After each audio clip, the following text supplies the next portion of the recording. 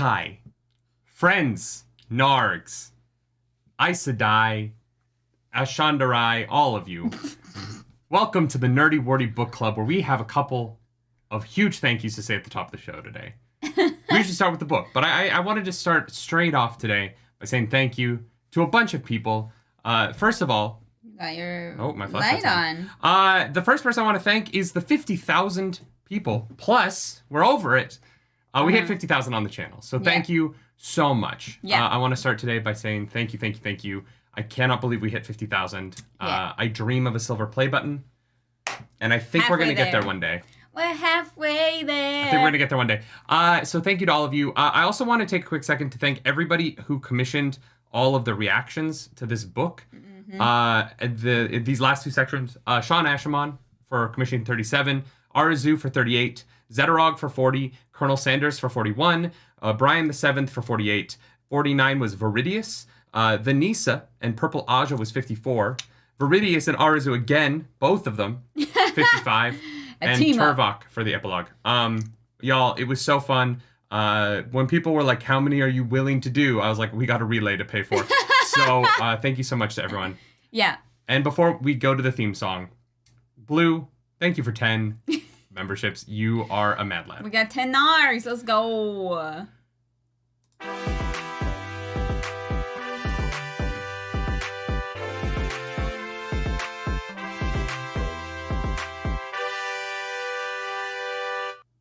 Seriously, y'all are crazy. What's up, friends? My name's Nerdy. And I'm Claru. And this is the Nerdy. The Wordy. The Book Club. It's a Friday morning, and that means that it is time to talk about the dragon, Reborn. Hell yeah. Or maybe he's just the dragon now, at 450 years old. Well, he is always reborn. Like, we don't know who the very first dragon was. Lews Therin was. That was the life cycle of his where he got that nickname. Oh. Well, then, yeah, he's just reborn. Yeah, he was just the dragon as Lews Therin. Well, that's awesome for him. Missed that. I'm sure he had other nicknames in the past. He might have been called the dragon in a past life or a future life. But, yeah, he gets the nickname dragon in that lifetime. Right. That actually, that checks out. Michael Kioski, thank you for that super chat. Thank you for the super chat. Beep, beep, I am a robot. That is the kind of script that you can get from ChatGPT, Warner Brothers, Disney.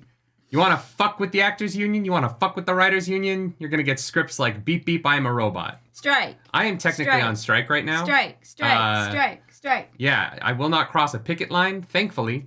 There's no picket line in my bedroom, so I can produce my own content.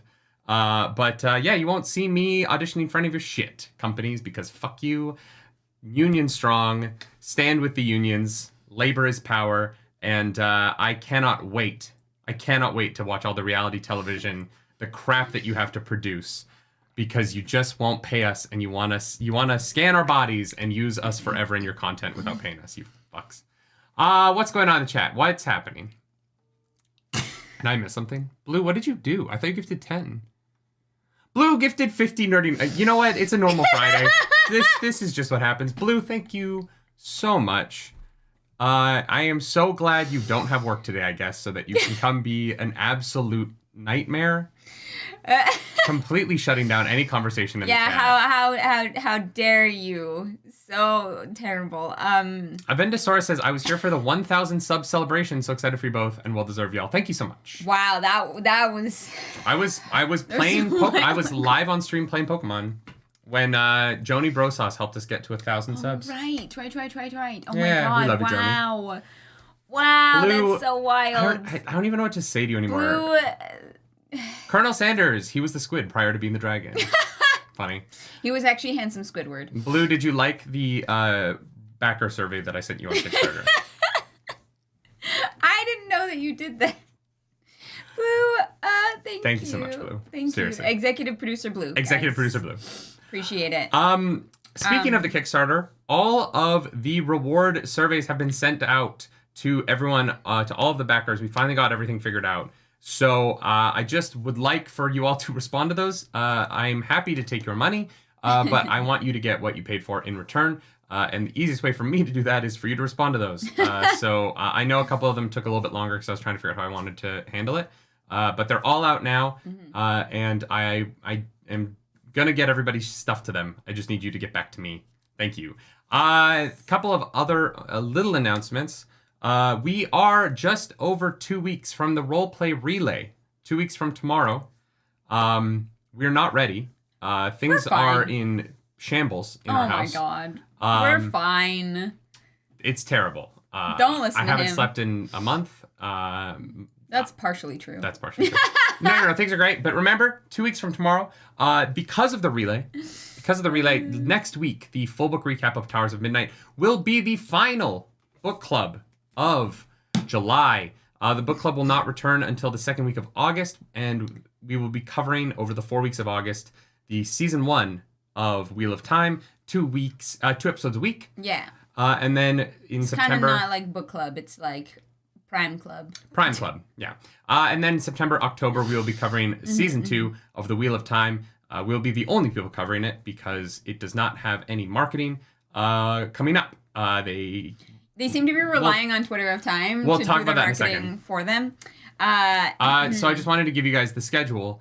Before we talk about today's book section, should we talk about the show? I brought up the strike. Yeah. They're fucked. They're fucked. So I want to start by saying that I am a proud member of SAG-AFTRA. I am very proudly on strike. Fuck the APTMP or whatever the fuck they call themselves. Seriously. Proud union member.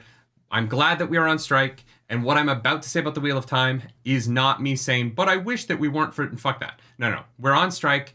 If the Wheel of Time dies so that human beings can make a living wage at their jobs in the future, then fuck the Wheel of Time. Seriously. I do not care about a television show in the face of 160,000 people's livelihoods. I want to make that very clear. Having said that, the effect of SAG-AFTRA's strike on the Wheel of Time, because of the marketing decisions that Amazon made, is going to be pretty devastating. Oh, yeah. 1,000%. We've been waiting for a push on it. You know, we've been when are they going to be dropping stuff? What's going on? It's a little quiet, you know. They did drop the poster. They've sprinkled stuff here or there, but they really left it too long. Yeah. And now all their actors are on strike and they can't do anything about it. And they really shot themselves in the foot. Yeah, it is unfortunate because what is going to happen is the first step, which is the Wheel of Time San Diego Comic-Con panel for next week, canceled. Not happening. There are going to be no cast interviews. There is going to be there already would have been no late night TV show stuff because all of those shows were stopped. On strike for the writers. When the writer's strike started. Yes. There's going to be no cast interviews. There's going to be no fun cast moments of them hanging out unless they've already been filmed. The cast is not going to be available to promote the show. And if any of the cast members do promote the show, they will probably face backlash from people like me who will tell them to go fuck themselves for crossing the picket line. Yeah. The truth of the matter is that they cannot promote the show. And I hope that we can all show them some understanding in that it is not that all of the actors suddenly don't give a shit about it. Yeah. I think for people who don't understand the strike and SAG and the entertainment industry, it will seem like these characters suddenly don't give a shit about this thing that you love. That is not what is happening. When we strike, we do not promote things that we have already made. It is just an inherent rule. And so the actors are not stepping away from this project because they dislike it or because something bad happened or whatever nonsense Twitter might come up with. The truth of the matter is they have a contract, and that contract is a bond between all of us in which we say that in the case of a strike, we will take care of one another and we will not take care of the studios because we're already getting paid for that shit. They still have to pay us for the stuff that comes out, but we can't promote it and make it bigger because that's how they make more money. And I want to say that as an actor and as someone who's gone through this before, because I don't want people to think that there is something going on behind the scenes of Wheel of Time because the actors suddenly don't, Right. Yeah. You want to nip those things before, Twitter runs away with them. And yeah, a lot of people don't really know how these things work. Because first of all, it works different for every industry and every union. Yes. It's never going to be the exact same. But it is important to understand the larger impact of it on everybody involved, everybody around and adjacent to them, and including like the normies who are just like watching and enjoying the content coming out. Yeah, 100%. Mm-hmm. Yeah. Arzu says they recorded junket interviews a few weeks ago, so at least we'll have those. That'll be good. That'll be promotion for the show. Welcome back to the Nerd Table. We appreciate you. The actors themselves probably won't share them, but at least there will be something. You know what? Actually, a big shout out to Arzu for organizing all of those. Oh yeah, huge shout out to Arzu for that. Those reactions, because I think my brain would have exploded. It means a lot. So for real, thank you so much, because you made that happen, and we appreciate it. So Purple Aja said, thank you for that super chat. Thank you for the super chat. This is a strike support super chat. Let's go. Wheel of Time will be better when everyone is paid fairly, 1,000%. Amazon can afford it, so let's not forget who's at fault. Yes. Blue, if you want to link the SAG-AFTRA Foundation donation page, please do. If people are interested in donating, I highly recommend it. I am grateful to the SAG-AFTRA Foundation for help that I've received from them in the past. They do a good job taking care of the actors. And we need better health insurance. Yep. Just in the States. In Canada, I'm fine, but it's pretty bonkers. Someone in the chat asked, can SAG actors just go to Europe and like film a European movie? No.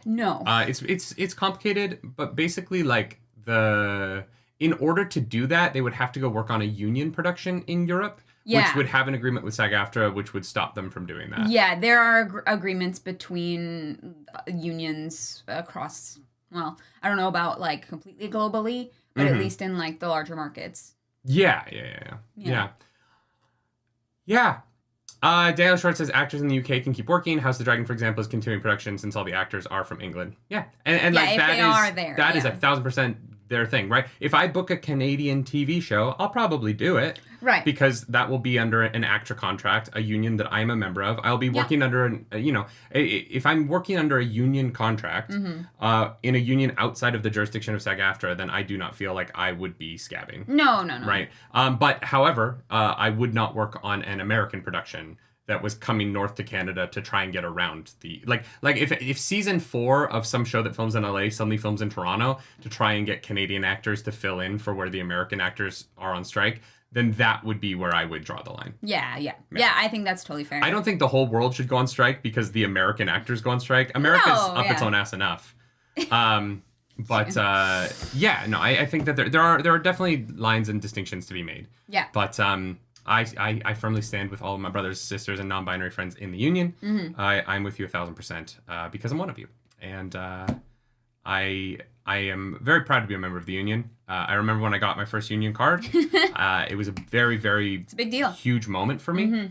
I have 4 of them now. I have too many union cards. Anyway, I just wanted to talk about it. There will be no Wheel of Time panel next week. The trailer will probably drop next week, and we will cover it as part of the full book recap. Yes, we will. Yeah, we'll react to it, and then we will also talk about it. And then we'll be covering our reactions to the show. Well, not reactions. We weren't doing reactions then, but we did like chats about it. So we're gonna like talk about how we felt initially about the show, and how our feelings might have changed or stayed the same based on what we've read so far. And I'm really excited to do that. Like, yeah, it's gonna be fun to watch it again. I'm not excited to like watch our old content. Like I feel like me especially, but I think both of us have like made a lot of progress in front of the camera.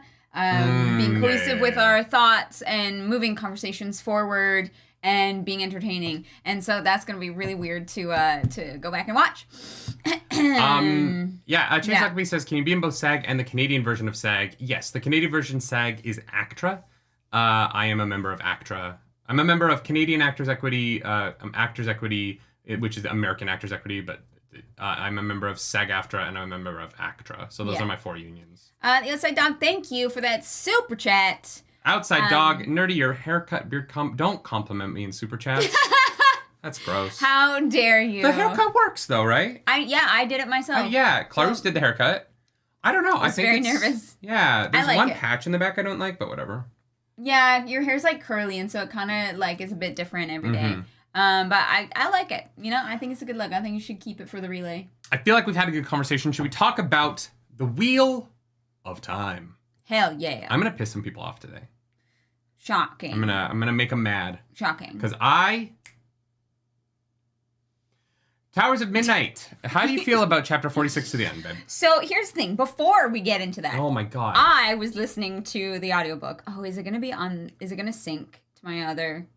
It's fine. I remember it mostly. So I was listening to The Great Hunt. All right. Mm-hmm. Near the end. I think her name was Rena. The one of the Soldoms who captures Egwene is talking about the Adams and like kind of like how they came about, right? There was this person, Archer Hawkwing, they brought it to Archer Hawkwing, was like, look what I can do. And I think the line is, then when the collar was turned on her, when she was collared, her screams shook the Towers of Midnight.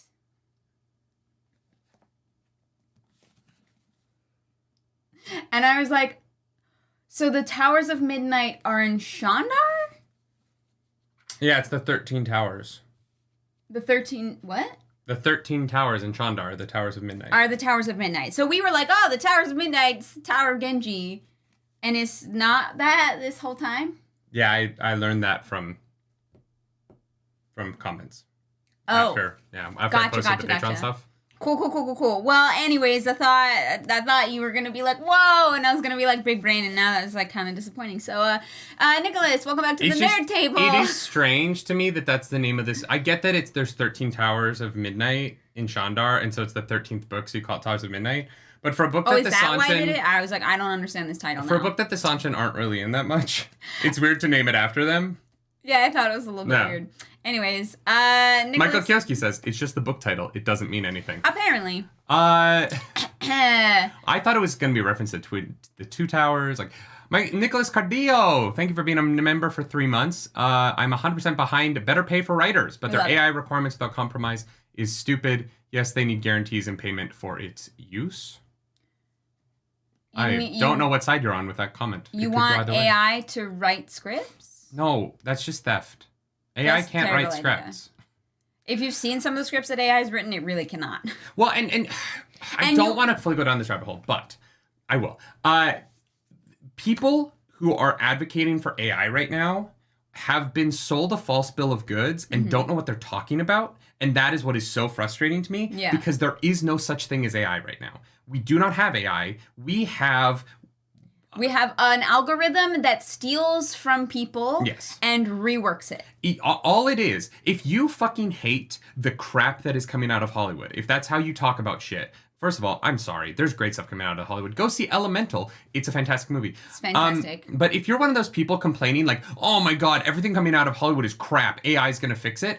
All AI can do is take the crap that you don't like and switch the words around, put them in a different order, and feed them back out at you. Yeah. We do not have what people think of as AI in movies where it can think and it's creative. It is just taking shit that somebody wrote and being like... It's fancy predictive text. That's all it is. Yeah. That is literally all it is. Yeah. And so these fucking idiots on Twitter, these reply guys with their blue check marks who are like, well, Hollywood writers can't write crap. AI is the future. All AI is doing is taking the shit that you are calling crap and rearranging it Mad Lib style and pumping out essentially the same crap. Yeah. So if you don't like Hollywood now, you're not going to like what AI turns it into. It's just going to be the same shit. Yeah. Because we don't have actual AI. And so the fact that we keep using the term AI is convincing all of these men who are fucking morons to believe in this system that is never going to produce what they want it to produce. And this is what's happening with Midjourney right now. Midjourney is an AI. What we are calling AI is functionally getting worse at making images right now because it ran out of images on the internet to scrape, and so it is scraping the shit that it is making. And so Midjourney, the AI, is learning from Midjourney, the AI, and it is just... It is a snake eating its own tail, and it is only going to get smaller and smaller and smaller until it is just making the same image every single time, because that is what these programs do. Yeah. We do not have AI. We have scraping tools that can repurpose your bullshit into a slightly different but functionally similar piece of bullshit. Stop telling me that a system that is just going to turn my writing around and tell the exact same story, but the words in a different place, is going to be better than my story. That doesn't make any fucking sense. Yeah. It doesn't. There's no world in which that makes sense. And so these reply guys with their blue check marks need to fucking learn what they are talking about instead of being so confident that the Hollywood elites are going to be replaced by a system that is just going to be telling the same stories the Hollywood elites have been telling. Yeah, the whole like using the word AI is the problem inherently, because people think that it means something, and it's just a name that they've slapped on to this thing that isn't actually artificial intelligence. There's nothing intelligent about it. It's cool, I guess, but it's just, like you said, a snake eating its own tail. Yeah, and it's gonna get worse if you don't have, like, literally, AI will functionally get worse if you do not have human writers writing stories for it to steal from. And Berserker is like, I never get the current outrage. Crap has always come out of Hollywood. Oh, 100%. Yeah. There's been shit movies and shit shows since the dawn of movies and shows. You know what I mean? Like, that's the, like... It's all bad. It's never... if you go back to, 1920, and you took the movies, just as much of them would be crap as good. Like, it's... In fact, probably more of them would be crap because we learned from it. But they wouldn't be woke. Sorry, yes. It would be all white males. The movies aren't better. They're just... They have black people in them, and there's a lot of white people who do not like that. That's true. That's what it is. Yeah. The movies aren't worse. Yeah. Yeah. They just have more black people in them. Anyways. And that frustrates a lot of idiots. It does. Let's get into the Wheel of Time. Clarice, how did you feel about this week's reading? I fucking loved it. If you saw my reaction to the chapters, very much into it. I think Gathering Storm for me is still like a little bit above this one. But I quite like this book. I thought that my Towers of Midnight research was gonna mean a little bit more, but everyone's like, yeah, you fucking idiot, of course. And I'm like, cool. Anyways, I've been really enjoying re-listening to The Great Hunt. But yeah, there was so much good in this section, and and for me personally, I thought it was a great lead up into the next book. Like, I think it left off at a really good place. I felt, satisfied in certain areas. Pardon me. And then excited for other areas. You know, we had some conclusions and then some, setups for what's happening next, you know? Yeah. You're welcome, Seasting. I got you. I feel like if you watched the audiobook reaction yesterday, you would think that I, hated it because of the conversation that we had. No. Okay, no. No, I'm gonna stop you right there. You very clearly said at least half a dozen times that you enjoyed it. I know, but someone is so mad about what I said in the audiobook reaction that they're trying to spoil the book for me. That person didn't listen. It is weird, right? Because just to reiterate the conversation that we had in the audiobook reaction, at the end of the audiobook reaction, I said that while I really like this book, I don't think it's as good as Gathering Storm. I would put it outside of, the top 5 of Wheel of Time books. But the top 5 Wheel of Time books are bangers. So, that's not really a complaint. Insult. I would put this, if I was still ranking, and I don't remember what my rankings are, but I kind of consider Fires of Heaven to be the, middle of the pack Wheel of Time book. Right? Okay. Because I love what the Rand and Perrin stuff that's happening in that book is. Or no, Rand and Matt, because that's the one that Perrin's not in, right? Correct. Yes. But I really don't like the circus stuff. Fair. And it just kind of goes nowhere. It's just long and bland and it doesn't do anything. Yeah. Not that it's a 5 out of 10 book, but in terms of Wheel of Time books, it rides in the middle. It's in the middle of Wheel of Time. Yes. It's above the slog, but it's not quite as good as the other stuff around it in its section. I think that's totally fair. And Gathering Storm to me is a top 3 Wheel of Time book. Absolutely. I think Towers of Midnight comes in above Fires of Heaven. Yeah. So it's still in the top tier of Wheel of Time, right? Totally. It's just not, I don't think, narratively as strong as Gathering Storm was. I thought Gathering Storm ends with Veins of Gold. It's hard to compete with what happens in that book. As much as I did enjoy the Tower of Ghenjei stuff. The point that I was making in the book club was I would enjoy, despite the fact that I like this section, and I think it is well written, other than one chapter that we're going to talk about that I don't like very much. The series as a whole has bad villains. And I would be I would feel more tension going into the final book if the villains were stronger. That does not mean that I dislike these individual pieces. I was just hoping that these pieces, this final section, would set up the villains for the final book better. Yeah. And it doesn't do that. It's not really interested in its villains. Like, the villains almost don't appear in the end of this novel, right? Except to fuck each other's shit up. Yeah. Like, literally, like, Shadar Haran is just like, okay, Graendal's out of the series now. Cool. And people took that as me saying, like, I hate the book, or that I didn't like it. And I want to clarify, like, I liked the book. I think it's good. I really enjoyed it. I enjoyed the epilogue. I thought there's really cool stuff in there. There is an element of this series that I wish was stronger because it would pull me towards the last battle more. But that doesn't mean that I'm not enjoying what I am reading. Yeah. And I said in the audiobook correction, those two things are separate. And people took it as only one of them is real, and it's not. Yeah. I think Towers of Midnight's a really good book. Yeah, yeah. You know what I mean? Like, please stop posting spoilers in the Patreon, because I said that I wish the villains in the series were better. Like, I don't get you people. I really don't. Sorry. But, like, sometimes the people are weird. Yeah, It at the end of the day, it's a book. You know, like, it is a fantasy story. And, you know, trying to make other people miserable or make someone's day worse because you don't agree with someone's opinion on said fairy tale, it is kind of silly. It's kind of silly.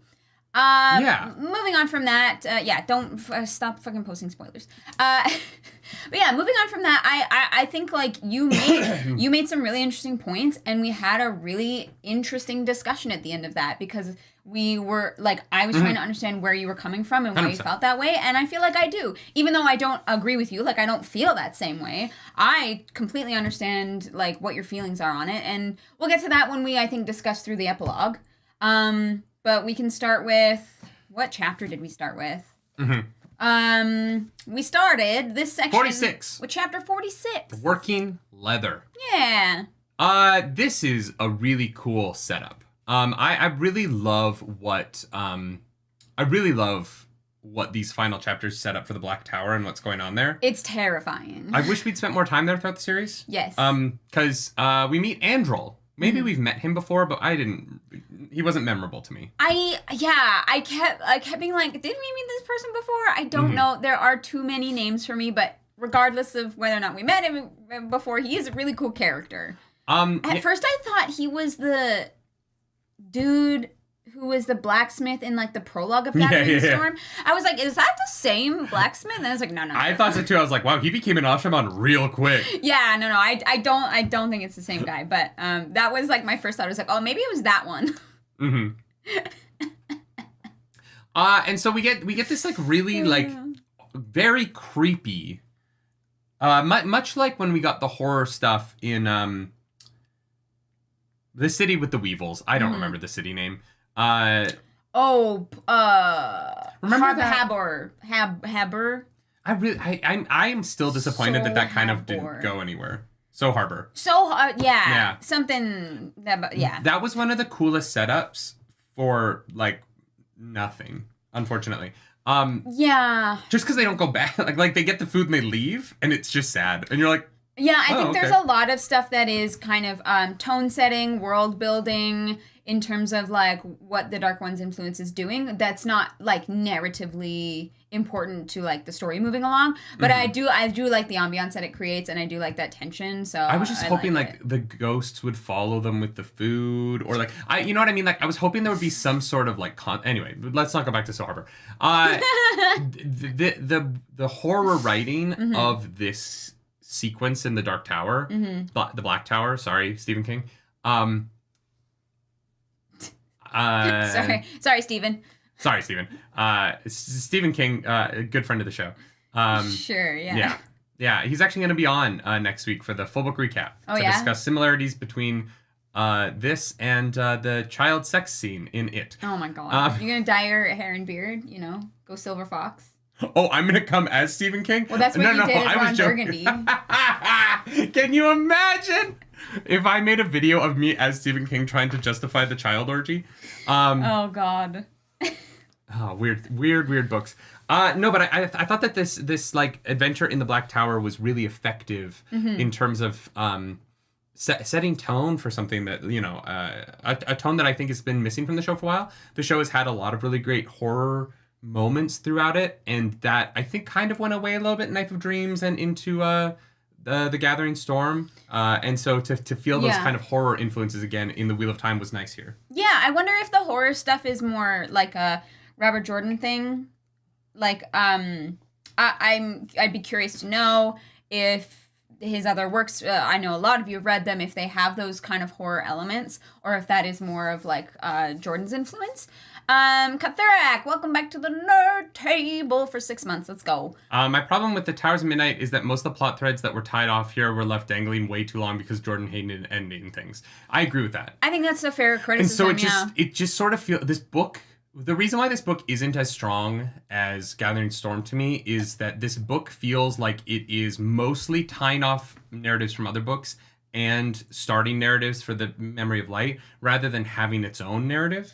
And I think that in the like scope of the series, it is very satisfying to get these endings. But in the scope of a book, I don't think Towers of Midnight to me, more so than Gathering Storm, feels like someone adapting a book down to 2 books. Yeah, people were saying that about Gathering Storm, and it's like, I don't really feel that. I don't feel that. Because Veins of Gold is such a strong thematic ending for that book. But I get that feeling in this one for sure. Yeah. Yeah, they set up this like really like tense situation where like the divide between like Loghain's people and the Dark Friends is what? Oh, the Dark. I see what you're saying. Yeah, they're all fucking pieces of shit. Like the divide between them has gotten so firm, like it's like very, very clear. Yeah. And these people are just trying to navigate being like the outsiders in this, and it made me so nervous for what the fuck Rand is gonna do about Tame, because Tame very clearly has a lot of people on his side. Now, how many of those are willing? Questionable. Well, and that led me to be like, because there was just really quickly, this chapter is basically about Andral. He's this dedicated who's not quite Ashman yet because he's on Loghain's side. He's wondering where Loghain is. He is weak in the power, but is really good at making gateways. Yeah. Makes gateways larger than he should be able to because that's his ability. Yeah. And he is kind of the de facto leader of Loghain's people in Loghain's absence in the Black Tower. Joe G, thank you for that super chat. Thank you so much. Please keep the honest opinions going despite the tantrums from the grumpy. That's 1/3 of why I love your actions. Thank you. Thank you. Immersion plus personalized love. Oh, we do love each other. We do. And we love you guys. Thanks so much for being here.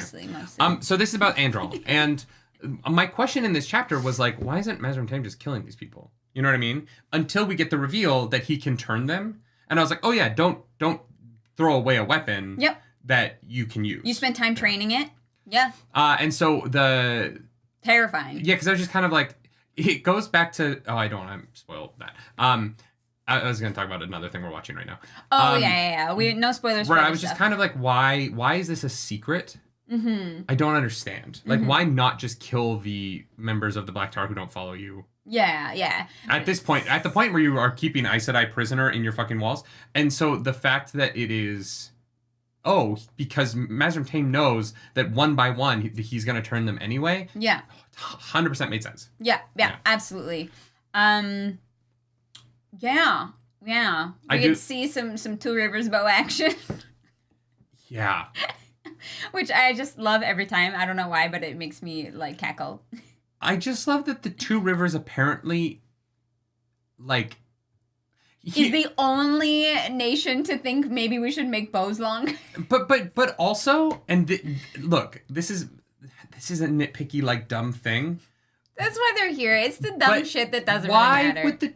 And I've thought about this for so long, and I've never said it because I'm like, it doesn't really matter, but I'm gonna just bring it up because it doesn't really matter, and I don't want people to think that I don't like it or whatever. No, if you bring it up, that means you hate this book. Why the fuck does the Two Rivers have these bows? What do you mean? Like functionally, right? They live in a forest. They're the most ineffective. The Two Rivers longbow is the dumbest tool for them to have. You're not hunting fucking squirrels with a 400-pound longbow. I mean, they are. But why?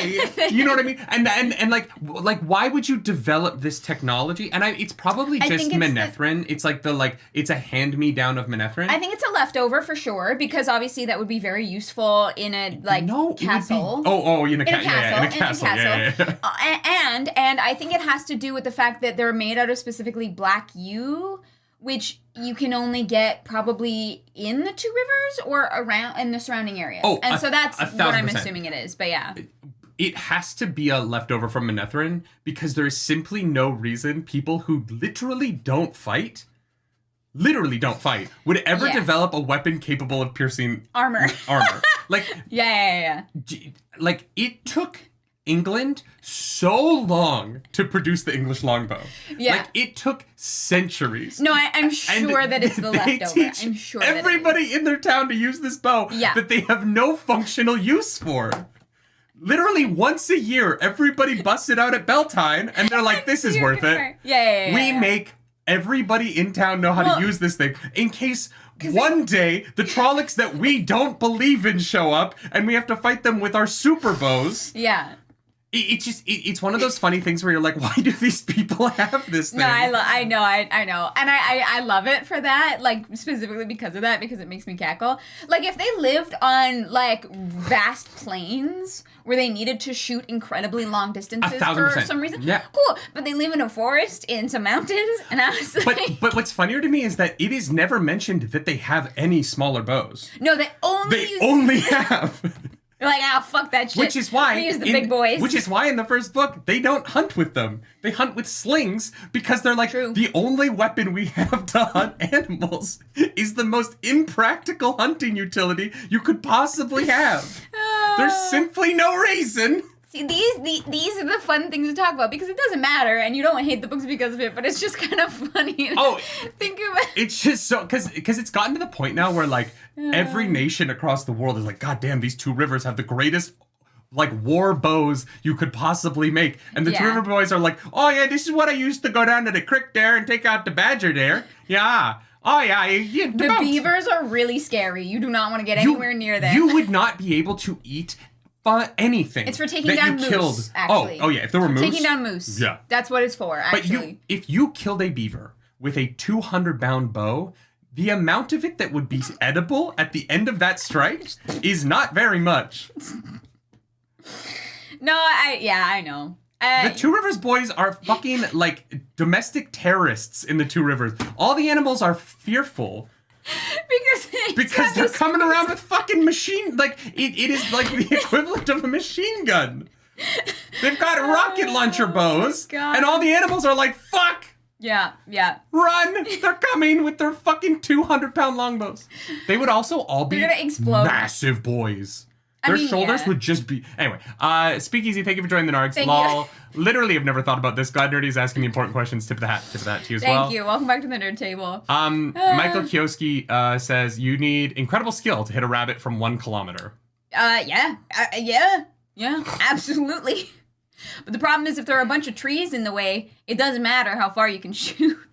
Wheel Up Time says, pretty good at shooting ravens out of the sky, perhaps. No, a smaller bow is better for that. Yeah, I mean, especially for, like, the time to draw it, although they're probably very practiced at that, but, I don't know. It still doesn't matter. Like, you don't need that much force to kill an animal with a bow. You really, like, you just don't, right? True. Like... you could just go straight through them. You'd lose so many arrows. But yeah. Sue Raven says, there are modern hunters who use AK-47s and M16s. That is true. They have small penises. Yeah, it's very sad. Yes, you're such a big man, so skillful to be able to be like... I shot this bear with an AK-47. Great. Good luck fishing your fucking bullets out of that thing before you eat it. They're not eating it. That's the problem. They do it just to kill them. Look, that's a whole other thing. I am pro hunting. If you hunt for food. Yes, okay. If you eat what you hunt. Yeah. If you eat what you fish, do it. If you're out there fishing and just, like, fishing to, like, torture animals and throw them back, why are we doing this? Eat your food. Yeah. I've definitely hunted, against trophy hunting. Trophy hunting is bullshit. Personal, yeah. I am pro hunter. I think that knowing how to hunt your own food is a valuable skill that humans should have. I think that knowing how to skin a deer, knowing how to gut a fish, I don't eat fish, but I know how to do it. I can clean a fish real good.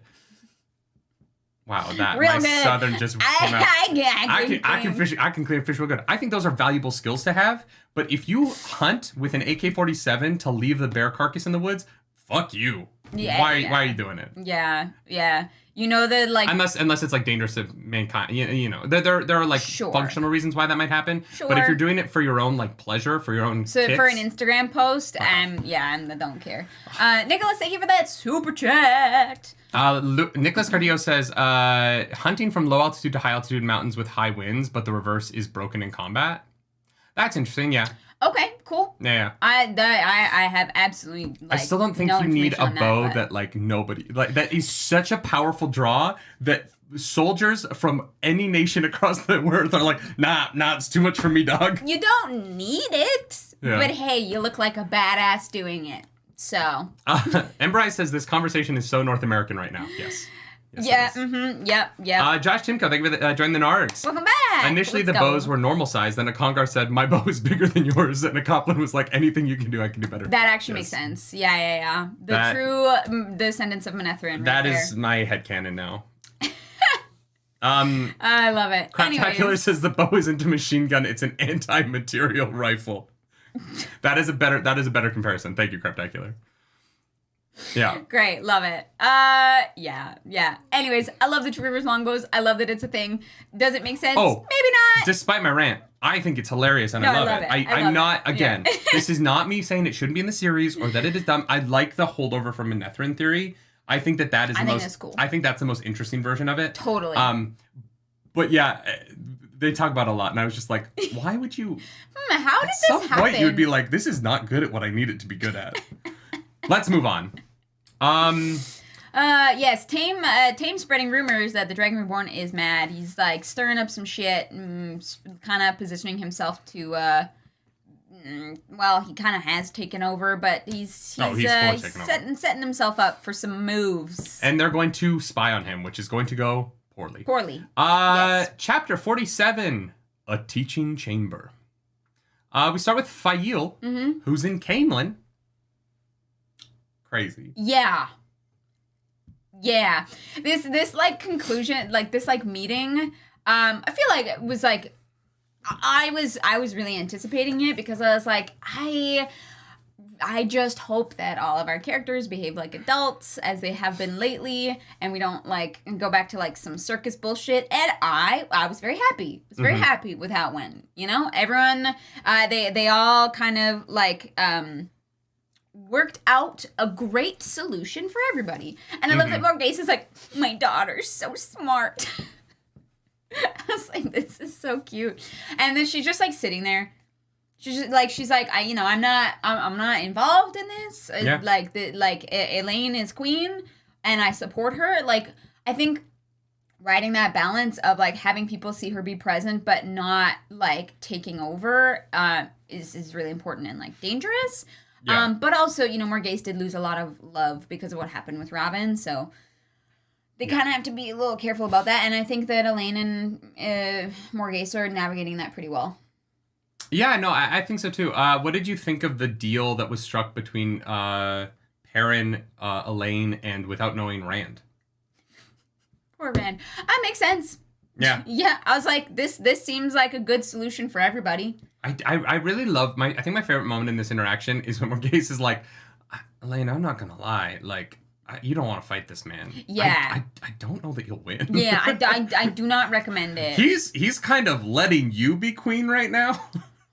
But the whole Taviran thing, like, I don't know that you would win. Yeah. And it's interesting, right? Because Morgase has, by having Morgase travel with Perrin, she kind of becomes the ultimate negotiator between them, because she has seen that Perrin is supernaturally powerful, literally supernaturally powerful. Yes, he has superpowers. And so I think like her place in the scene was both very funny to me, and that I like the comedy of her turning to her daughter and being like, "Hey, maybe no. Don't. I don't think you want to try and kill this man." Also the trust that Elaine still has for her mother, and the way that she listens and comes to a deal that I think ultimately is what is best for Andor, right? Like, the one thing that they brought up that I like didn't consider, was Fael's like proximity to the throne of Saldaea, and like what kind of threat that would be to Elaine. I was like, oh shit, like that obviously, like, my brain doesn't even go there, but Elaine has to ask. So they say that, and this is just me not really understanding monarchy bullshit. Okay. They say that she's second in line. Yeah. For the throne of Saldaea. Yeah. Does that mean that if the Queen Tenobia dies, that she is the next person in line, or that she is 2 down? 2 down. So there's a first in line. Yeah. Okay. Is that Bashir? Is it her dad? Is it? Would that be or the her case? Because I'm not gonna lie, the whole monarchy bloodline thing is her father's next, her and father. then her. Okay. Yeah. That's what I thought. Because right now, Tenobia doesn't have a husband or children at the moment. Yeah. So if she were to die before that happened, I believe her father would take it, and then Fael. Gotcha. Okay. Yeah. I they said second, and I was like, what does second mean in this? Yeah. First in line and then second in line is like the... Yeah, for sure. I just wanted to make sure that I had that right, because I was like, wait, is Fael like literally going to become Queen of Saldaea in the series? It is weird. It is tough because the Two Rivers is the section of Andor that is closest to Saldaea. So I do understand Elaine's concern there, right? Yeah, for sure. You know, especially because Perrin already has Gildan and Mayene on his side, like he has their support. So and Saldaea, Gildan, and the Two Rivers would essentially make Perrin king of the mountains. Kind of. He would have almost... the king under the mountain. You know what I mean? Like, he would have a significant amount of that mountain range under his kingdom. Yeah. And that would legitimately be a threat to Elaine. Yeah. Now, given what happens at the end of the series, I do think that he does rebuild Manetheren there. Yeah. Because basically, like, the middle of Andor is basically fucked, right? So, East Andor and Kyrian, I think, becomes, like, Elaine's land, and West Andor... Gildan, the mountains, and Saldaea become Perrin and Fael's land, right? Yeah. Maybe. Who knows what actually happens? Yeah. But it does seem like there's room for that kind of division to happen now that we know, obviously, that Andor gets attacked and is probably basically a crater by the time they get there. Yeah. Yeah. We'll talk about that at the end. Because I fucking called it, and I'm maybe not happy about it. What do you think about Elaine being like, okay, well, our kids have to marry? And Perrin is like, no. And Fael's like, we'll suggest it. I think that's just how monarchy works, right? Like, I think that, like, you know, my sensibility to that obviously is like, well, let kids, you know, fall in love. Yeah. But that's not reality for the majority of human history and a lot of people alive today, right? I have friends who are in arranged marriages that are very happy with them and, you know, think that is a system that works because it forces you to... really invest in the person that you end up married to, right? Yeah. Because you don't have that choice, and so you have to put the work in. And so, is it for me? No. I think that I would be a nightmare in an arranged marriage.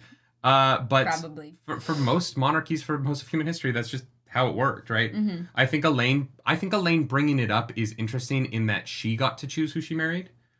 She's not married. Well, okay. She got to choose who she's having babies with and who she's in love with, right? Sure. And who she would marry. Do you think that her and Rand will marry? Rand dies. Okay. He's gonna die. Shia Ghul. I don't think he's gonna marry anybody. I don't know about that. I don't know about that. I think it would be very weird if the prophecy's like you have to die to win, and like it's about what you leave behind. It doesn't say that. Yeah, okay. All right. Except that Olivia kills him. Unless you think Min is wrong. No, I don't think Min is wrong. Unless you think like this is the one prediction Min gets wrong. I think that Olivia kills the dragon Reborn and that Ren gets cut off from the source. But that's not death. Yeah, exactly. Prophecies are... I don't know. Olivia will help you die does not sound like Olivia will still you. Like, the problem is that there is language in this world for that, and they've never used the language of death to describe being gentled. People kill themselves when they're gentle. That does happen, but like this series has never like used the language of... Does it say when Olivia will help him die? At Shia Ghul. Does it say at Shia Ghul? Okay. I'm pretty sure, yeah. I know his blood on the rocks is Shia Ghul. I remember that. But, like, what if Olivia helps him die in, like, 400 years? When she's 1,100 years old? Yeah. She's lived this long. Who fucking knows? Maybe there's a way that he survives. And that would be cool, right? I don't think that he does. So I don't think that he marries anybody. Yeah. Unless he marries the three of them, like, right before the last battle in, like, a cute, like, I'm gonna die, so let's do this for posterity's sake kind of... Yeah. You know, like when, like, cancer patients get married right before they pass away so that they die married, because that's beautiful and love is amazing. It is. It's very sweet. There's an episode of Grey's Anatomy where that happens, and the first time I saw it, I wept for, like, 4 days. It was, like, it's so... I love Grey's Anatomy. I know you do. That show, like... As a man who loves to, like, weep it out sometimes, god damn. Weep it out. 007, kids. 007. You know what that is. I forgot. That's James Bond, so I'm not really sure. How do you forget? Oh my god, stop it. Sorry. Get out of here. I don't remember. That was forever ago. We've watched so many things since then. It's like the most iconic TV death of the last 30 years. Well, I don't know if I... This is what I deal with, y'all. This is my whole life. I remember, like, who dies. That, babe, it is the iconic death of Grey's Anatomy. It is the one big death of Grey's Anatomy. The plastic surgeon? The plastic surgeon? No, early seasons, like season 4. Oh, George. I don't remember 007. I don't remember why that's He gets hit by it. Never mind. I remember how he dies. I don't remember what 007 is. Unbelievable. I don't know what you want from me. It's like one of the best scenes in television. Sure. It's the reason why that show is as popular as it is. Sure. Is because it was a moment where a main character was killed off in a fucking hospital show and in like the most horrific but also heroic way possible. Yeah, it was and you're like, this is insane that this is a thing. It was pretty wild. Yeah. Fuck. Yeah, anyway, it was pretty wild. People are like, spoilers. It is a Grey's Anatomy episode from 2008. I was like, it's at least a decade. Years. If you haven't watched... It's been 84 years. If you're like, oh man, I was planning on watching the 20-season Grey's Anatomy. I just haven't gotten around to the 20 seasons of Grey's Anatomy. Yeah, good luck. Good luck to you, because holy shit. We stopped at some point. I was like, I can't anymore. Like, literally... George Bush was president when this episode aired. I think we can talk about it. Wait, actually? Guys, no one bring up that Darth Vader's Luke's father. People are going to lose their minds. Yeah. I think like George Bush would have been president, yeah. Probably, sure. Or it would have been like Obama's first year in office. Sure, somewhere around there. Anyways, so we get some perspective of Tuan, which just made me hate her more. Yeah, fuck. God, I was really hoping that we were gonna start to like do something with Tuan to like get her towards maybe being like somewhat redeemable or likable, but she oh no, before we go into Tuan, we need to talk about Elaine is on team Let's Stop Rand from breaking the seals.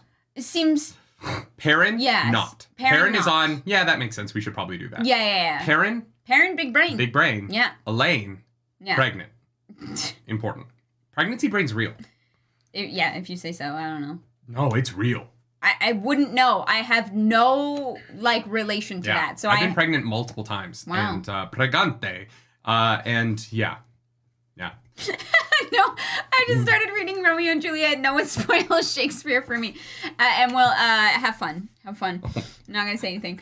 The problem with Romeo, even if you were to watch or read Romeo and Juliet now, you'd be like, wow, I've seen this before. Yeah. This is a ripoff.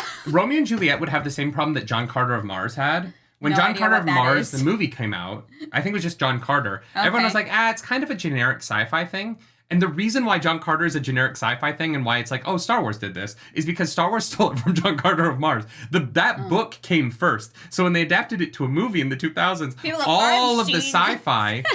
It's same with like Isaac Asimov's stuff, right? Yeah. It's been used for every other sci-fi thing in between, so that when you finally get around to adapting it, people are like, I don't know, I've kind of seen it before. And it's like, yes, because this is the fucking template that all of that shit stole from. Yeah. You've seen it because this was the reason people loved it and made that thing. Star Wars wouldn't exist without it. Yeah. People are like, Kurosawa just is like Star Wars. It's like, yes. Where do you think George Lucas got the idea from? Yeah. Go watch Seven Samurai. It's fucking incredible. It will change your life. So I've heard. Anyway, so Elaine pro stopping Rand until Rand is like, no, we gotta do this, and Elaine will be like, yeah, okay. Perrin is like, no, you have to like melt down the sword to like reforge metal. And they're going to the fields of Pelennor. The fields of Merrilor. Fields of Pelennor is. Yeah. I got you. Tuan. Tuan sucks, in case you didn't know. She loves going in and watching people being beaten and broken and tortured and in servitude to her. It gets her going. Gross. Yeah, and the fact that she like loves... Guys, this is so fucked, and this is ruining Matt for me. I know. Like, literally ruins him as a character. Because she loves watching... I can't even say it. This is so fucked up. She loves watching slaves get broken so much that she had a surrogate throne put in the room so that she had a place to go chill and like watch. Like, Tuan is the most fucked up character I've ever read in my life. I know. Yeah. Fucking hate it. I could understand it more if Tuan was this empress who just genuinely believed in the necessity of slavery for her country. No, but she loves it. But it isn't that. It isn't that she believes in the necessity of it or that she's like domain. It is, I fucking love this. She's like, this is my favorite thing in the world. Some people go to spas. Some people go to a football game. Some people knit. Tuan goes and watches human beings get tortured into slavery. Mm-hmm. It is like... And Matt is like, that's the woman for me. Yeah. And we know that it is because Matt, the most attracted Matt has ever been to Tuan is when Selusha put the collars on the Aes Sedai in the caravan. I know. It is like, it's the craziest. She is the most evil character. Tuan is worse than Graendal. Like, Tuan is worse than any other character in this series, and she's on the good team, and I don't know what to do with that. Yeah. Like, she's against the Dark One, and I'm like, Tuan should be the leader of the fucking Forsaken. Her soul is black, and not because her skin is black. I should phrase that differently. Her soul is filled with a darkness that no light could penetrate. Yeah. And I fucking hate that there's a prophecy that made one of the best characters in this series fall in love with this detestable, like, vial of human excrement that we call a character. Yeah. Yep. Not my favorite. Maybe Tuan is. Are there any female Forsaken left? Nope. Never mind. Elbinho says, Tuan reached the Harkonnen tier of villainy. Yes, 1,000%. Yeah. That is a great reference, Elbinho, and I appreciate you. Hate her. Anyways, we get some like weird, like, Seanchan stuff where she doesn't speak to people who are below her, and so Selusha is doing the speaking. Weirdly, the king that she raised from Beslan. Beslan can speak to her, which I did not think was going to happen. Well, because I actually found that really interesting. He's got 7 fingernails, so I guess I don't know where the line is, how many fingernails you can have before you can like directly address Tuan, but it's somewhere around 7. It's still an interesting way of talking about the Seanchan, in that the Seanchan culture is so rigid in all of these ways, but it doesn't have the nationalist ego that the Randland cultures do. Because, like, Elaine's biggest issue with taking Kyrian, right, is that she doesn't want to be seen as favoring Andor in that. Yeah. Whereas Tuan, by elevating Beslan above the Seanchan that came with her, seems to have created a political problem for herself that doesn't exist for the Seanchan because they have this rigid caste system that allows for this to happen. And yeah, they view the return as them coming. It is bringing it into the fold. It would be cool if it weren't for all of the weird slavery shit that makes Tuan a character that is like literally makes me physically like sick to read. I know. Yeah, I hate it. I also soothed by the breaking of slaves is one of the worst character traits that you can give a character, and then have them be married to one of the kindest, noblest characters in the series. It's I just will never understand it. I found it really interesting that she's like, wow, Beslin isn't making any plots against me. This is so weird. Yeah. Like, even if he didn't mean to act on them, he should still be making them. Like, what an idiot. I really respect this guy for hiring assassins, or for inquiring about how much it'd be to kill me, and then killing the people he inquires from. So that I know, like, this is the most convoluted. She reads into it so hard, like, oh, it's kind of a threat to be like, I'm willing to go, like, meet with these people, but it's also a declaration of, like, support because I did end up killing those people. And I was like, what in the fucking Deus Damar Game of Thrones bullshit is this? I love it. My brain doesn't work that way. As much as I never want to read about the Seanchan ever again in my life, I want the, like, young Seanchan school series where they teach the kids how to think like this.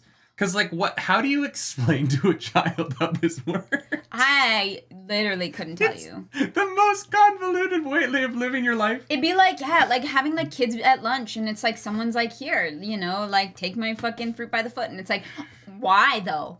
Yeah, what is the exterior motive for sharing with me? Like, I'm like, oh, and I guess kids do think like that, but I never thought like that. I genuinely, like, this is, like, so outside of my, like, sphere of comfort that I this makes no sense to me. It, like, logically makes sense to me, but, like, in terms of, like, relating to it, I got nothing. Yeah. Anyways, Tuan is happy with how the stuff at the White Tower went. Elaine is there and teaches her traveling, shows them all how to travel. And, like, I it is crazy to me that you're able to make me go, I feel bad for Elaine. Because I do.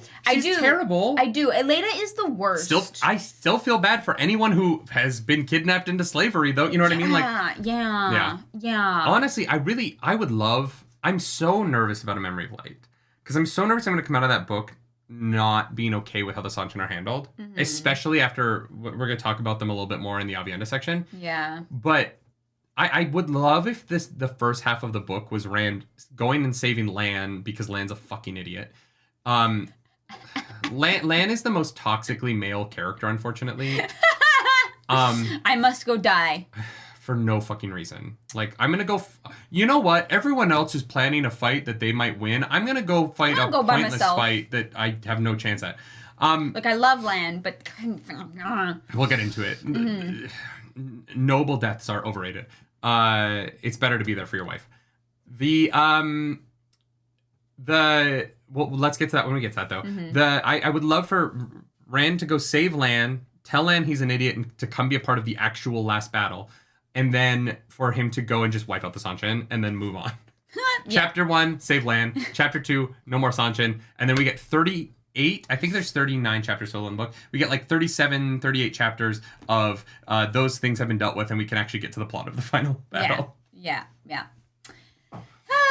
Anyways, they've got traveling now, and they plan on absolutely obliterating the White Tower. They're like, we won last time, we done good, we're going to actually take our full forces there. I would love if they did, and there's just no one there. They're all fighting the last battle. Tuan's like, fuck, did we miss it? We missed it. Yeah. Shit. I know that's not what's going to happen, but it would be very funny for Tuan to be wiped out the last battle, be like, hello? Mm-hmm. We're here to enslave. Yeah. God damn it, where'd they go? Yeah. It's just Laris. She's like, what are you doing here? You guys want some food? Laris poisons the Seanchan, and they all die. Great. Honestly, I would love that. That's what they deserve. Oh, man. Perrin. Yeah. Perrin, Matt, and Tom are hanging out in a scene that I loved. This was great. Great. Love to see this because like these characters have not gotten to spend any amount of time together in ages, and so seeing like how different they are as people, but how their relationship is still intact was so cool. It's like when you go away and your old friends, like maybe you don't keep in contact the whole time, but you come back and everything's kind of just feels right. You know, you have those like rhythms with people. I thought it was really, really sweet. And then, Matt's like, hey, I need a gateway. And Perrin's like, oh, interesting. Matt's like, yeah, Maureen's alive. We're going to go rescue her. And he's like, I'm sorry, you're going to need to explain a little bit better than that. One thing I really loved about the sequence was Matt being like, so you're a lord now? And Perrin's like, yeah, I'm a lord now.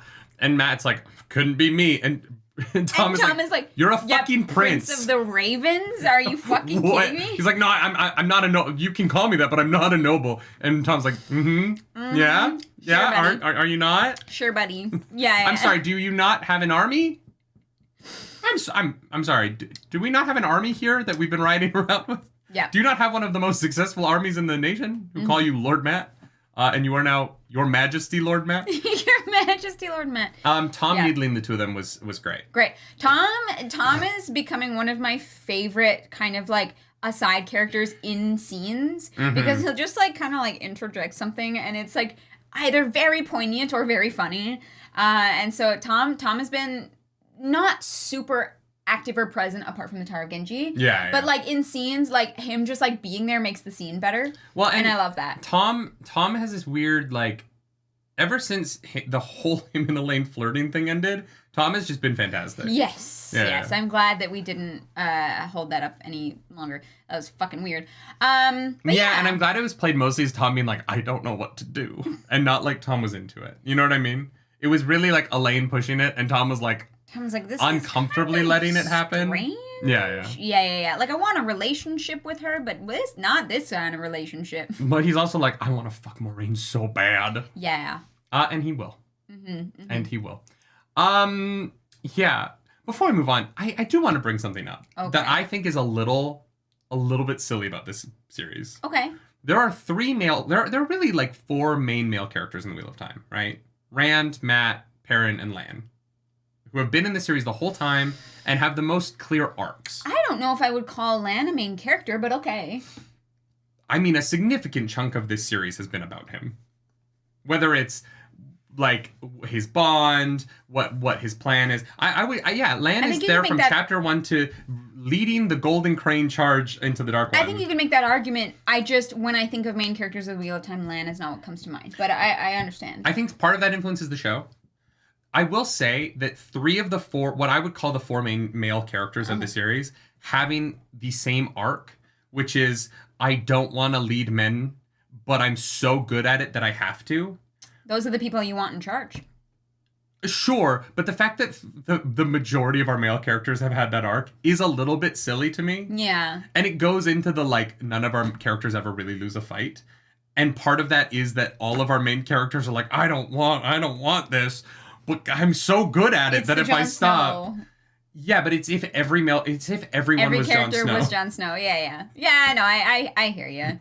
And I particularly noticed it at the end of this book when I was like, when Lan is leading this Golden Crane charge, I was like, everybody has the same fucking, like, shit in this series of, like, I don't want to do this, but I'm so good that I'm going to reluctantly... Because all of them agree to it in this book. Yeah. Matt, Lan, and Perrin all have a moment in this novel where Rand they're like... was like, book 3, okay, I did that arc, and then everyone else caught up, like, 7 books later. But Rand doesn't have that arc, right? Rand? Yeah, he does. Rand is like, I'm a farm boy.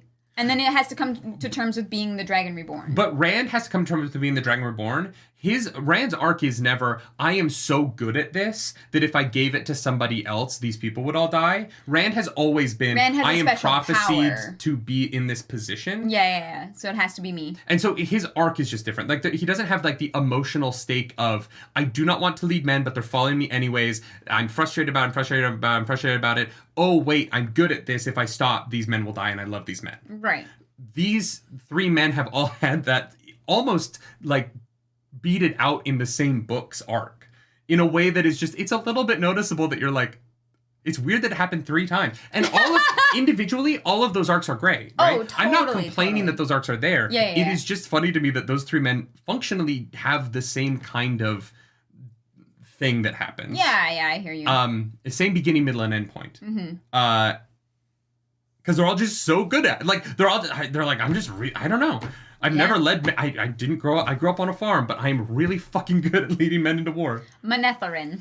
And it gets into the weird thing, because we've talked about this a number of times, where sometimes their superpowers are diluted by the fact that everybody seems to have generically the same abilities. They just have different names for them. Yeah. Like, Perrin being so good at leading men into battle kind of dilutes what Matt is good at. Because Matt's whole thing was military strategy. Yeah. But because our heroes never lose a fight, right? Matt being good at military strategy doesn't really matter because every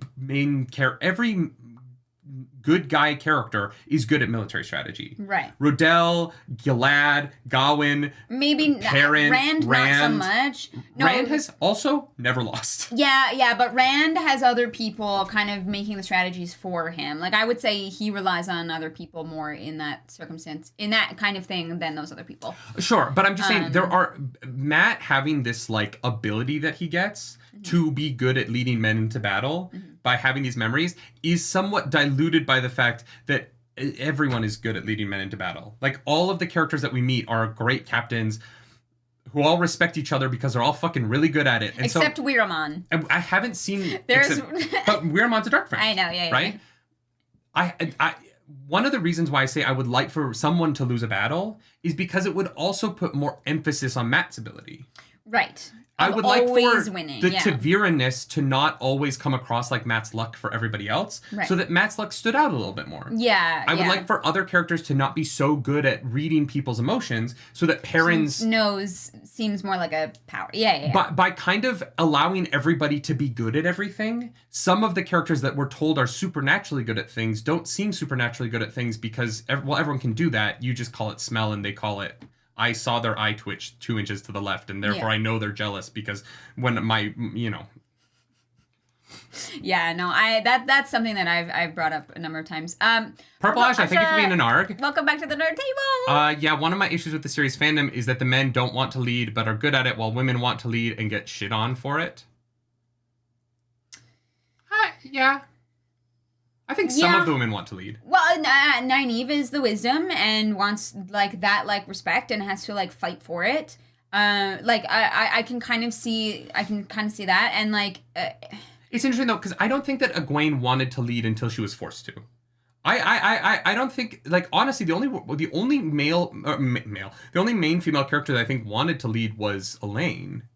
Wanted to be queen. I don't think and I don't disagree with you. I do think the women get shit on by the fandom. I think it's primarily wanting to be strong and But I also think a lot of the female characters in the series are underwritten, right? Yeah, no, I will agree with that. Except Egwene. I think Egwene is kind of the one who doesn't suffer from that. Yeah, Moiraine doesn't really want to lead either. No, Siwan doesn't. Well, she... I don't know about that. I don't think she wants to. I don't think Siwan... We're never told that Siwan wants to be the Emerald Seat, right? She just is, yeah. No, but Siwan wanted to... Siwan and Moiraine had this very strong desire to do this thing. To do good by the prophecy and try and bring the world to peace, yeah. The best way for Siwan to accomplish that was to become the leader. I don't really think that her whole life desire was to become the Emerald Seat. If anything, I think she has some jealousy towards Moiraine in Moraine's freedom and ability to travel and I think that's, absolutely. I don't think Egwene ever even thought about being, other than obviously her accepted trial, I don't think she thought about being the Emerald Seat. At least not at a young age until it happened to her, and then she adapted to the circumstances of it. Yeah, right? yeah. And it adapted really well, honestly. I can't imagine being 19 and being president of the United States. That sounds like a nightmare.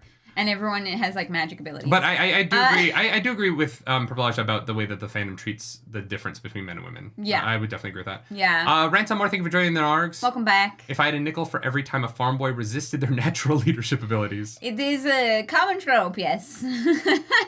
And one that is fun, and it's done really well. And I think that it's been done very well throughout the series. Again, individually, it's just great fun that arcs. All lines it's just weird that all of these people have kind of the same thing going on. Yeah. Arzu, thank you for that super chat. The journeys for the characters are very different, though. The why matters. and how they get there is what's important. Like I said, that's why it doesn't matter that they're kind of all having similar journeys, because it's not the same copy paste, because that would be less interesting to read for sure. Yeah. I like Albino's comment here. Swan just likes the politics. I think she is much more comfortable in the advisor, spymaster, bulwark position. I agree with that. Yeah. Yeah. No, I agree. I mean, there's a reason why she's a blue, right? And I think that that's definitely... And then she goes back to being a blue, right? Leanne changes. Yeah. Leanne's like, nah, I want to fuck. Good for Leanne. Good for Leanne. Good for Leanne. We appreciate that. MJ Bull says, Aviendha did not want to be a wise one. I agree with that, too. True. There's a lot of female characters who I think kind of naturally end up in leadership positions. You know who wants power? Cat Swain. You know who shouldn't have it? Fucking Cat Swain. Oh my god. But we'll get to it. One of my favorite... Oh, you're going to have to find that. I didn't bring my iPad up. One of my favorite lines in the entire series is coming up, y'all. All right. Chapter 48. Near Aviendha Sora. So Aviendha goes through the columns. And that's it. She was the Nakomi chapter last week? Yeah. Yeah, okay. So... Yeah. The beginning of this chapter, I was super disappointed. Yeah, that moment in the reaction, we were like, "Oh, we missed it." Yeah, I was like, we're doing Ruidian again, but we don't get nothing happens there. That's super lame. Oh, yeah, I was like, that kind of sucks. But then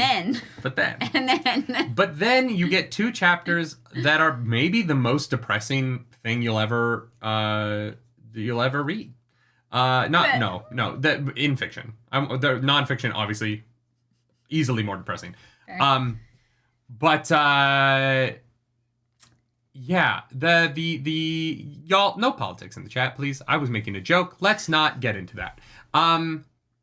Yeah. So I think that if you watch the reaction to this, you'll think that I didn't like it because I didn't have a lot of reactions and I was mostly depressed. This was very sad to read. It was really good though. Yeah. These 2 chapters in like this like future Ruidian. I love that I immediately was like, oh, she's seen the future. Yeah, I was like, what do you mean the future? And then you were right. Well, fuck me, I guess. It was because the way the technology was talked about, the like his staffs and stuff. My brain was immediately like, oh, okay, this is like a setup for what the future of Aviendha's life is, right? The problem I have with it has nothing to do with these 2 chapters, but is the Nakomi chapter. Yeah. Because why... And, like, maybe Nakomi comes back. Yeah, and there's an explanation for that. Like, maybe introducing Nakomi was important for Memory of Light, but for my taste, if she doesn't come back, Nakomi shows up and tells Aviendha the answers to... That she already gets from these 2 chapters, and these 2 chapters are more interesting and better written than the Nakomi chapter. Yeah. So why have a magic entity character show up and just deliver the answers to a character? Why tell and then show? Just show me. Show me the character learning by experiencing something rather than just having God come in and be like, you know what needs to happen is the IEL need to... And I was like... Yeah, the whole Nakomi thing, I definitely don't really understand the choice for that. Like I said, perhaps it will become clear. Perhaps there is a reason for that. And, like, we just haven't got there yet. And that's fine. That's fine. But, yeah, I was like, I don't understand why that chapter was there right now. Arzu, thank you for that super chat. Did you like that Aviendha's talent actually became relevant? Oh, 1,000%. Yes, yeah. Actually, very useful. Yeah, no, I think that the use of Aviendha's talent to experience the glass columns differently is really cool. I'm not really sure what her talent is now, because apparently it is not just identifying, but she can now also make terangrials work differently. Well, no, it's just that I don't think anyone's ever stepped back in it before. Maybe anyone would have seen the future if they went back in it another time.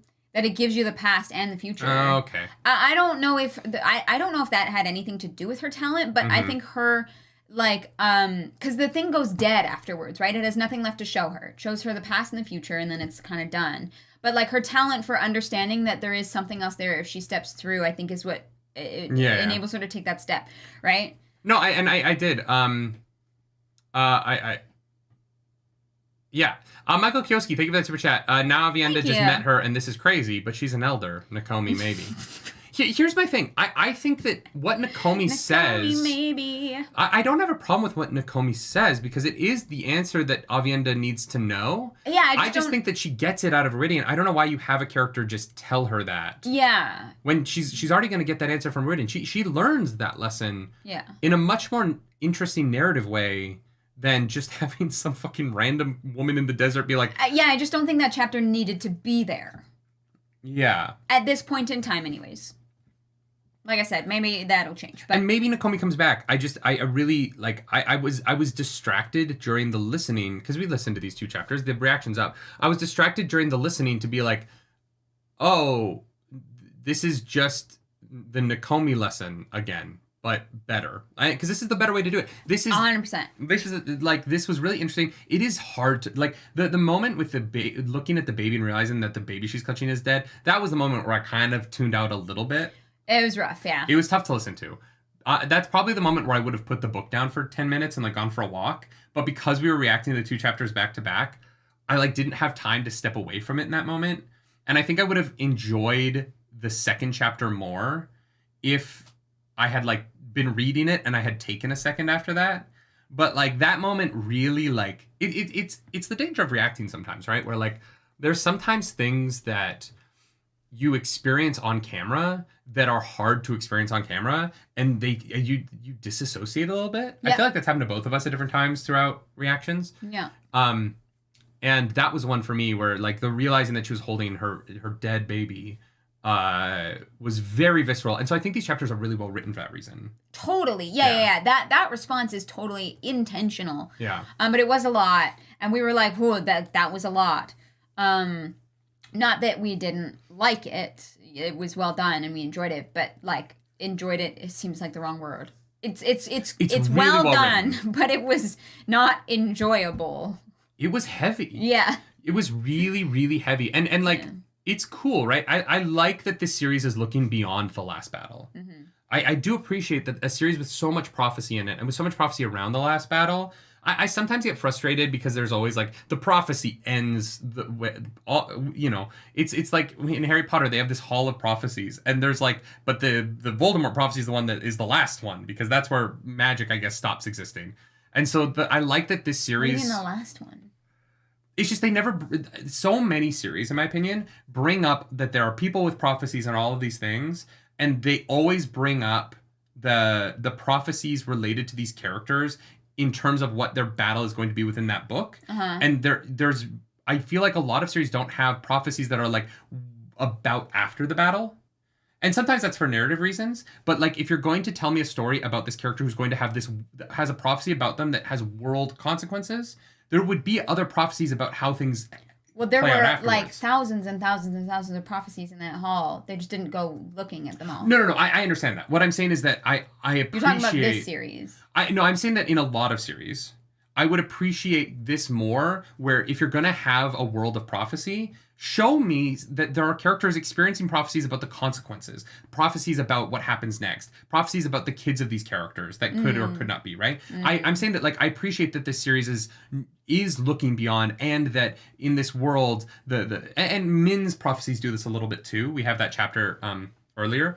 Yeah, she's, like, seeing things, and Min is like, well, if the wheel breaks, it doesn't matter. Yeah, and so I appreciated this in that it feels like the world thinks, like, about itself beyond. Yeah. Purple Asha, thank you for that super chat. I like this sequence because it sets up that maybe what we should be worried about isn't whether they'll win, but what will happen after and whether it's even worth it. Agree, they're very depressing, though. Yeah, and that's why I enjoyed it, and it kind of really set a perspective on the last battle that if things don't happen exactly perfectly, and we don't even know what perfectly is, but if they don't, like, the future of the peoples after the last battle still might not even be worth it, for some of them, right? Yeah. And that's rough. That's rough to think about. Because these points of views that she goes through, where you learn that the Seanchan have taken over, and that the Aiel fought the Seanchan, and that, that some of Aviendha's descendants lied to like start a battle that then led to the destruction of all of the Aiel, and they're forced to flee. Their homes are being burned. Anywhere where 3 Aiel congregate gets attacked, you know, like it's some fucking dark shit. Yeah, I also I appreciated that it's the Aiel's fault. You know what I mean? Like I appreciated that as much as I hate the Seanchan, and I do, I appreciated that it wasn't just Rand left and then the Seanchan were bad. And the Aiel lost because of it. Like, I appreciated that the Aiel lied. And that part of the reason why their culture falls apart and why they end up in this situation is they are so obsessed with fighting because of what they needed to become for the last battle that they lie. And they mislead Andor. And so this war goes against them because of their actions and because Rand is not around to be a father to his kids. Well, and I was going to say, you know, like part of that, it does fall on Rand, right? Yeah. They talk about how every other nation had a plan for after the last battle, and Rand had nothing for the people of the dragon, right? They're his people, and he just kind of left them hanging in a way. And so they were not able to find a new purpose on their own and reverted back to what they thought that they knew, and it destroyed them. Yeah. Right? Because they were not able to move forward or grow or change, right? Which is like kind of what Aviendha is talking about, like, oh, tradition for tradition's sake is kind of stupid, right? Yeah, it is. Yeah, and so I agree. So Aviendha taking this journey to find a new meaning for her people might be one of the things that I'm most excited about. Yeah. In this series, for sure. I've always loved the Aiel. Christian Rapper says they also wanted their channelers back. I agree with that. I'm not disagreeing with that. Totally, yeah. I'm just saying that I appreciate that the Aiel don't act perfectly. I'm not saying the Seanchan are in the right to do what they do. Aviendha's like, wow, my descendants fucked up so bad. Yeah. I think I'm not saying that they're in the right to do what they do. I'm just saying I appreciate the irony of Ruvidian here, showing how both sides are fucked up and how this like belief in war culture that the Aiel have leads to their downfall as much as the evil of the Seanchan does. Yeah. And that it's just more complicated than just we were the good guys and they were the bad guys, but they won. Yeah. That it's a little there's little daggers in there to make it just a little bit more complicated and a little bit more fleshed out. 100%. And I just think it's handled really well. I thought these 2 chapters were written really well. Reacting to them was hard. Yeah. Because this was sad. Like, it really was. And I disassociated a little bit after the kid moment. It was rough. I didn't expect to. So I you know, like I'm usually like, it's weird. Like, horror doesn't get me. Like, you know what I mean? Like, I can watch the darkest, grittiest fucking bodies getting torn apart horror. But when you do like really sincere, just like family shit, that is what emotionally fucks me up. Yeah. You know? I think it's why I love Hereditary, the movie, so much, because it's such a good horror movie that is a little bit more, like, grounded in the family. It's incredible. If you've never seen Hereditary and you like horror, like, Toni Collette honestly should have been nominated for an Oscar. It's one of the greatest horror performances of the 2000s. It's one of the best horror movies, maybe one of the best movies of the 2000s. I love it a lot. You know, it is interesting what like affects you, because like like Insidious, nothing. Yeah, sure. You know what I mean? But like the simple moment of a woman just kneeling there holding her baby and realizing it's dead, that to me like really fucking gets to my core. Yeah. It's brutal. Yeah. Yeah. Anyway, we're not going to go through all of the points of view, because it's a pretty our audiobook is out there if you want it, but it is fairly straightforward. In a weird way, it's fairly straightforward what happens. Yeah. What do you think of Rand's kids? I mean, like, I don't know. One of them is like very like aggressive. The other one defers to the other. And one is like kind of a natural leader, and that's the only personality we get from any of them. Yeah, they kind of suck. Yeah, there was nothing, like, I was like, there was nothing here except that people deferred to them out of like respect. But none of them said anything particularly interesting or had an interesting perspective on it, and so they were kind of just like, all right. I find it interesting that in this version of the future, Rand wins, but him, Elaine, and Aviendha are all dead. Yeah, that's kind of what it felt like. I don't know if Min is. Someone was like, why do you think they're dead? Because they would be there. They would be there. They would be referenced. Where do you think they are? They don't go to the moon. You know what I mean? Like, they would be, like, running the country. Rand is gonna... If Rand survives the last battle, he's gonna live to, like, 700 years old. True, yeah. You know what I mean? Like, it's not like these characters... These characters are gonna outlive their kids, probably. Maybe. The one thing that was actually interesting about them is that they can hold the power at all times. No problem. Yeah. They have this, like, inherent connection to the one power that surpasses, like, a normal one. Whether or not that's healthy or not, that's kind of questionable. I don't understand if that's a good or a bad thing. But maybe we'll find out at the epilogue of the epilogue. Ranton Moore says it's been decades, but that is also not very long. No, it's like 16 years. The first one. The very first one? Yeah, because they're just like reaching adulthood. And... Well, no, because we don't know when Aviendha gets pregnant. So I don't know. That was one question we did have in the middle of the reaction. We were like, how old is everybody and how long has it been? Because... When does Aviendha give birth? No. Our marker is that there have been Gaishan for 16 years. Yes. So it has to be approximately 16 years from wherever they're at in Towers of Midnight. So Aviendha has to either be pregnant, but Aviendha cannot be pregnant right now. No. Because Rand and her have not had sex since Fires of Heaven. Yeah. And that was before Elaine was sure. Yeah. Like, she would know if she was pregnant. It's Cherise. Thank you so much for that super chat. Thank you for the Just super chat. Just dropping in to say hi from WatCon. Hello. I'll be back there to that. WatCon. Thank you so much. I hope everyone at WatCon's having fun. Sorry we couldn't make it. We tried, but with the relay, we just, There's just too many things happening. We had to choose between going to LA for Anime Expo and going to WatCon. And unfortunately, Anime Expo just had a few more financial opportunities that we lost because I dropped an SD card out of my pocket and we lost all of the photos that I took in LA. So that's my bad. I feel really sad about it, and I'm very sorry. It's all good. I know, but I'm still heartbroken. I understand. Because it's not just your photos, that's all of my work. Yeah. With Holly and... Yeah. Yeah. Yep. I've been beating myself up about it all week.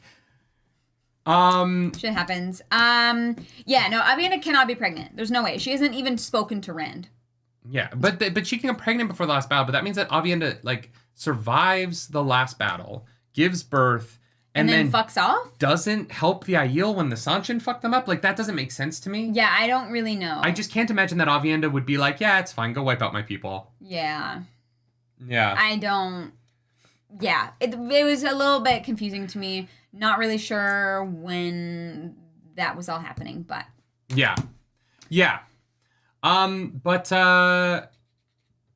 Yeah, Aviendha needs to get back to Rand so that he can put 4 babies in her. 4 babies.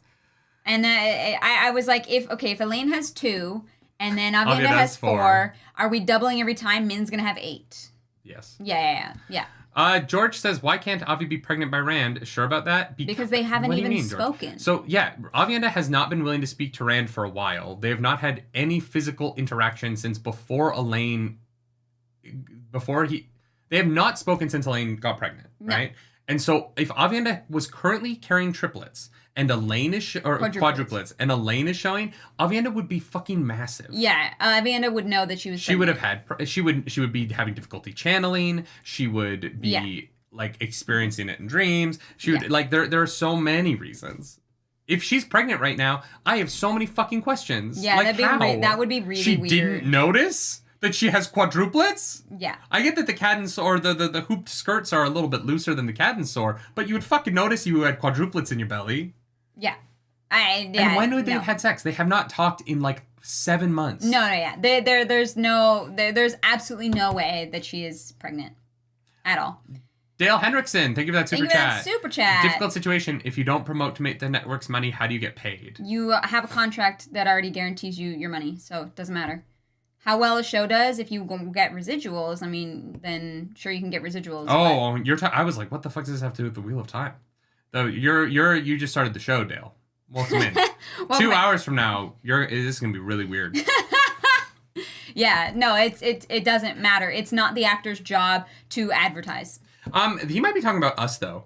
Because we are in a weird position where, like, because we do reactions, and because we're going to talk about the Wheel of Time, are we promoting the show for the network while I'm on strike? And that is a situation that I don't know. But you're not an actor on the show. Yeah, I know, but I'm still technically, like, I'm working in the entertainment promotion business in a way that I think that there's an ethical discussion there that I'm on the side of. I don't think that my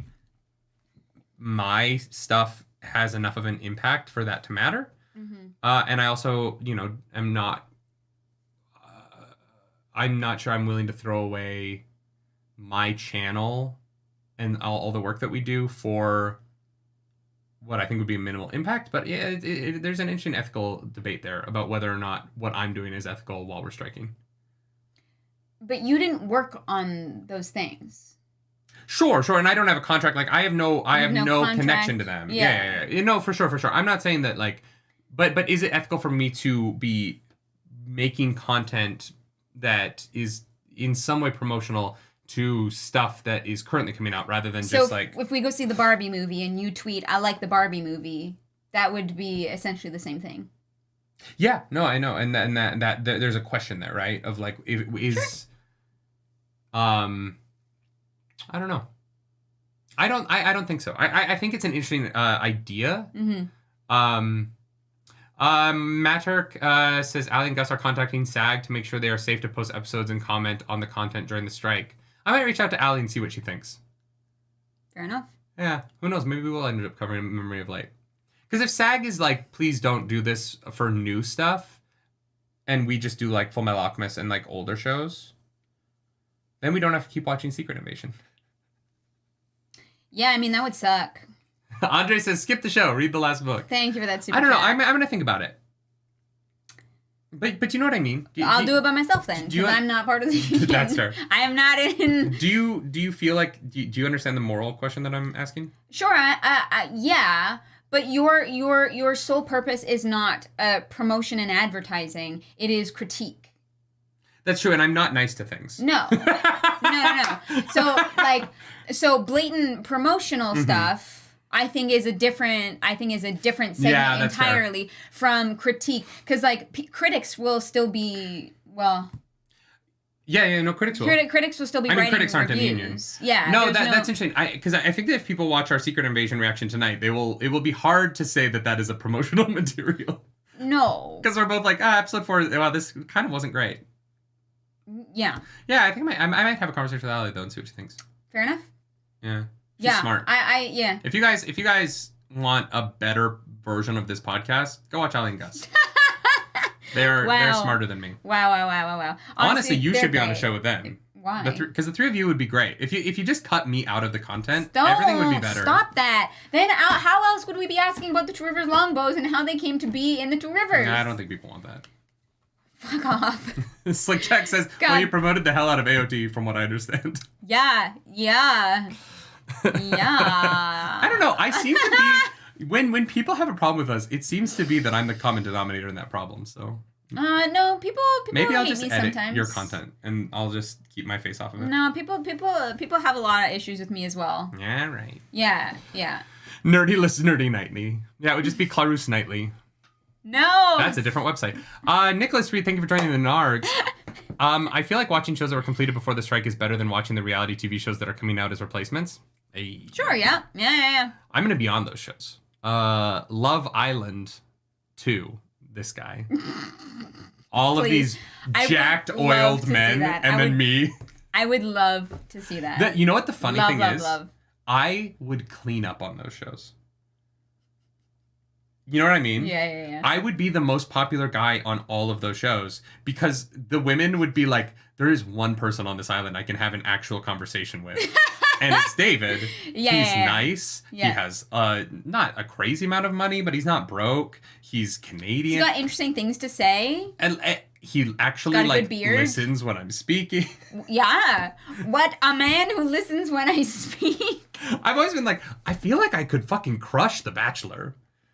Yeah. Or The Bachelorette. Because I would just be like the one guy there who's like hey, how are you doing? Yeah. You good? Yeah. This is weird, right?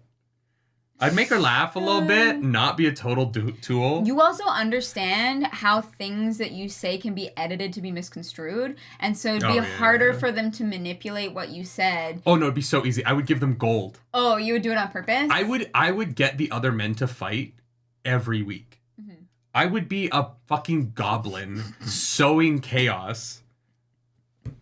And no one would know. I would love to see it.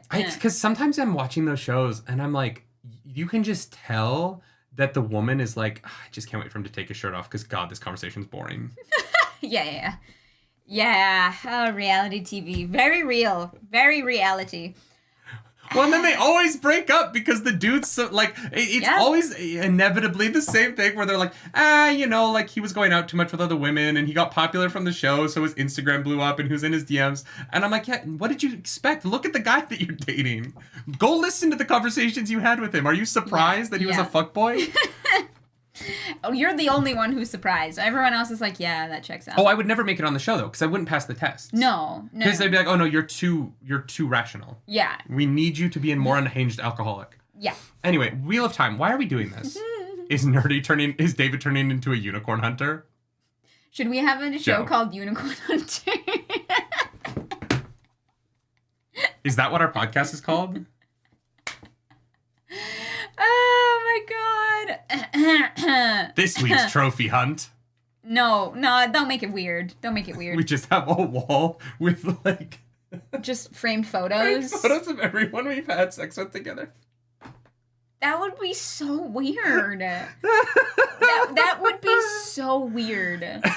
But it's like it would either have to be like perfectly beautifully framed photos or like a weird like collage cutout from like, looks like the fucking burn book from Mean Girls. Why would it be that? No, I'm saying that those are the only two options. I mean, if you want Unicorn Hunter the show, go watch Plug Talk with Lena the Plug and Adam22, the internet's most stable couple. Maybe not, because he might have some questionable opinions. Oh, he's a fuckboy. Yeah. I don't think people should be canceled for being stupid. I don't think that's fair. He said some dumb stuff. Yeah. But he hasn't said anything. Unless there's stuff that I haven't seen. But all of the jokes that I've seen that he's like, that people don't like that he said, have mostly been me being like, yeah, it's not great. But it's it's dumb. Yeah. But that's fair. We want to cancel people for everything that they say. And I'm like, there are people who say like legit harmful things that I think are like worthy of it. And I think that the Twitter mob looks silly when they start to try and cancel people for like jokes that are clearly just not good. Yeah. You know what I mean? But where there's like very little like actual harm in it. Mm-hmm. Like the writers are on strike. They don't have people to write their tweets for them anymore, Like, I don't know. Anyway, what is this podcast? What are we doing? I think we're only like 3 chapters in. I think we have like... Yeah, we got a couple more. Chapter 50, Choosing Enemies. What is this show? Did we just go on a 20-minute tangent about nothing? It wasn't 20 minutes. Is anyone still watching? Can someone chat if anyone is still watching? There is a crickets button on here somewhere, but I don't remember which one. I think it might be this. Oh, that's applause. Never mind. Sorry. Maybe it's this one. Nope, sorry. Never mind. What are you doing? I have a soundboard. Guys, sometimes I like to play with it. We are a year and a half into doing this show. And we're so bad at it. Terrible. We're still so bad at it. The worst reactors. Worst YouTube. podcasters. Let's go. Finally, welcome back to the Nerd Table. Phineas K. Solidarity with labor is why I don't use self-checkout at the market to this day. It was rolled out during a grocery worker strike in the early 2000s. Yeah. Unfortunately, there's some places here where they only have self-checkout, and it pisses me off. Yeah, shoppers. Yeah, fucking annoying as shit. Yeah. Don't like it. Professional streamers, choosing enemies. Elaine is like, I'm gonna take Arzu, thank you for 10 gifted Nerdy Nightly memberships. All right, Arzu, what's the tangent this time? Wow, thank you so much for 10 gifted. Babe, we hit 50K on YouTube. Snail. Isn't that snail? There it is. There, snail. I thought that was turkey. Oh no, this is snail. You go to fist bump, and then you, like, snail up the arm. Snail. I don't like that. Thank you, Arzu. Fabu got a membership. How cute. Thank you, Arzu, Fabu, for the 10 gifted. Fabu, you can do the audiobook reaction to the series that you've definitely read. 100%. Deadsy, thank you so much for the super chat. I joined like 10 minutes ago and you haven't talked about Wheel of Time yet. Let's see how long you can go. Someone start a timer, please. Choosing enemies. Elaine's gonna take Kyrian. Gonna? Yeah, she gets Elaine it. takes Kyrian. She walks in. She's like, hey, I'm going to stage this perfectly immaculate thing where you're going to take these people, they're going to go watch the dragons, and then I'm going to bring my prisoners in, and they're going to be brought in at the exact same time that the demonstration is done, so it seems like they're overhearing this, but I actually want them to overhear this. But that's literally what this is. Yeah. It's like fucking like 4D chess, and I'm like over here like what is going on? So they like kind of see something that they feel like they're not supposed to see, but then they see it. And Elaine strips everyone of their titles. It's like, haha, fuck you, does what Rand does to Colliver. Right? And then it's like, but wait, there might be a way that we can get around this. Hey, how'd you like those dragons? Those are pretty cool, right? Wouldn't you like to have access to some of these dragons? Well, do I have a proposition for you? I'm gonna be your queen. And then dragons. That's exactly what happens. You missed like the introduction of the Kyrian nobles, though. And do you want to go through all their names? No. You just made it that made it sound like the people who had stripped of their titles are the same as the people who saw the dragons, and those are different groups of people. The Kyrian nobles were like watching the dragon stuff, okay, and the Andor nobles are the ones who come in and get. But then you said, and then they were watching the dragon. They had their titles stripped, and then she was like, "Do you like the dragons?" Emberise gets it. What I really liked about this is the idea of being like, you're not Andoran nobles anymore, but if you want to be Kyrian nobles, this could work. And I was like, the political play of that was really smart. Totally. I think like it's. What's great about it is that it's high risk, high reward. Yeah. And it works. Yes. And I love that Elaine is like, I have set up my own opposition so that I know exactly who I need to watch in 5-10 years. It's not going to be a surprise. It's going to be less than that. With Andor gone, Elaine being Queen of Kyrian suddenly becomes that's the only throne that she has. Technically still Queen of Andor, but... Yeah. What is Andor without Caemlyn? Well, so you got some Andor nobles getting Kyrian titles and some Kyrian nobles getting Andor lands and titles. Yes, but the Andor nobles get the better deal there because the Andor nobles are moving into a country that is not currently on fire, and the Kyrian nobles just got a bunch of land that is covered in trolleys. They got fucked. Well, to be fair, they're only in Caemlyn right now, but yes. For now. Yes, this was some like big brain stuff. What is the Ali and Gus link? Marina, great question. There are a lot of people in chat who can link to Ali and Gus and their podcast. I'm not gonna lie, it's the wheel something, but there's either the wheel reads or the wheel weaves or the wheel weaves. There's we love our friends. Ali and Gus, I'm so sorry. It's just that all of your podcasts are 3 words, and it's the wheel takes. It is the wheel takes. Fuck. Yes. I know, it's one of those things for me where asking a dyslexic to remember which friends are on which of the wheel something podcasts is mean. It's mean. Yes. Yeah, go listen to the wheel takes. They have great takes. Great takes. And Ali is a very talented writer. Yes. Who is also on strike. Let's go. I love the WGA. I want to be a member one day. I am like Thanos with entertainment unions. I want to collect them all and then mold the universe to my will. Wow, okay. That's a lot of unions. I know. I need to direct a movie, and I need to write a movie or a TV show. You also got to be part of IATSE, you know? No. You're like, no way in hell. I have too much respect for the difficult work of IATSE to think that I could ever do it. That's fair. Yeah, that's fair. Yeah. I am unfortunately not capable of that kind of work because of the way my brain works. And I would be a detriment to any crew that I was on. That's fair. Anyways, I feel like I had a pretty great summary of that chapter. That was great. They leave. Yeah, chapter 51. I know one thing that I do appreciate about the way Brandon Sanderson writes this before we move on. Jack, hello. Jack, hey, what's up? Hello. IATSE 873 here. Love and respect you. Thank you for joining the nerds. Yo, thank you so much. Let's fucking go. One of the things I like about the way the Brandon Sanderson writes this is that whenever Elaine does cool political stuff that might be a little bit dense, someone turns to Brigitte and explains what just happened and like explain like I'm 5. Yeah. I am Brigitte. Well done. Yeah. Mm-hmm. Well done. It's good to have. I think that Brandon Sanderson uses Brigitte as the like idiot in the room really well to help understand what the political machinations are. And not in a way that Brigitte is stupid. No. Right? Like Brigitte, that's not how Brigitte thinks or what like her. Yeah, it's done really well and not like in a way that shits on Brigitte, you know? Mitsurugi says, don't complain about all the 3-word podcasts that are the wheel something. They are on brand and just following the S-name strategy. You're right. You know what? You're right. Brondo Sondo, he's got electrolytes.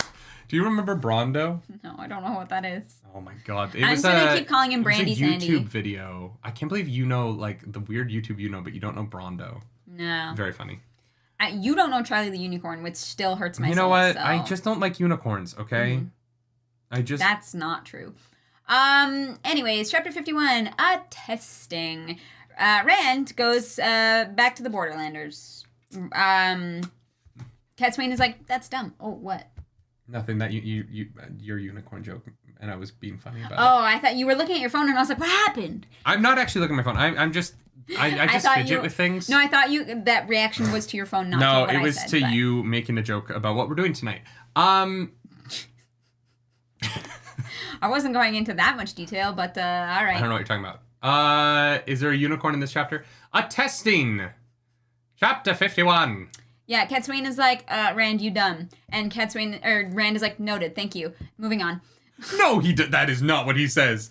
She's like, Rand, don't be stupid. And you boy. And he's like, you call me boy, woman. I am 450 years old. I was there the day the sun first rode across the sky. Except he's not. My name is Galadriel, and I am an ancient elf who happens to look younger than all the other elves. This feels like a very Dumbledore interpretation of, did you put your name in the goblet of fire? Because that is not what happens at all. Yes, it is. No, Rand is like, Catswain, I'm 400, which makes me older than you, so... That is not his tone. Yes, it is. Fucking all. Rand does not give a fuck. He's like, Catswain, you can say whatever you want. I don't give a shit. No, he eats her fucking lunch here.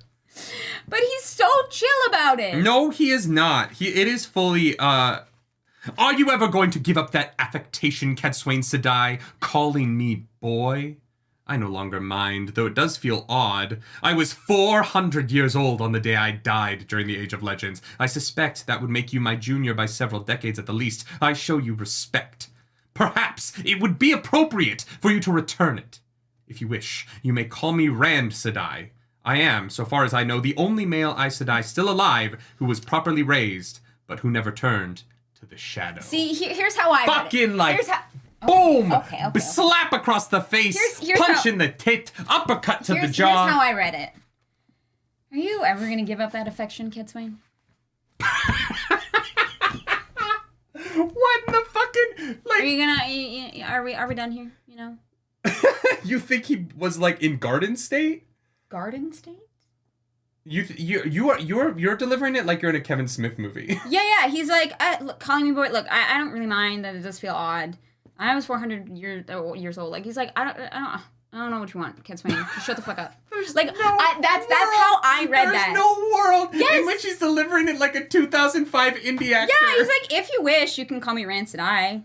I am, so far as I know, the only male Sedai still alive who was properly raised, but who never turned to the shadow. Why are you giving, like, acting, like, 301 acting right now? That is exactly how I read this. Oh literally, my god, Clarice literally learned how to act from Philip Seymour Hoffman right now. Well, because before Rand is played by Philip Seymour. Because he's like, Catswain Sedai. Your net has a few ornaments I don't recognize. I suspect it is a breaking air creation, but I was there when the first ones were designed, and I wore the original male version. And I wore the original male version. Yeah. That is literally how I meant. No, there's no fucking way. He is staring her dead in the eyes going, did you put your name in the goblet of fire?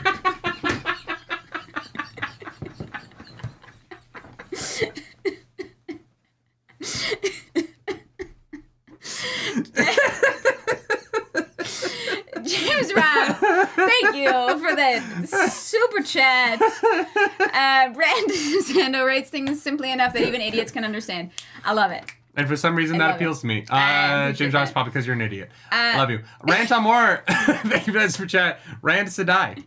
It's fine. I'm also an idiot. I appreciate it. How is Matt gonna feel about Rand being a Aes Sedai? Should we do a poll as to who read this scene which way? Ildram, thank you for that super chat. 100% with Claris's interpretation here. No, we can't do a poll because you're hot and you always win the polls. Every poll we ever do, you win because you're more attractive than I am. That's not true. Yes, you win. You've won every poll, every sub battle, every time we do something where it's Nerdy versus Claris. I'm doing a poll. And there's any sort of they will vote with you because you're hot and it's unfair. Joe G. do the poll. Joe G says new segment dueling readings. Okay, sure, done. Why not? Why not? Oh my God. Please, give chat what they want. No. There's a lot of people who agree with you. No. There's tons of people. I will not give chat what they want, because if I start giving them what they want look, now... Divinity says Nerdy's right. Please, do it. Come on. Give the people what they want. Fine, do a poll. Thank you. Okay. This is so awkward because your coffee's in the way. Start a poll. All right, while you do a poll, I'm going to go get more coffee. I'll be back. Oh, wow. Okay. Reading question mark, and I'm going to put Mad Rand, and I'm going to put Chill Rand, and you guys will know exactly what that means. Ask your community. Let's go. Let's be refreshing. All right, vote. Get your votes in. Please add other options. Oh well, too late now. I'm so sorry. You may abstain. You may abstain. If you do not like the options, that's fine. We'll do a final tally when Nerdy gets back. I don't know. I definitely did not read it as though Rand was like upset. I felt he was like apathetic and kind of just like slightly annoyed. Divinity, thank you so much for that super chat. Let's freaking go. Appreciate that. Yeah, I don't know. But that's why it's fun, right? Because it doesn't exactly say... Harry, did you put your name in the goblet of fire? It doesn't say how he does it. Okay, you took a break, now my turn. Pee break, thank you. Oh, bye. You're peeing? Oh my God. Divinity, thank you so... What is that currency? Does anyone know what that symbol means? Cool. Divinity, thanks so much for that super chat. Appreciate it. I hope that you're having a wonderful day. It's rupees. Okay. Well, just know that I love India, and I love your food. Indian food is the best food. I can't have Indian food very often because Clarus can't do like any kind of spices and stuff. She is allergic to a bunch of spices, and they give her these really bad headaches. So we eat very bland food. And so literally, if I am ever having dinner by myself, I guarantee you 100% of the time, it's Indian food. I love it. I love tikka masala. That's the first that came to mind, but I love a lot of it. Indian food is just, it's fantastic. And yeah. Food, yes. Our country, nah. We dealing with Indian Trump right now. Yeah, there's big protests going on there. So for those of you who don't know, we don't live in Toronto, really. We live like in like the greater Toronto area, and the area that we live in is primarily Indian. And so there's a lot of like cars in our area right now that have protest signs about the protests going on in India. It's really interesting. I don't know what they mean because I can't read it, obviously, because I'm an idiot. But one thing I really, Brampton. It's not really a secret because that's where our post office box is. But one thing I find really interesting about the Indians living abroad is how dialed in they are back to their home country, and how like protests there are reflected in the world here, in like the community here. It's really cool. And yeah. That was rupees from India. Oh, very cool. I was telling them about my love for Indian food that I only get to have when you're not eating with me. Sorry. I can have rice. The nice thing about living in a mostly Indian area is that the Indian food near me, fantastic. Yeah. I love having my sinuses absolutely obliterated. Sure. I cannot relate at all. I used to be able to go crazy spicy. Mm-hmm. And as I'm getting older, now a lot of Tums. I still love the spicy flavor, but my belly, as I'm getting older, I'm like having a harder time with it. Yeah, we have Tums in the car. We have Tums in like 4 places in the house, I think. Mm-hmm. Yeah. Non-bread, very good. Yeah. Bread is just is good in general. Non-bread is delicious. Yeah, there's a place near us that has this like roasted garlic naan that is one of the best breads I've ever had in my life. Mm-hmm. Like literally one of the best breads. It's it's my favorite place to order from when you're not here. Yeah, sorry about that. But the food there is so spicy that I think that I don't think you could smell it. I think that like smelling it would be too much for you. Probably. Yeah. Yeah. I'd be like, and I'm dead. I love it. Testing. Tasting. No. Guys, I'm so hungry. Clearly. We're going to do a lactate test. Right? You want to do that before tonight? No, not before tonight. Okay. I was like... But I'm going to do that with Indian food. I'm going to get like a really creamy Indian dish. Oh, okay. And see if it instead of ice cream. Yeah. That's fair. Well, no, and then I'll do ice cream after. Oh, okay. Because I'll need the ice cream to cool the heat in my mouth as I like... Double fucking whammy over here. All the dairy. Yeah. Divinity, thank you for another super chat. Rand was mad, polls wrong, and Matt sent 1 letter. Matt sent 1 letter. I will fucking die on this hill. I will die on this hill. Die on the hill opposite you. If that's how that There's works. only 1 hill here. Is it on the other side of the hill? Is that how that works? No, you're just not on the hill because you're wrong. No, I am on the hill. You're looking up the hill from the place where all the wrong people are. At the people at the top of the hill talking to God because we're right. Are you equating yourself to God? I'm equating myself to Moses. Okay. Yeah. All right. Just checking. I wanted clarification on that. Am canonically Moses. There's several letters. I split the nerd C. In case you haven't read the Wheel of Time. I split the nerd C, and I am Moses. Follow me to the promised land. Honestly, we should, when we're done, like reach out to Brandon Sanderson and ask. Be like, look, we have 1 question for you. We have 1 question for you. Nothing else matters. Nothing else matters. I do not give a shit about anything else. How many letters were there? And Brandon Sanderson's gonna be like, sorry, what letters? The letters that Matt sends to Elaine. How many are there? And yeah, we need to find out. Oh my god, this is so fucking dumb. If anyone's friends with Brandy Sandy, Dusty get him on Wheel, the podcast. can you reach out to Brando for us? Yeah. Anyways, yes. This is a mess. We still have like 5 chapters to talk about. Don't know what you're talking about. This is going to be the longest book club, guys. I guarantee you, this is going to be the longest book club. It's the longest book club. We need 50 minutes to talk about the epilogue. Yeah, so hurry up. Me hurry up? You're the one who's like, we need to have a poll. We need to... Yeah, the poll's going great. I'm at 69%. Very nice. Well done. Y'all are degenerates. What were the options? Only me. Oh, Mad Rand. Okay. Yes. He wasn't mad. He was just forceful. Sure. People knew what I meant, okay? All right. So they go to Farmatting after Rand has my favorite moment and puts Cadsuane Sedai in her fucking place where she belongs. Mm-hmm. And that's not me to say. I'm not trying to put a woman down. I'm just saying, like, this woman is terrible and she should treat people well. She's some lessons to learn. I'm not a sexist. I'm just a kindist. And if you're not kind, fuck you. He goes and the leaders are all there and they're all standing there. And then they smack him around a little bit, one at a time. They draw blood. Rand takes it because I think that's what he likes at this point. I think getting slapped around, I think that in bed Min gives him a little bit of the, Min and Rand definitely have some BDSM discussions, Rand is canonically a bottom. I think Rand is a switch. That's the only reason he can have 3 different wives. You know what I mean? Like, he's got to be verse. He's got to be very versatile. He tops Elaine, he bottoms for Aviendha, and he switches with Min. Yeah. I think that's totally fair. I think that, he's too into the whole, sheep herder, her constantly insulting him thing for him to be a full top. Yes, absolutely. Abso-freaking-lutely. Yeah. And so... They go to Farmatting, and, they all get slapped, and they're like, actually, we did this because of a prophecy. Yeah, the prophecy that Rand will know how Talindalai died, and he does now because... Talindalai.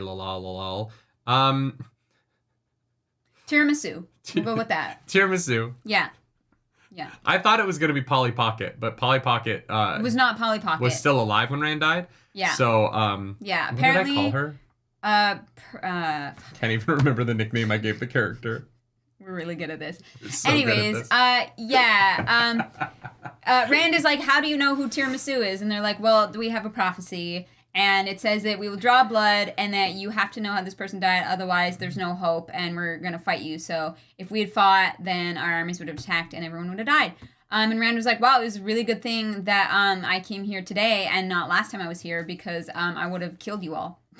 And this is why we let our countries die, was to go have this very inane conversation that could have happened fucking anywhere. I really don't understand how this convinced the Borderlanders to leave the Borderlands undefended. To completely quit being the Borderlanders. Their countries are all fucked, so that they could go have a conversation that could have been anywhere. Yeah. It could have been anywhere. Yeah. If he had shown up to talk to them as they'd been going, because he can teleport, he would have wouldn't have known. It's a weird ta'veren, like, it has to be the pattern thing, right? Because it has to have happened at this exact point in time, and so they have to have spent all the time amassing their armies, all the time marching their armies, all the time getting, like, kind of bounced around trying to find him, so that they came to each other at the correct moment. But it's like, yeah, you still left the Borderlands. It's just one of those things where it's like, at what point in the plotting of this were they like, you know what would be a great idea? We're going to walk south for a year. To have a conversation that could happen here. We could send him a letter. You know what I mean? Be like, you are urgently requested to meet with us. Like, it's one of those things where I'm like, great, all your people are dead, so congrats. I get prophecy. Look, I'm not against prophecy. I get prophecy, and prophecy is important, and like to this, and I understand that. There's just a part of my brain that's like,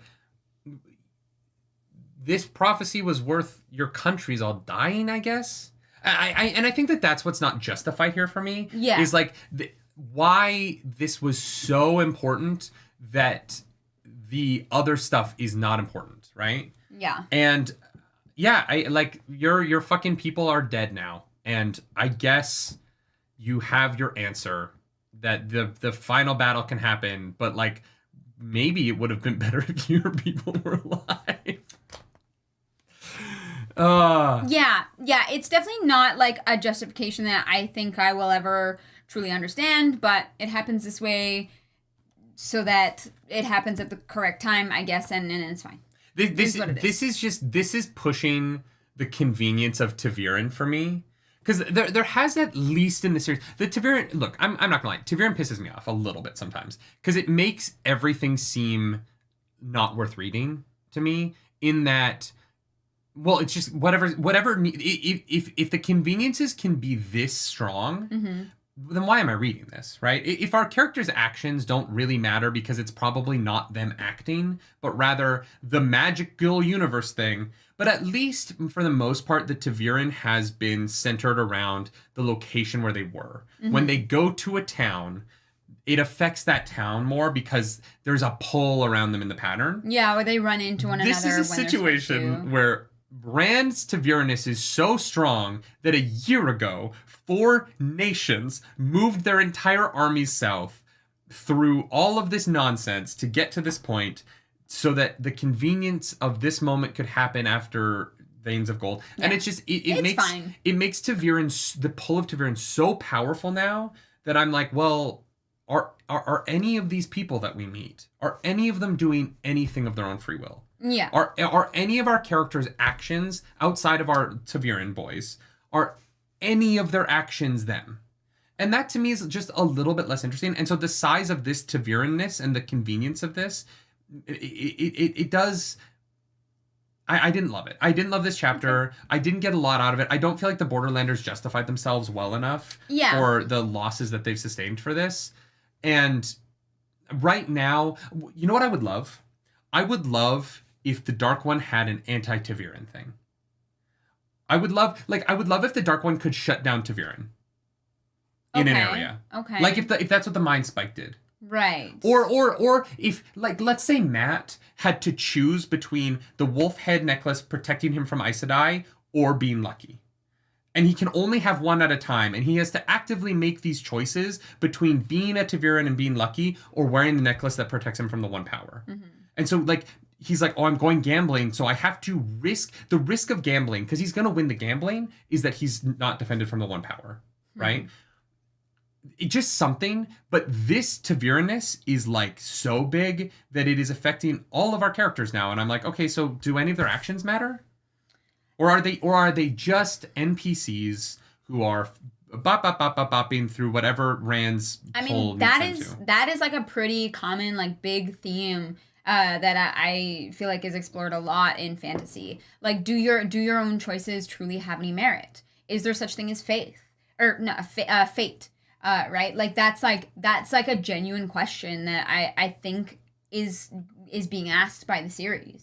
I don't think it's being asked by this series. I think other series ask that by keeping it vague. But this series doesn't keep it vague. It is literal. Like, ta'veren is so literal that there are characters whose ability is to see it happen. Right? Like, there are characters in this who are like, that is physically happening right now because I see the aura of ta'veren happening. Yeah. It isn't a, like, question mark. It is a literal, like, oh no, he's ta'verening you right now. Yeah. It is a feeling, like, characters literally go, I didn't want to do that.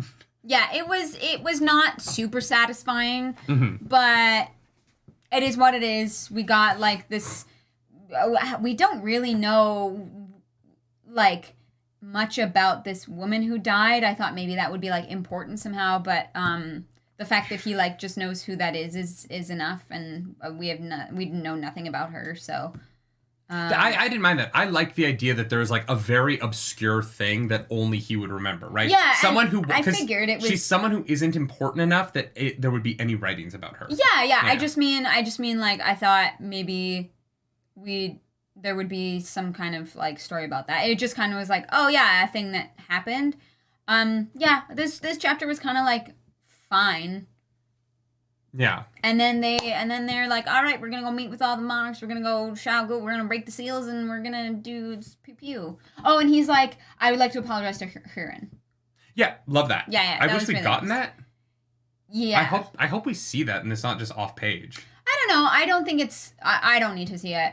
I would like to see that. That's that fair. honestly is the most interesting part of this scene to me. Mm-hmm. You know what I mean? Yeah. It's just, yeah, it's yeah, Joji, thank you for that super chat. Thank you for the super chat. ta'veren should be the anti-prophecy characters instead of individual incarnations of prophetic push. Tried to say it weeks ago in my word jumble chat. I agree with that. Okay, sure. I think that ta'verenness aligns too heavily with the prophecy at times in this series, so it just feels kind of like we're told that something is going to happen, and then it doesn't happen because of our characters' actions. It just happens because the universe needs it to. Yeah. And so I'm like, okay. And I kind of do that with this series a lot, where, like, big events happen, and I'm like, well, yeah, but, like, ta'veren. And, like, that is a little bit, I don't know, it's not my favorite. And this is, the buildup of the Borderlanders coming south has just been going on for so long. Mm-hmm. And this kind of felt a little bit like there wasn't really a great plan for how to get out of this plotline, so we just came up with something quick to end it in one chapter and be done with it. Yeah, I mean, yeah. And, like, the upside of that is it's fucking over, and this, like, why are the Borderlanders going south for no reason is over. Because I never liked it. It never really made any sense. Yeah. It kind of just touched the Elaine plot a little bit. Yeah. But at the same time, because of how much death happens because of this, I would have liked a better reasoning here. Yeah. Than just like, right now the Borderlands is fucked. There's another prophecy about the Dragon Reborn. And I'm like, yeah, but Rand has already satisfied so many prophecies about being the Dragon Reborn. And they're like, but he has to satisfy this one. I don't know why that means anything to them as opposed to the others. Yeah. It's just... Like, he's... Like, I have Calendor. Yeah. And so this chapter to me was just kind of like sweeping this plot line away rather than being something that I felt like elevated or... I guess in a little bit of a way, it does show Rand's change and, like, his ability to take those shots to the face really well. Yeah. I think that element of it is interesting. The Huron element of it is interesting. There are interesting elements to it. Yeah. I just think that, like, for the build up to this moment... Mm-hmm. It's a little bit kind of fine. Yeah, it wasn't my favorite moment, and that's okay. Yeah. Yeah. Yeah. It did what it needed to do, which is get us towards everyone being united to fight the last battle. Yeah. Nick Roach says, my thought was that if he didn't have veins of gold, then this would keep worse from happening. Yeah. Yeah, it would. But no, not really. Like, and this is another problem that I have with it, right? Rand also can touch the true source, so they would have thought that they would be able to kill Rand, and Rand would wipe out the entire Borderlander army. There's that, but also, if the Dragon Reborn isn't at the last battle, they lose. Yes. So, who gives a shit about this prophecy? Yeah. So Lews Therin can't remember this one moment, so we're going to kill him and go to the last battle without him, and then we'll still lose? Yeah. It's weird because it's not like it gives them another win condition. It's just them being like, we're gonna go die without him. Yeah. All right. Basically. Yeah. He didn't remember this random woman from a prophecy that might have been translated wrong. Maybe. Like, can you imagine they're just like reading the wrong language? And now, granted, we know in the Wheel of Time, languages and technology never adapt until a Ta'veren shows up, which is insane to me. But, like, they're putting so much stock into prophecy where they're like, but we'll just kill him before the last battle so that we still lose the last battle. Would lose, but maybe not as badly? I don't know. Yeah. I don't know. It didn't work great for me. But this gets into not understanding what the last battle is weird to me, right? Because these characters are like, well, we don't want you there if you don't remember this, because does that give them a better chance of winning the last battle? It doesn't seem like it does, right? Yeah, everything we know about all the prophecies says the Dragon Reborn has to be at the last battle, so yeah, it would just be a different way of losing, I guess. So then all of the people in the Borderlanders died on the off chance that they wanted to lose differently. Yeah, I don't know. Or maybe they're like, well, he must be a false dragon then, and then their belief is that the true dragon would actually appear. Even though, like, look at the fucking skies and the crops. It's like, it's last battle time. It would be really kind of bonkers for the actual dragon to show up, like, in that moment. Like, after, yeah. It seems too close, but yeah, it's fine. It's fine. Yeah, chapter 52. This wasn't my favorite. Yeah, that's fine. It's what it is. Boots and cats. Eldrom says the idea is that Rand pre-veins of gold at the last battle is worse than no Rand at all. How? But like, and that's the problem is we don't know how it's in what way? Because everyone's like, because the dark one just wins and everybody dies. Like I don't really. It's just kind of the assumption. It would just be functionally the same. Yeah. If the dark one's end goal is to just wipe everybody off the face of the earth. Yeah, but there's just no difference. Yeah, it's because it's not like, oh, you have this memory. Here is the item we've been keeping for this moment. It is literally just, okay, I guess we'll go back and fight now. If there was like, we can't reveal this piece of information to you until you have this memory because of this prophecy, it would be different. Because then they would be giving him something. Right? Then they would be participating in, like, this prophecy says that the Dragon Reborn cannot have this piece of information about the last battle until we are sure that he remembers this. Yeah. Then there's, like, an active thing that they are like, we are on a mission to bring the Lord Dragon this piece of information if he can fulfill this prophecy. Instead of, we're on a mission to go maybe kill the Lord Dragon if he doesn't remember this thing, because that way we can go to the last battle. Like, there's no upside. It's only this weird double negative. Yeah. Yeah. Didn't work for me, and that's okay. Not everyone's gonna be the best banger chapter, right? Yeah. I just because of the build up to this, I was just kind of like, okay, I don't know what your fucking plan was, but sure. Yeah. All right. Chapter 52 is boots. Boots and hose. What? Boats? I was seeing. Boat. Okay. Let me explain what just happened. I think I know what just happened. My brain went boots and cats. Boots and cats and boats and hose. Yes. Yeah. No, I got you. Boots and hose is actually Matt's perspective. Boots and hose. Finney says, I think Wheel of Time handles people's flawed reaction to prophecy in an interesting way. An entire island nation killed themselves when the Choden Call glowed because they fucked prophetical interpretation. But that wasn't interesting because we didn't know who those fucking people were. Yeah. They just, I disagree that is interesting. It is, no, I think it is interesting, but it doesn't mean anything and it doesn't matter. Then it's not interesting. Oh, that's... I would have liked to have known more, but I don't get to, and so the Amiyar just suddenly killing themselves off was the most, wah-wah kind of chapter. Yeah, and all the sea folk are freaking out, and I was like, I don't know what this means. And guess what? It never comes back. It is not relevant. Yeah. You wanna know who else isn't relevant? The entire sea folk nation. Don't worry about them. Oh my god. If they do they have a part to play in the land battle that is the last battle? We'll see. Oh my god. We get Elaine's point of view.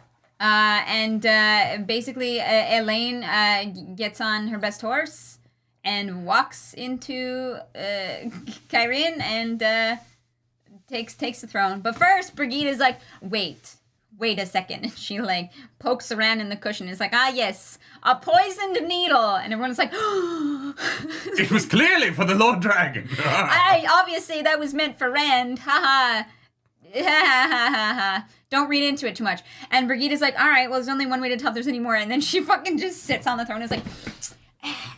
I want her to sit fully like Bo-Katan in The Mandalorian Season 3. Feet up. Yeah, it's like, this is not a very comfortable seat. You'd think that the seat would be more comfortable, but apparently not. Maddox says the Amayar was a big deal to RJ and he was confused why there wasn't a bigger reaction from readers when it happened. Yeah, it didn't mean anything. I was like, I don't know who these people are. Sucks to be them, I guess. No, but you remember there was that one sitting on the hill in that epilogue. Sure. Yeah. I think there's a lot of the way that people responded to The Wheel of Time that Robert Jordan was surprised at the reader response to. Yeah. You want to know an example of that? Graendal killing Asmodean. I think Robert Jordan thinks that matters, and it doesn't. It doesn't mean it. It means literally nothing. We'll get to that in the epilogue. We'll get there. But it literally it doesn't mean anything. It is just it's okay. I guess she did. Sure. If you say so. And I think that's what it is, right? I think that it's a lot of this series has a lot of sure, yeah, I guess that happened. Yeah, I guess that happened. And the Amayar are an example of that. They're okay, they killed themselves. They're all died. Oh wow, very sad. Who? Yeah, sorry, what was their name again? You know what I mean? Yeah. This series has a lot of moments where you're just like, sure. Yeah. I guess that town has ghosts. Yeah. Oh, that never comes back? Cool, I love that. Okay. Love that for us. There were ghosts in a town. This series feels like it is setting up locations for a sequel series. That when our Dungeons and Dragons game goes to So Harbor to fight the ghosts, people are gonna be like, I remember that from the books. Yeah. I would love that, actually. I'm doing when our Trolloc Wars series is gonna have a whole thing about the Amayar. And they're going to be so cool. And people are going to be like, I'm so glad that the Wheel of Time introduced this so that Nerdy Nightly's TTRPG could introduce them. I cannot wait. You know what? The whole thing is going to just take place with It's only sea folk. It is, my TTRPG is a ship-based TTRPG. Mm-hmm. Abria Iyengar is going to play the boat. Yeah. That is a joke for maybe 3 people. Yeah, I was like, yeah. Anyways, Elaine takes the throne after, Brigitte warms it up for her a little bit. It's great. It's a good time. And then is immediately like, all right, get your armies together. We're going to war, kids. Yeah, I'm not going to give you any time to plot. You're going to keep moving. Let's go. People are like, we need to do a coronation. She's like, no, we can do that later. No, feast after. Fuck that. Food later. Not important. Saddle up, kids. We're going to war. Yeah. And then we get Matt's point of view. And Matt's like, Tuan is Empress. Good for her. Trintron, you're my people. I'm happy for you. We cut over to Matt. Yeah. And Matt, oh my god, we haven't talked about the Tower of Ghenjei yet. No, we haven't. I know. Keep moving. This is gonna be the longest show we ever do. Okay, so basically Satel is like, yeah, Julian is asking to make sure that you're okay, and Matt's like, wow, she's kind of a bitch. I wonder why she's actually asking about my well-being. That's so strange. I almost feel bad about dyeing her mouth blue, but not really. And then he has this weird convoluted boots metaphor, and Satel's like, "That's really nice." The boots metaphor. Yeah, I like it too. I like it, but Satel's like, "That's a really nice metaphor," and Matt's like, "It's boots, you idiot." I think the one thing that's missing from the boots metaphor is the discussion of the weight of the number of boots. And sure. it is a conversation about privilege, right? But I think that it is a conversation that inevitably leads to the conversation of Steve Jobs' turtleneck. But it is that element of like, once you do have choice, right? I deliberately do not invest too much mental energy into what I'm wearing. You know what I mean? Must be nice. Occasionally I do. Occasionally I want to look good, but for the most part, I'm going to wear the same sweatpants and a t-shirt that feels comfortable that day. And I'm not going to worry too much about, like, do I look good on camera in these clothes? Because I think that you can spend a lot of... And to people that love that. Sure, yeah. But once you start to have more choice, things get more complicated. And that becomes a drain. And Matt's using clothing to discuss the weight of... I have an army I have to take care of. The list of decisions I have to make in order to be this noble is a responsibility I don't want. Yeah, I have a much harder time packing for trips now than I used to.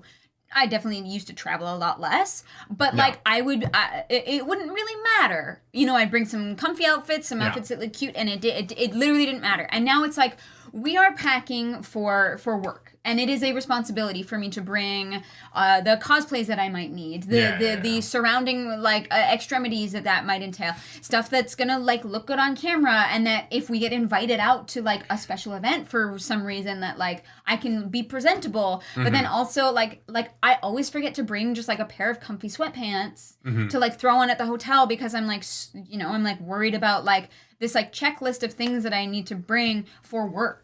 Yeah, right. Yeah. And like that's definitely been a big change for me. I never used to have such a hard time packing, and now it's like it's so stressful for me. And so I think that the metaphor works. I think that is it works where totally. He's getting at. Yeah.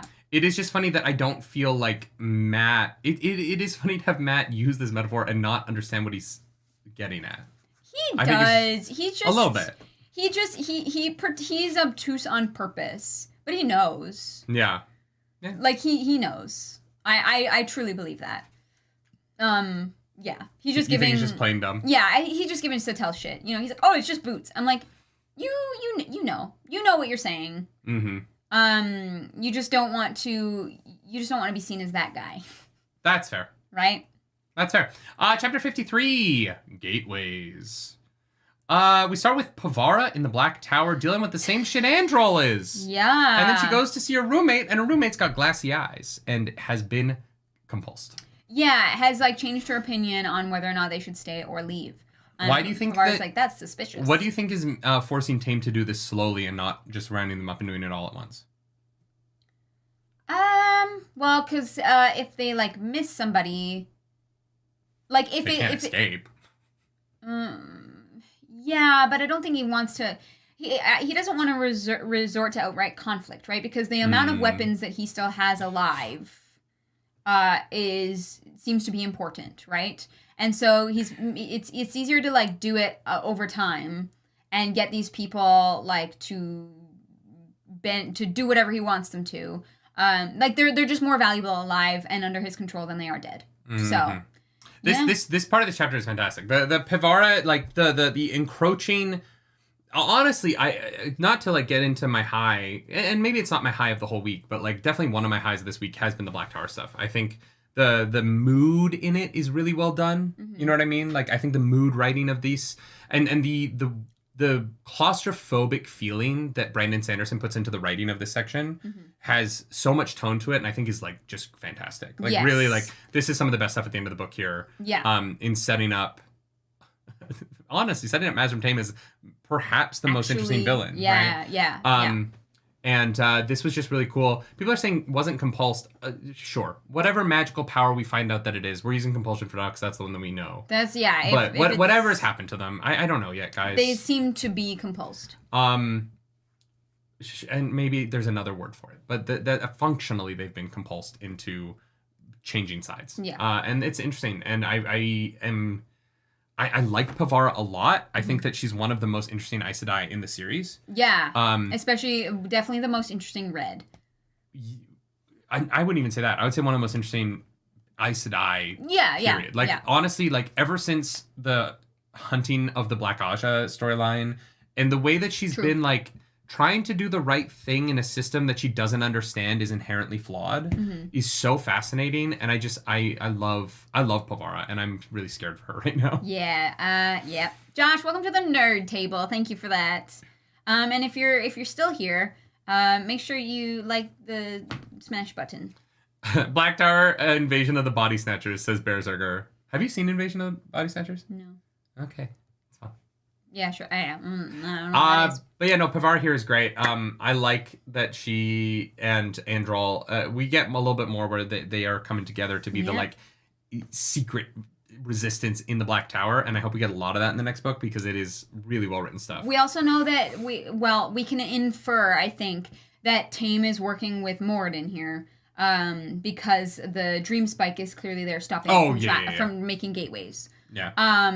And Perrin does say he's going to go check it out, which I'm like, good. Yeah. Perrin going to check it out, that's a good thing. Because Perrin knows how to destroy it. Exactly. Throw it into the fires of Mount Doom. But hopefully he tells people first. Perrin needs to start sharing some information. Yeah, that would Perrin be great. knows a lot. And Perrin and Rand need to talk. Absolutely. Like, more so than I think any other characters in this series, Perrin and Rand need to talk because Perrin has so much information Rand needs around the Dream Spike, around Assam Slayer, around a lot of things. Yeah. Yeah. Perrin has gone off and collected all the info Rand needs, and he needs to get back to Rand and tell him all that info. And I think he's going to, because now they're actually going to meet. So. I hope this Fields of Merit doesn't, like, fuck everything up. Yeah. We actually cut over to Perrin. He's the next POV. What? And Perrin has another chat with Matt, and it really makes me wish our main characters had spent more of the series together because it's so nice when they're together. They're so good. They're so freaking good. There is a frustrating element of this series where the characters are so good when they're together, but they're almost never together. I know. And even here, like, we get this, like, little conversation where I'm like, oh, wow, their bond is it's awesome. Matt immediately leaves, and I'm like, fuck! Yeah. And then Perrin goes to the Fields of Merilor. And is going to side with Rand. I appreciate Perrin not immediately telling Rand about Moiraine in case it's wrong. Yeah, I think Why that's get fair. someone's hope up? Yeah. You know what I mean? I think that is absolutely fair. This is one time when I'm like, don't communicate that. You're doing the right thing by being like, you know what? I'm going to wait until we have her back. Yes. Speaking of which, we cut over to Matt. They get a gateway to the Tower of Ghenjei. And they make a little triangle and a squiggly line. And it's like a tiny little hole. And they're like, oh, we have to draw it bigger. So they draw a bigger triangle with a squiggly hole. Yeah. And then we're in the tower. They draw the triangle with a brass knife. Important. Bronze. Bronze knife. Yeah. Yes. Be our words. Be aggressive. Be aggressive. And that's what they do. They get into the tower, and the Eelfins are like, yo, what the fuck are you doing here? And they're like, we're here to fucking get Moiraine back. Motherfucker, get out of my goddamn way. They start fighting. I started blasting. No. That's the... Well, no. Literally started blasting. Okay, Matt starts shooting people with fireworks. No, okay. But first, the Eelfin is like, why don't you leave your fire? And Tom's like, do, and the thing goes to sleep. And I was like, oh, that's a neat trick. And we realized that Tom probably only plays the worst songs to piss off the Eelfin. This is a song that never ends. So no one told you life was gonna be this way.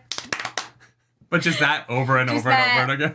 On the flute, specifically. If it hadn't been forgotten now, Joe, I've been married a long time ago. Where did you come from? Where did you go? Where did you come from? Got now, Joe. Ding, ding, ding, ding, ding, ding, ding, ding, I ding, wish ding. Tom had a fucking banjo. That would, like, actually bring me joy. They're playing the washboard. I love that Noel has, like, cymbals tied to his legs, and he's just trying to, like, cymbal along in time. Like, just imagine the little finger cymbals. Well, and I love Matt, or there's a point where, like, Noel plays the drums, and I was like, do. But I was like, that's not exactly, if you want, like, yakety sax. Yeah. That's such a funny idea.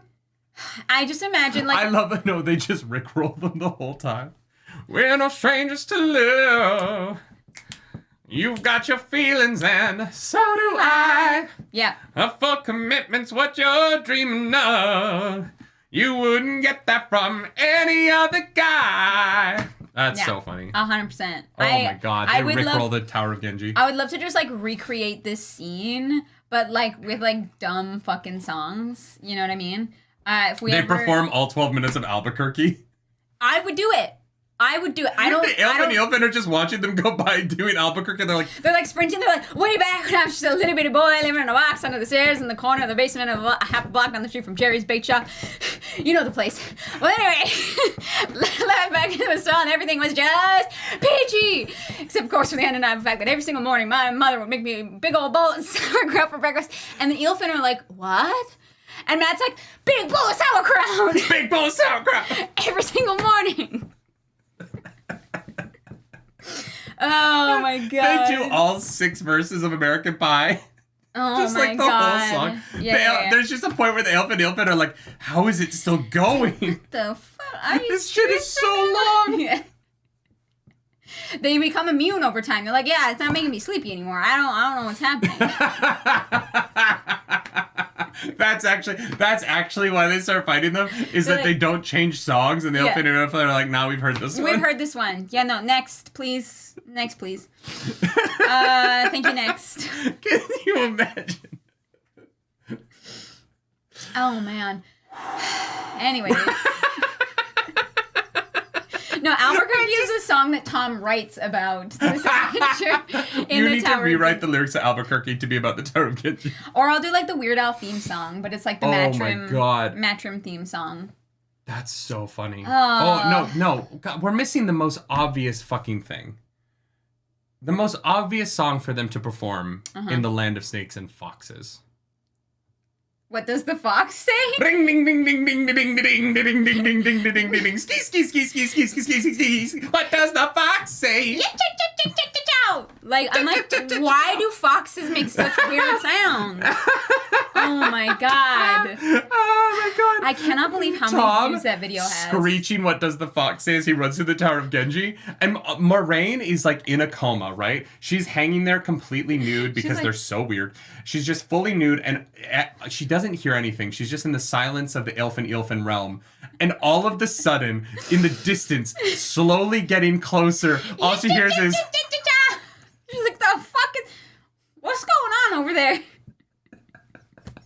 Oh my god. She's been asleep for a year, and the first noise she hears is Matt coughing.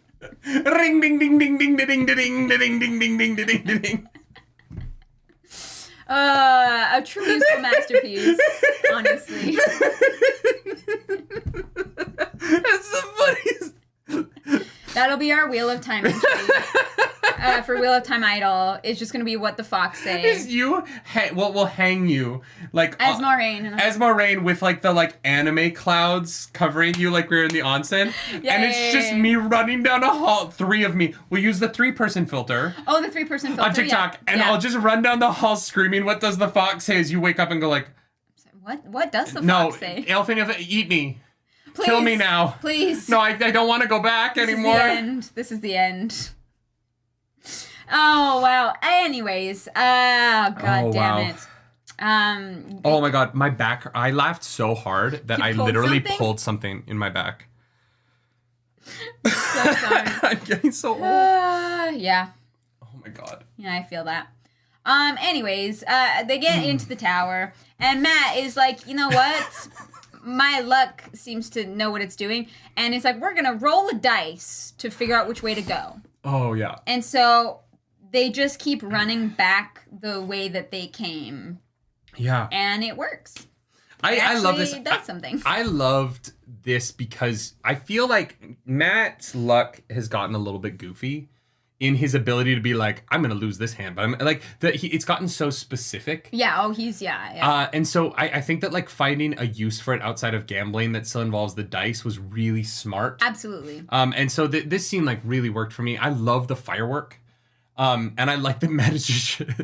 We said if you didn't like get to watch our audiobook reaction, I was like, this is the most American these books have ever felt, because you just have this like white guy running around the tower shooting fireworks at people. The very 4th of July. Yes. While Noel plays the cymbals and Tom is like playing the fucking banjo.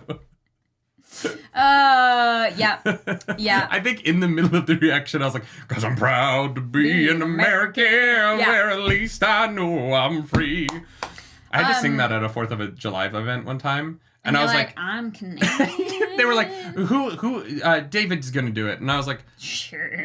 I was the only cultural appropriation. I was the only Canadian there. Oh my God. They're like, you're the most like country music. I love that Noel is like, this dice thing is stupid because the odds are. Why are you guys posting Cars for Kids in the chat? Cars for Kids. Oh. Have you heard that song? You only because you've sent. 1877 Cars for Kids. Yeah. KARS Cars for Kids. Yeah, hate it.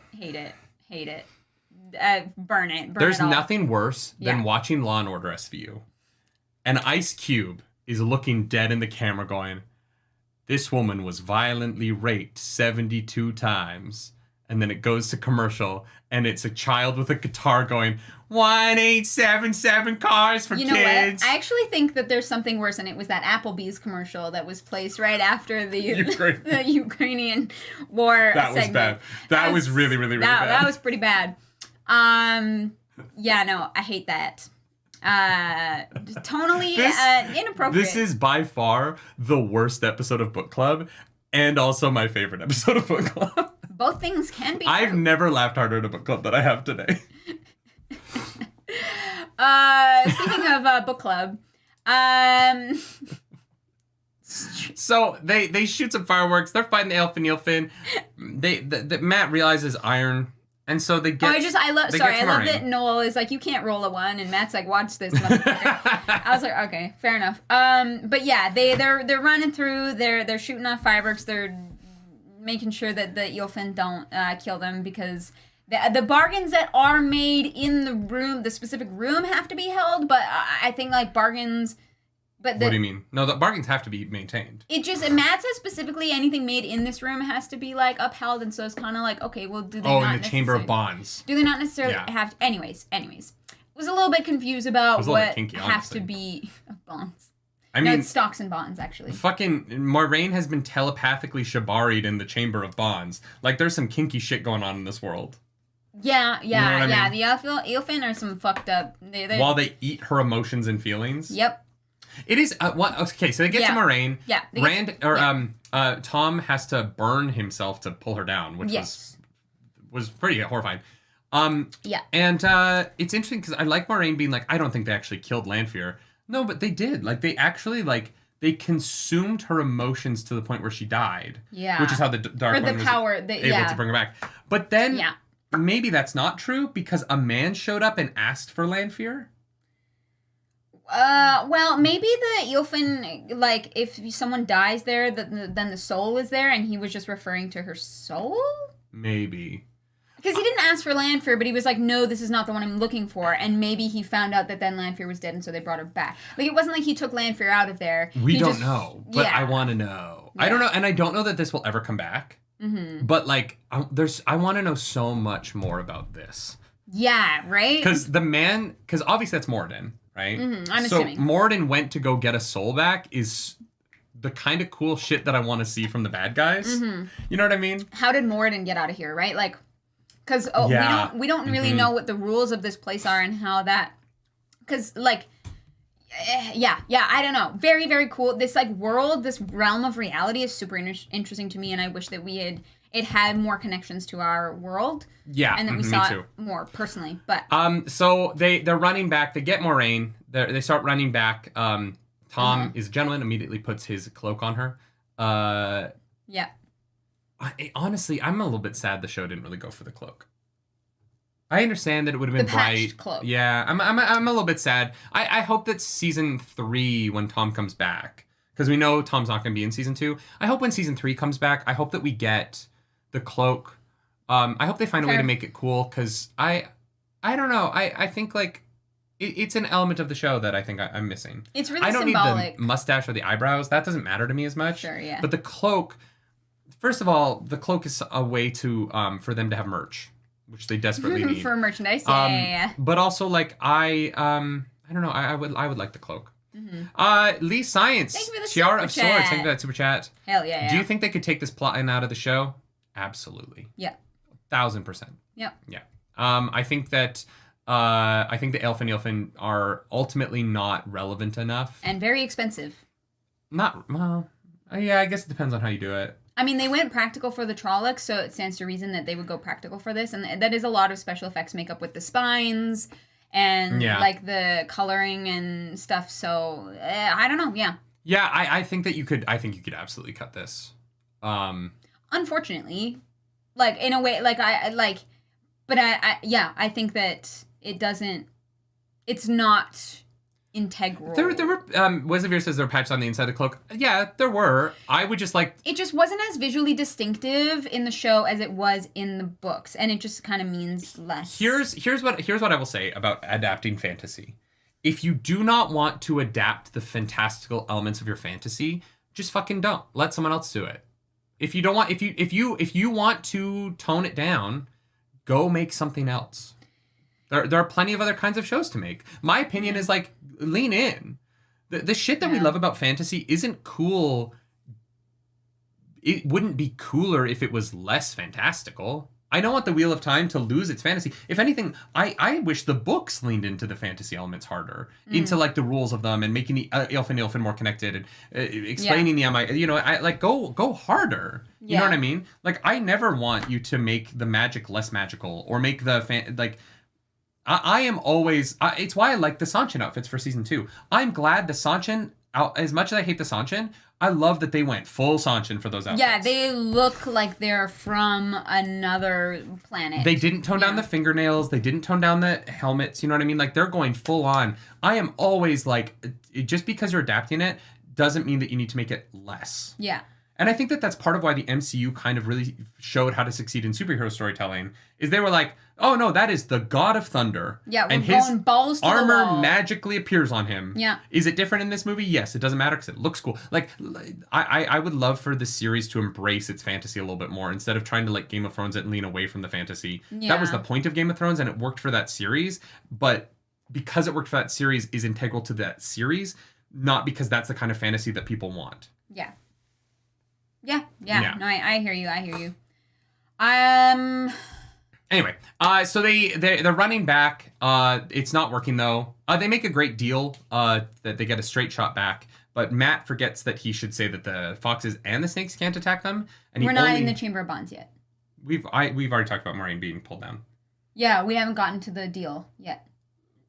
Sorry, that is the next chapter. You're the one that's like, 54. We need to move on. And I'm trying to keep going. And as I'm talking about, you're just like... So we get to the next chapter. Sorry, chapter 54.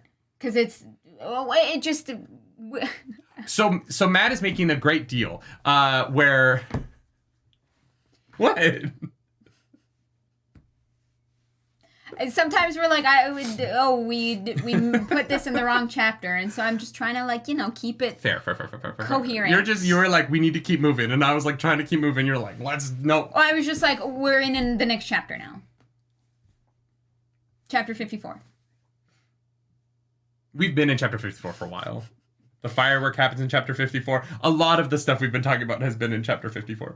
Oh, well, I think we're actually in chapter 55 right now. No, we're in chapter 54. No. So. Chapter 54. Jesus fucking Christ. Why are we so bad at this? Terrible. Why does anyone watch this fucking Worst show? Worst reactors ever. So they get to the Chamber of Bonds, and there's like, it's like an 8-pointed star with like pedestals, and there's like, the Ylfin like appear on the pedestals, and they're like, hey, son of battles, and he's like, what the fuck is that supposed to mean? And they're like, what? Do they fight before or after they make? It has to be before the deal that they make. Why are you looking at me like that? Like what? I'm just looking at you. Oh. Do they? You're asking me a question, but I don't know. The fighting. They like fight. That's like, is that before they get to the Chamber of Bonds or is that in the Chamber of Bonds room before they make the deal? They're kind of fighting the whole time. And then the fighting like ebbs and flows. Because they shoot the night flowers at them before the Chamber of Bonds. Yeah.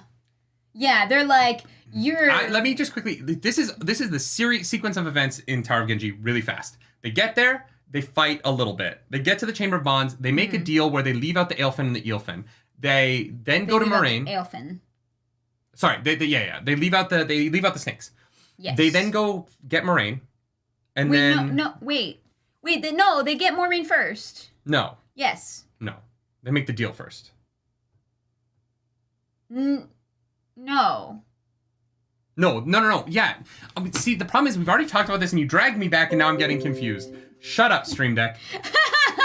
Okay. Leave us alone. They get Moraine. Yeah, but we were. Oh my god, we were in the right place, and then you like threw it all off. They have Moraine and they make the deal. I was right. I was right the first time. I never said you were wrong. I just said we were in the next chapter. Oh my god, this is a mess. they make a deal, and the thing that Matt has to give up is half the light of the world. To which I went, oh, it's his eye. You were not surprised at all, yeah. And then they steal his eye, and now Matt is even cooler than he was before. Yeah. But he's still married to the worst character in the series. Yeah, I really appreciated, honestly, that this chapter kind of called back to the previous time that Matt was here, because I was like, I do not fucking remember anything. Yeah, they really helped by reminding you what happened. Helped me 10 books ago. A lot. They helped me a lot, because I was like, I actually, like, do not remember the details about when Matt was here the first time. So thank you for the noobs like me, so I wasn't totally lost. But I think that it gets on to what someone had said earlier in this book club, in our chat, was that there's an element of this book that is weaker because it ends storylines that have been dangling for so long. Yeah. And this is one of them where, like, this might have worked better for me a little bit if it had happened when I remembered what happened the first time. Yeah. And I think that, like, you might not feel that as much if you had been going through when these books were coming out and kind of, like, rereading up into the new book constantly. Yes. But I do think that, like, the Aelfin stuff is so spread out and that it kind of feels sporadic in the series. Mm-hmm. But I agree with you. I'm glad they reminded you a lot about what happened last time. Thank you for that. So that I was like, oh fuck, this felt good. Yeah. Rantal Moore says Matt's transformation into the Odin mythos continues. What, the ravens weren't enough for you? Thank you for that super chat. There is no Wednesday in the Wheel of Time, though. Yeah, they have 10 days of the week. Yeah. It's very different. Very different. Very different. Rantal Moore brings up that they must fill those holes. We'll get to that. We'll get to that. I just want to fill the holes. Tara, thank you for the super chat. Here's $5. Bless your heart. Still get it together eventually. Probably not. Maybe for the next book series. Don't know about that, but we'll see. We'll see. Maybe the next book series will have slightly fewer characters, so we will be able to remember who they fucking are. Yeah. Okay.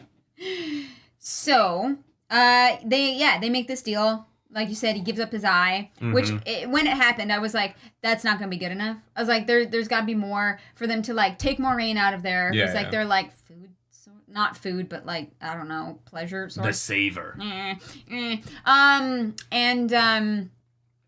was like, yeah, definitely not going to be enough. And it's not. But yeah, and so they start to run. Yeah, there's like a straight way because he was like, I want one way out of here, one way out, and it's just down this very long hallway. But Noel can't swim. So yep. So they're running. You Eelfin can't attack us. But you know who can? The snakes. And so suddenly they have to turn, and then they're running and they're turning, and Noel is like, you know what? Let me go down to save you. And I'm not gonna lie. I think that Noel's sacrifice would have worked more for me if it wasn't just that Matt needed to remember. Like, if they had to get to a specific room for the Ashandarai to work, then I think this would have worked better for me. But Noel's sacrifice really is kind of undercut for me by the fact that Matt just didn't think about the answer yet. Yeah. You know? Yeah. His heroic sacrifice is so that Matt had enough time to realize that he had the key the whole time and that it was all unnecessary. Oopsie. Yeah. oopsie, didn't think fast enough. Yeah. I also think it would have worked better for me if this had tied into, if Oliver had solved it and Matt just hadn't put the pieces together. Yeah. There's a couple of things in here where like Noel just kind of dies, and the whole time you're like, Noel's not getting out of here alive. Yeah. Like, I was like, there's no way that Matt's eye and a little bit of like his, I don't know, Taviran juice is going to be enough. Sean says also if Noel had done more as a character so that it felt like a sacrifice, 1,000%. Yeah, and also he's like, tell him Jane Farstrider died a clean death or whatever. And I was like, yeah, the biggest, like, not reveal in the world. Like, of course he's fucking Jane Farstrider. I don't know if that was supposed to be obvious. I think it was. This definitely felt like it was supposed to be a bigger thing than I think it ultimately ends up being. It was just kind of like, I don't know, like the end of an era kind of thing. I don't know. Yeah. Astron Amy says, I actually like the heartbreak of knowing they could have saved Noel. I think that's that it will affect Matt more because of that. Yeah, I think if the chapter wasn't called The One Left Behind, I was like, that would have worked. I think foreshadowing. I think it's also just the chapter title is literally The One Left Behind. So like, okay. Yeah, there's no surprise in it. At all. Which is, sorry, we're in chapter 55. There we go. There already wasn't surprise in it because, like, I knew Noel wasn't getting out of there. Yeah. But, like, it's like in 1999 when we all went into the Phantom Menace knowing that the fucking song in the book was at Qui-Gon's funeral. It's not called at Qui-Gon's funeral. It's called Qui-Gon's Remembrance. Fuck, what's this? I can't remember what the song was called. But, like, the soundtrack was like, Qui-Gon fucking dies in this. Spoilers, yeah. You know what I mean? It's like opening the chapter being The One Left Behind. I was like, oh, I guess Noel doesn't fucking make it. Like, yeah. There's just... So, for it to be those things, and for it to not be that, like, there's no, like... It's lessened a little bit. I agree. I was like, oh, I know what's gonna happen here. James Smith, welcome back to the nerd table. Matt needed time to go backwards due to his luck. His luck brought him to a portal room. But I don't think the Ashandarai only works in a portal room. The way that it made it seem, it was that, like, Matt could have just kind of cut a doorway at any time. Like, I didn't think that there was a difference between the rooms. Like, it just kind of seemed that he had the key to get out of the tower. Mm-hmm. And maybe it is room specific, but that wasn't how it felt to me. Mm-hmm. So, I don't know. Eric Wood says, never felt like it was supposed to be a surprise. Always felt like it was the heartbreak of redemption. But redemption for what? Redemption for what? Like, Jane Farstrider didn't seem like a bad, like, person. It was just kind of like an adventurer. Well, and that gets into the whole, like, tell him Malcurie I died clean thing. And I was like, why? I don't get that. What did you do wrong? Yeah, what happened? Unless there's an element where, like, there's a Jane Farstrider story that missed, is maybe? in the books that we missed. Yeah, maybe. I would have loved it if Jane Farstrider was a book about, if this whole time they'd set up that, like, Jane Farstrider was this book about this hero that, like... Who became a villain or something? That is remembered for being a coward or something. Mm-hmm. That there's some element of it that Jane, that I understood what the redemption was for. Yeah, I'm not sure. Because the Jane Farstrider stories just kind of are, like, in the background of Look, Waffle things. says, I think it's discussed in book 1 what Jane did. Book 1? Fuck. We missed the backstory because we are Jane nearsighted. That makes sense. Yeah, okay. Yeah. I don't know. I think that I think that there's kind of like a few other things at the end of this book. This just kind of felt like it was like too far away. Too quick. There wasn't enough put into this. Same with the prophecy with the Borderlanders. Like, it's just a little underbaked.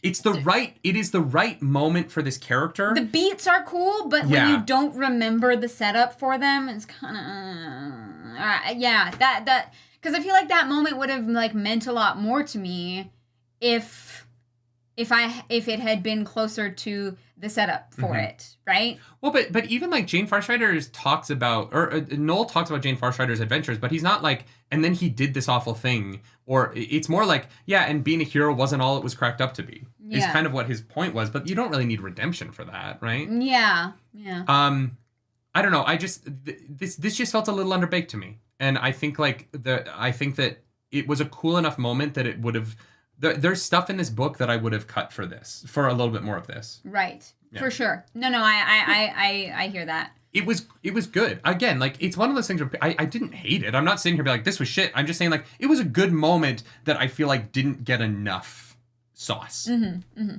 Yeah. That's all. Yeah, it was cool. That's fair enough. But Matt remembers that and he finally puts together that his thing's a key, shoves it into the wall, and Moraine is back on Earth. Back on Earth. Mm-hmm.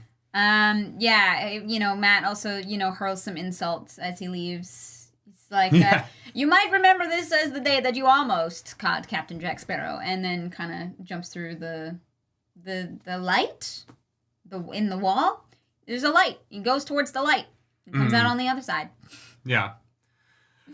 Kyle Franson says Brandon Sanderson was supposed to wrap up the series in one book. He had to write 3. He could have done 5. I agree with that. Yeah. I honestly, I think that, and I think that that's what it is that the Towers of Midnight suffers a little bit as a book from having to get this, and I think that the same thing's going to happen to Game of Thrones, right? I think that Game of Thrones is in the same position where getting out of the Myronese knot is going to make the next Game of Thrones book that comes out a little bit rough. Yeah. In order to get the series to a point where it can end.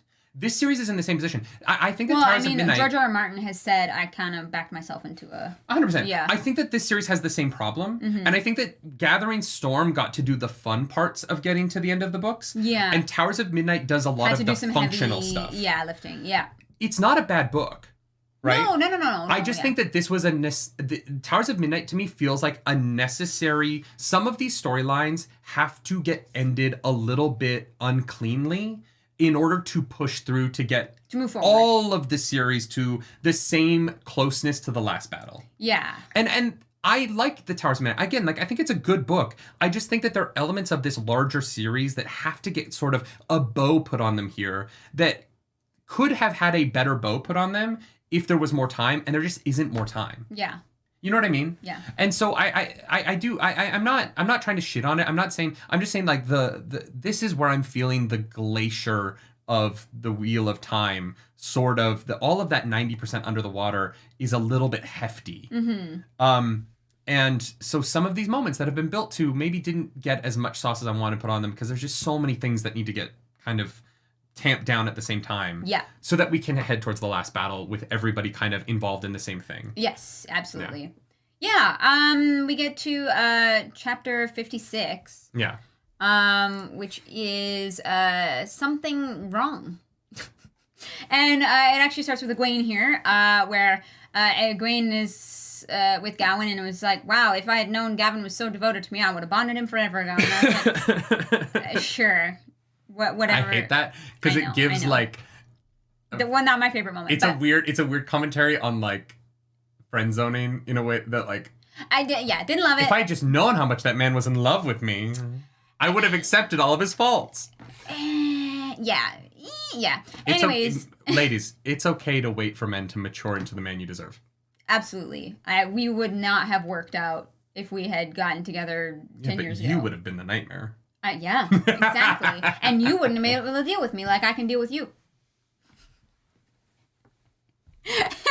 Fair. That's a 1-2. Got him. I lost that round. It's okay. I still love you. I love you too. Anyways, they're like, oh, the White Cloaks are with Perrin. And as they're walking up, Gawain sees Morgase. Is this shit right here? This is what this is what you guys should have paid for me to react to. I had a bigger reaction to this moment than I think anything else in this book. Because I was like, literally with the book, I was like, see, Gawain, you fucking idiot, she's not even dead. You made your whole personality around a rumor that you heard one time, you fucking moron. Yeah. No, but seriously though, this was great. Beautiful. And so much maturity on Egwene's point to be like, leave that alone for a minute. Because this chapter starts with her being like, I bonded Gawain, and now he does what I fucking want because he has to, because I'm the more powerful person in this relationship. Yeah. And then this point of view ends with her being like, and I also know how to make space for his needs. Yes. This was great Egwene shit. Like, truly, truly wonderful Egwene shit. Yeah. Loved it. Yeah. Loved it. She is bringing so much respect into the relationship while also making so many demands of him, and it's like gonna work because of that. Yeah. 1,000%. We love seeing these Pika Grain moments. Then we get Andral again. All right, and they're trying to make gateways, and they're like, "Oh shit, we cannot escape." Yeah. This is very bad. Mizar is it's a mind different spike. Person? Question mark. Very confusing. He's hanging out with the bad boys. This is not going in our favor. He's either been compulsed or something else. I don't know. But yeah, they go to see Pavara because he's like, I need allies. Yeah. Let's work together.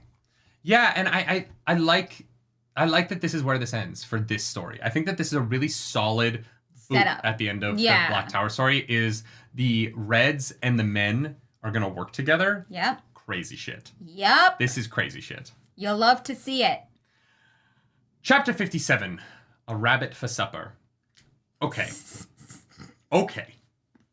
This is not my favorite way to end a book. This was so funny, dude. I cackled. I was like, what the fuck? Anyways. I think that in my ongoing year-and-a-half long diatribe about how this series needs better consequences and more tension, the cop-out of Moiraine is back but less powerful, except that she has a bracelet so she's actually more powerful, is a little weak. You know what I mean? Yeah. It's a little weak. Yeah. And that and like it leads to a very cute moment with Tom that I do love. Yes. But in terms for their of relationship, yes. Showing that this world has consequences for our main character's actions, her being like, oh, I can barely channel like I used to, except that I have this BDSM bracelet that makes me even more powerful than I was before. And you're like, well, okay. Sure. Yeah. I guess. It is totally a BDSM bracelet. Can you 3D print It's a me man that? fucking like... Can you 3D print me one of those? I guess. Thank you. Appreciate it. I know. Actually, I can't. No? I don't know how to design shit. That's fair. I just buy things off the internet. There might be a file for that. If you find me a file, I will print it for you. But also, like, does it clasp? Anyway. Colonel Sanders actually said that you predicted the Warder thing in Book Club 2. Yeah, it was the most, like, obvious thing in the world. No, what? Yeah. No, what? Shut up. You're a liar. I always knew Tom was going to be a warder. You're a liar. What do you mean? There's video evidence of it. No, I know. And audio. Like, we did a show where I said that. I know. Yeah, I would not have... Wasn't on my mind. I didn't know that it was going to be... I think at the time I thought it was Moiraine. I think that in the middle there I would have said, like, Elaine for a while. Oh. I thought that, like, there was a time where I was, like, the flirting... But no, Tom becoming a warder really made a lot of sense to me. Yeah. It makes sense, but I just, like, you crushed it. You crushed it. And it makes sense. The reason it makes sense is because of his journey and relationship with the One Power in the Aes Sedai, right? Well, having this thing that happened to him that's terrible, and, like, moving past it and growing as a person, and, like, not coming, like, full circle, but, like, not allowing that to dictate the rest of his life, I think is really cool. Yeah, I guess to Gawain. Gawain, yeah. Okay, I think that it was his... It's the, like, narrative thing of, like, I don't trust these women. Yeah. All of the men who don't trust these women, but aren't White Cloaks, have all become warders. Except Matt. But Matt married Tuan. Yeah. But, like, that it is the, like, I don't trust these women, I'm going to defend them with my life pipeline. Yeah. And Tom was the first. And, yeah, it just made sense. I didn't think he was going to fall in love with Moiraine. But I always thought Tom was going to become a warder. Yeah. But I also think that, like, almost at this point, I think everyone's going to get warded up. Well, yeah, and they say, like, you know, like, the physical benefits of everyone going into the last battle and having some extra oomph behind their punches, going to be super useful. If I was a green, I'd be going down the line of the Band of the Red Hand, being like, you, I wonder if orgy time, hey! I wonder if there's a limit. No, like, I'm actually, like, curious. Like, there are no limits. How many different bundles in your brain could you handle before you went mad? The only limits in the Wheel of Time are on the bad guys. Fair. Good guys, no limits. Impossible powers. We learned some really cool things about the Eilfin, which is one of the things that I was... that made me really wish that we had more of them in the series. The thing about them, like, feeding but not really feeding is just that they enjoy, like, powerful emotions, and then, like, the Taviran is, like, stronger, and then same with, like, the One Power, and that they're slowly draining her. It's super interesting if the Eilfin come back, or it doesn't. It's kind of interesting and it doesn't matter. Yeah.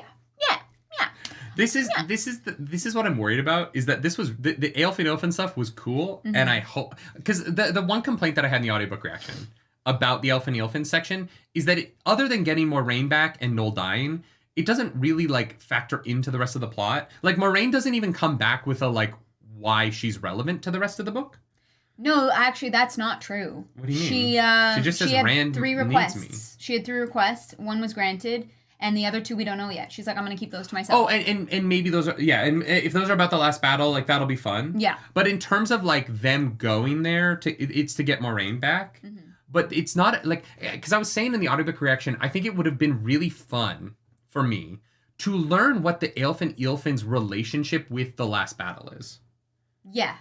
Because what does it mean to them if the Dark One wins or loses? Does it impact them at all? How are they connected to this world? Because they're on another planet, but they're clearly tied to the wheel. And that planet, or realm, or whatever it is, Matt's luck works there. So his Ta'Veren-ness, his connection to the pattern, still functions there. And so there is some element of what he does that still has power there. Mm-hmm. And even if the answer was they don't care either way, it doesn't change anything for them, that's fine. Yeah, I just would have liked to have had some relationship through the pattern to what the Dark One's plan is. Yeah.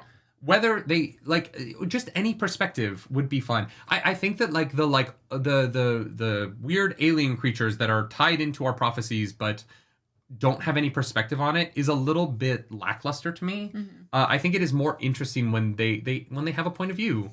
And I wish we'd gotten a little bit of that instead of them just being sort of base and predatory. Yeah, sure. That's fair. I wish that... Yeah, I wish we had a little bit more information there. Mm-hmm. It is what it is, because I don't think it is going to matter, but I wish that it was connected and did matter. You know, I just wish that it came up at all. I just wish, like, what the Dark One is doing, any of it mattered. Mm-hmm. And, like, because they clearly have a perspective on it, because the Dark One, the man show, Morden was there. Wait. Maybe the weird pointy teeth Aiel are, either branch off or like hybrid or something of the Aelfin. Oh, I think they're just reincarnated teeth. Oh, you think so? Yeah. Just the pointed teeth. The Aelfin have that as well, and so I was like, maybe because the snakes look almost like humans except for like the eyes and the mouths and the kind of the way that they move. But the person does say that they do move like an Aiel and they kind of glide. So maybe it is the snakes. If they're on the Dark One side, if they come back in that way, so cool. Right? Yeah. Like, it's not that I want them to be good guys. Uh-huh. I just want to know what their perspective is. And I agree. And that's it. For sure. It's the same reason why the Amayar don't work for me. Yeah. I just want to know what, like, I don't know what the point of view is. Yeah. Melinda, thank you for that super chat. 1 vote for nerdy. Let's go. I'm an hour or so behind. Don't worry. This might be a 4-hour show. Because it's time to talk about the longest chapter we read this week, the epilogue. Yeah. Maureen finds out that Rand's cleanse the taint. Yay, awesome. And then Matt accidentally kills a rabbit by throwing his knife behind him. No, wait. We can't skip over the best part of this fucking chapter. What is it? Matt's like, I married the Empress of the Seanchan accidentally. And Tuan and Maureen is sitting there like, how do you It's great. And then it's like, hey, Tom, let's get married. And Matt's like, what? She's like, yeah, you fucking idiot, we're in love. And he's like, how did I not know? Yeah, and she's like, I will give up my I'll give up the one power for you, which I thought was like, and he's like, no, that's dumb. We're about to go fight like a war against no, that's dumb. Don't evil. do that. Don't do that. Wait, where is this? This is the funniest shit in the world. No, I want to read the exact interaction between Matt and Moiraine. Uh-huh. About Tuan? Yeah, it's the funniest. I literally, like, cackled at it. It's a good moment. But yeah, Matt's like, you know what? Luck works best when you can't really see anyways. So I guess maybe his luck is going to be better now that he doesn't have an eye. Matt's been too busy to keep track. He's been spending his time marrying the Empress of the Seanchan. Moiraine blinked in surprise. You did what? It was an accident, Matt said lamely. Matt said lamely, hunching down. You accidentally married the Seanchan Empress? They've got some odd customs. Strange folk. Ta'Veren. Ta'Veren. That's literally And so Matt's like, I'm going to let them canoodle and, have sex. Matt should marry them as a noble. But he goes and he kills a rabbit and finds a cooking pot. I love that for him. And then we get to the epilogue, which has a lot of shit in it. So, buckle up, kids. We're at 3 hours and 10 minutes, and 3 hours and 13 minutes, we're nowhere near done. Let's fucking go. All right, so we get Graendal's point of view, and Graendal is like, wow, how the fuck did Perrin escape my trap? To Viren. She's like, I'm gonna go through a portal stone. Maybe they won't be able to find me there. Yeah, because she's like, I'm running. She's fully running from the Dark One. Yeah. She's like, I was running from the Dark One. I was gonna set up some strings around Tuan. Gonna have to abandon that. Get the fuck out of there. And Shadar Haran shows up and is like, you killed 3 Forsaken, so time to All right. die? 3 Forsaken. Who are they? Masana. Mm-hmm. Irongar. And Asmodean. I don't know who else it would be. No, but we have to talk about this. I know the show's been long. I don't like it. If this is true, if Graendal killed Asmodean, first of all, why? Why? Second of all, why tell us right before you kill Graendal?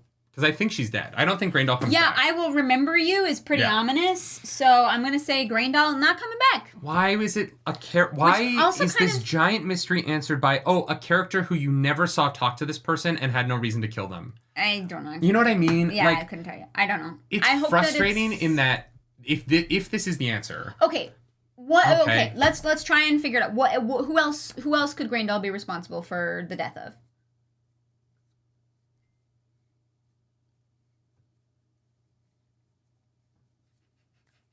I don't know. I don't know.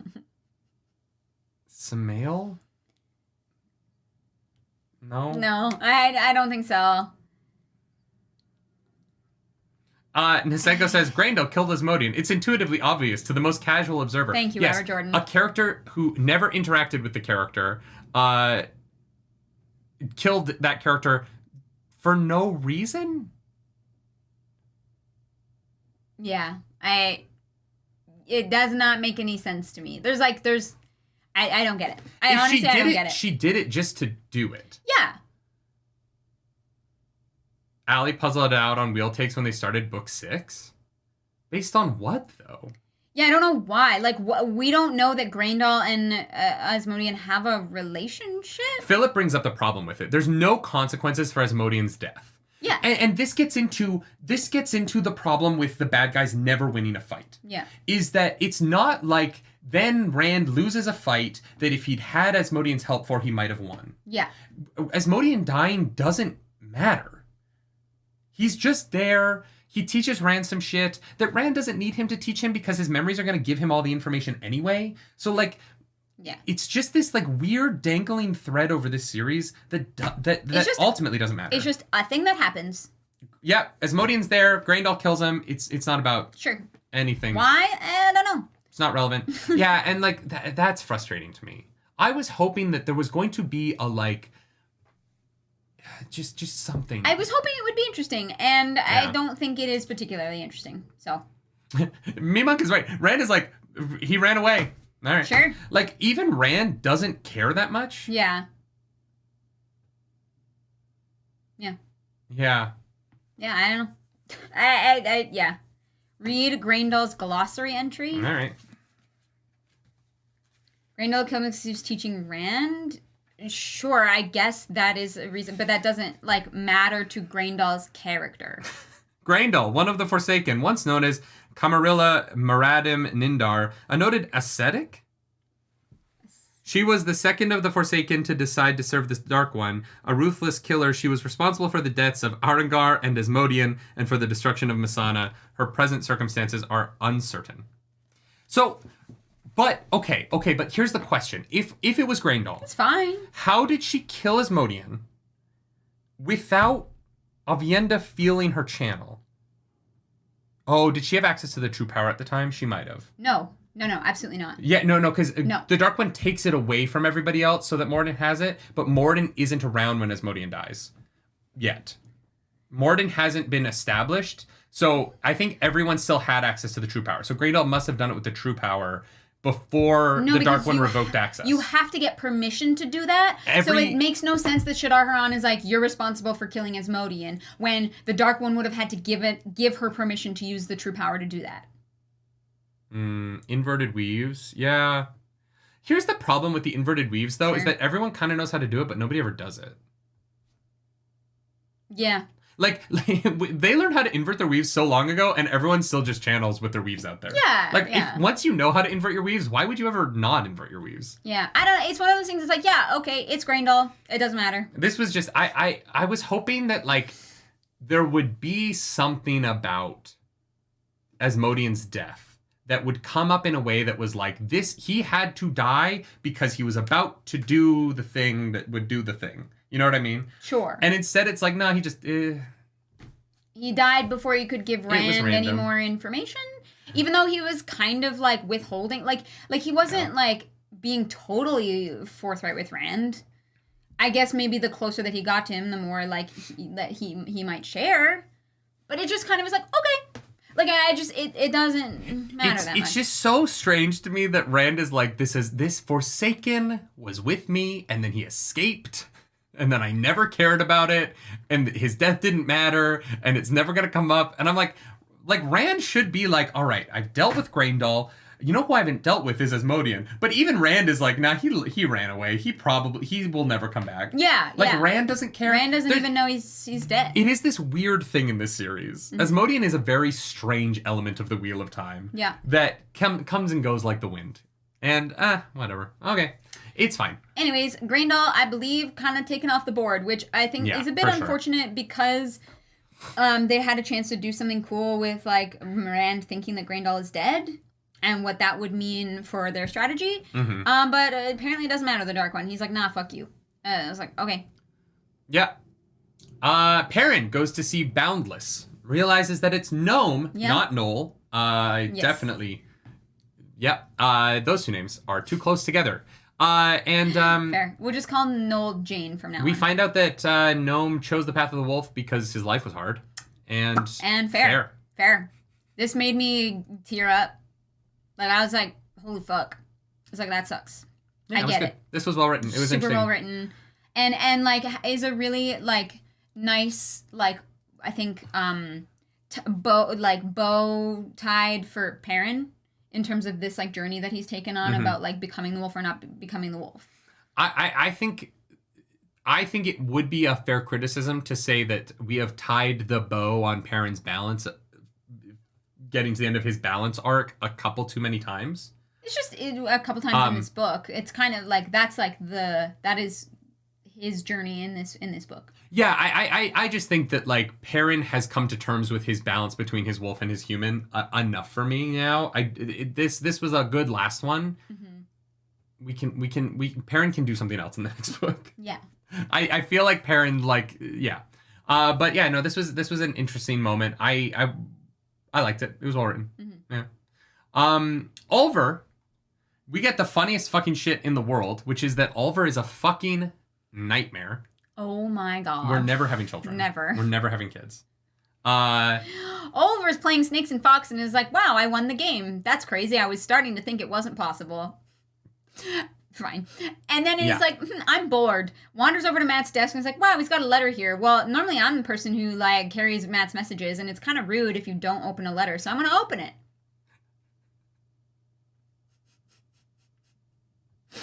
Yeah. It's too late anyways now. Varen's letter's like, hey, I'm dead if you're opening this. I knew your curiosity couldn't help yourself. And she's like, yeah, it'll be a couple days and then you'll open it. Well, Varen was wrong. Varen forgot that Matt absolutely hates Aes Sedai and having any connection or ties to them. Yeah. You forgot that part, Varen. It's fine. I forgive you. But there was, like, I never would have expected Matt to open this letter. Mm-hmm. I think it would have gone unopened, to be honest. Yeah, and, like, Varen, over. Like, literally all of Caemlyn burns because Varen thought that Matt would want to do what she says. Yeah. Varen, what the, like, you've spent too much time with Matt to fuck up this bad. And this is one where I do not blame Matt. I blame Varen. Varen fucked this up. Well, and also, why didn't Varen tell this to Egwene before she died?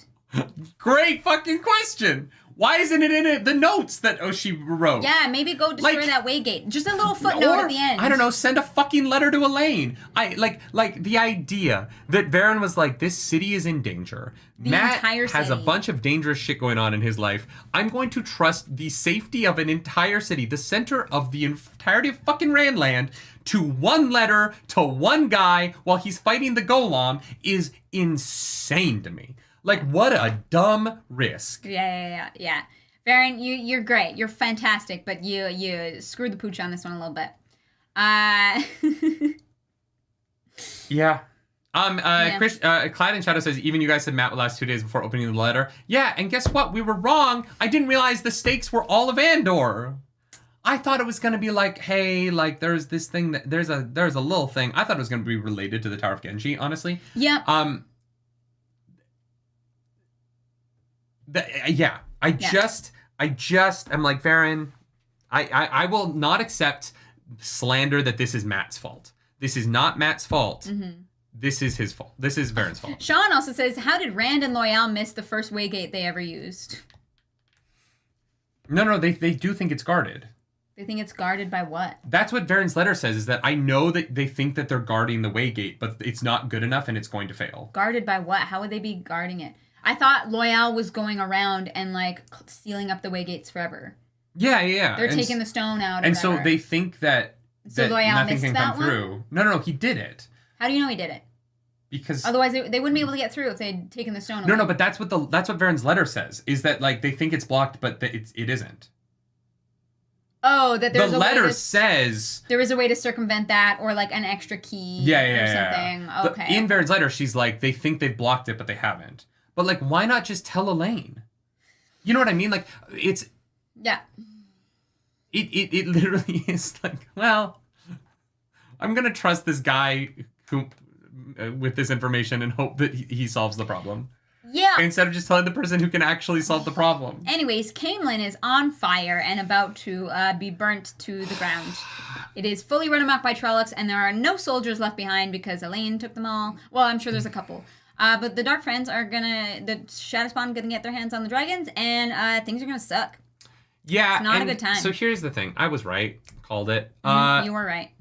And people are frustrated with me in the audiobook reaction, and I think that that's fair. Honestly, I get it. I've been harping on something a lot in this series, which is that the villains are not very threatening to me, and that makes the stakes of the series feel non-existent to me. Mm-hmm. And so I'm just going to quickly reiterate what I said in the audiobook reaction. We're not going to harp on it for too long. I've said my piece. But when I said that I wanted Andor to fall, I wanted our heroes to be there so that they lost, so that when they fight the last battle, it felt more like the other side had a fighting chance. Mm-hmm. And so when we get here, and the reason Andor falls is because our heroes just aren't there, and that Andor falls in the absentia of our heroes, that doesn't set up the Dark One's forces as a threat to me. And so there's no tension going into the final book. I think there's a lot of very interesting stuff that I want to read and I'm very excited to know about. I want to get to the end of the story because the story is interesting and I like the characters a lot.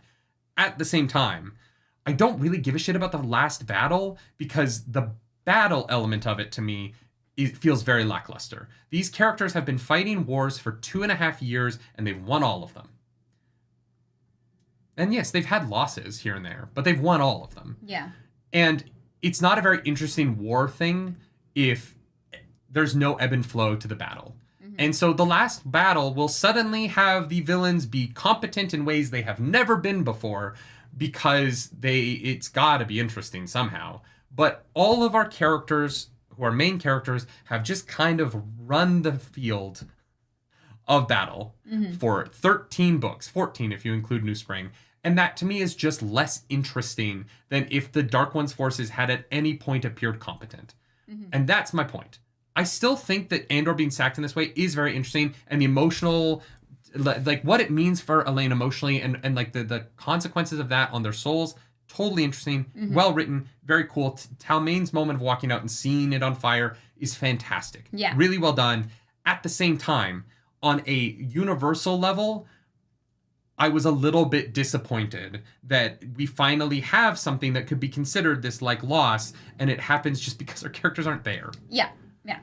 And I want to, if you're going to tell me that we're going to have a big last battle, I want to go into it feeling like both sides have a chance. Mm-hmm. You know what I mean? I want to at least I know the good guys are going to win. You know what I mean? But like, because it's a book. I'm like terrified for the consequences of like the Black Tower and Tame's like minions and like the destruction that they can. Super scary. Like that they can wreak. But yeah, we haven't seen that. That's not, you know what I mean? Not something like, that we've witnessed. Yeah. And I think that there are ways for the last battle to get interesting. Mm-hmm. But right now, Rand versus Demandred, why would Rand lose that? What has Demandred ever done to make me think that he's a good fighter? Nothing. We don't know. Rand versus Morden, Rand's kicked his ass 3 times. Mm-hmm. You know what I mean? Rand versus Mazrim Tame maybe is going to be interesting. I don't know. But Rand has 450 years of knowledge. You know what I mean? Like, Rand is so overpowered at the moment. Yeah. You don't think Tame is Demandred, right? You think Tame is working for Demandred? I do not think Tame is Demandred. I think he is. Yeah. I think he is. And here's my reasoning behind why I think he is. Because Lews Therin was so, like, feral to destroy Tame whenever he saw him. And, like, he has this ability to, like, look at people and know who their soul is, mm-hmm. even if they have a different body. It happens with Lanfear right after this, right? He's like, I recognize the soul of this person. I think, like, Rand is going to see Tame for the first time after all of this and be like, that is Demandred. Like, he's going to, like... like he's going to see it in the eyes. Yeah. He is going to know. He's going to have... He kind of has this, like, extra superpower that he gets mm-hmm. From being 400, 500 years old or whatever it is. Sure. But I think that Tame is Demandred. I just think that, like, this series has done such a disservice to itself, in my opinion. Because of the villains? By not letting the wars feel like wars. Mm-hmm. And what's so interesting to me is that Robert Jordan's perspective on war as an American fighting in Vietnam has... I think about it a lot, right, in relation to the series, because it feels like the good guys in this series are America. The overpowering... America never loses. And we kind of lost... Like, Vietnam's a very complicated war, right, for sure. a lot of reasons. But instead of the Rand and his people feeling like the Viet Cong, the like guerrilla people fighting for their own country, mm-hmm. Rand and his people feel like the Americans. Yeah. They're swinging the bigger stick. They've got the wiping out hundreds of thousands of Trollocs, right? Yeah. And so you have this weird element of this series where like they're going to go fight the Dark One against enemies who have just never really posed a threat to them unless they're just not present. Mm-hmm. Like the Trollocs are currently taking over the Borderlanders because there's no one there to fight them. Yep. You know what I mean? Like the Borderlanders literally left. And so, yeah, of course the Trollocs are winning. There's no one there. Yeah. Yes, of course the Trollocs are winning in Andor. There's no one there to fight them. And this series has just...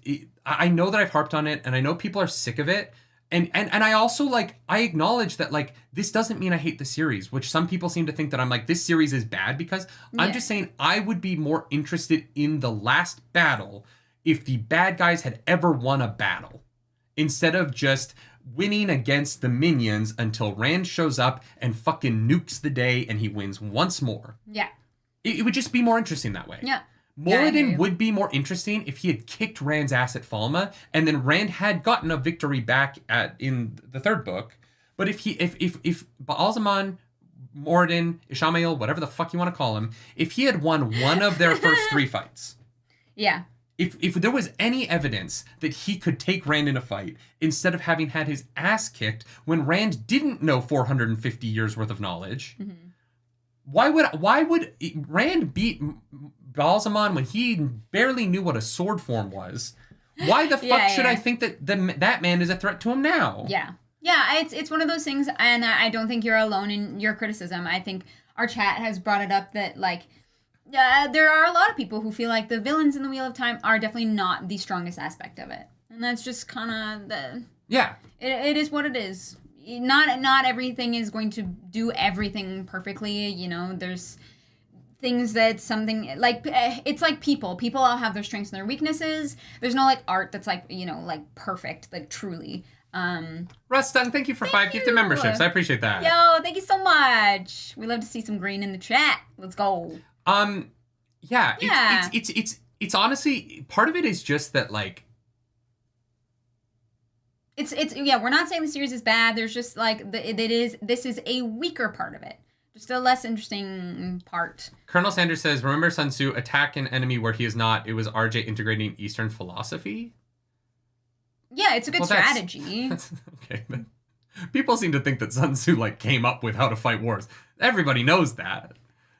Napoleon did the same fucking thing. Like the point of Sun Tzu's attack where your enemy is not does not change the fact that every time they've attacked where they are, they've lost. Yeah. Sun Tzu did not also follow it up with, and also lose at every opportunity that you're given. Like, yeah.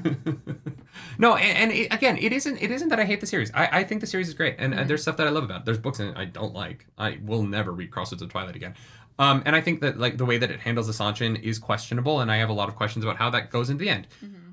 I also think that the idea that anybody would fight 2.5 years of wars and win every time is a little silly and makes the stakes feel a little bit Pokemon level, where Jesse and James are gonna blast off at the end of the episode, and Pikachu's gonna be okay. Yeah. Right? And I don't want that in my fantasy series. I want the stakes to be higher than that. Mm-hmm. And it's not even simmering right now for me. There's no tension in this world because other than the Black Tower, I think the Black Tower's chapters at the end here are so good that like that actually made them interesting. Yeah.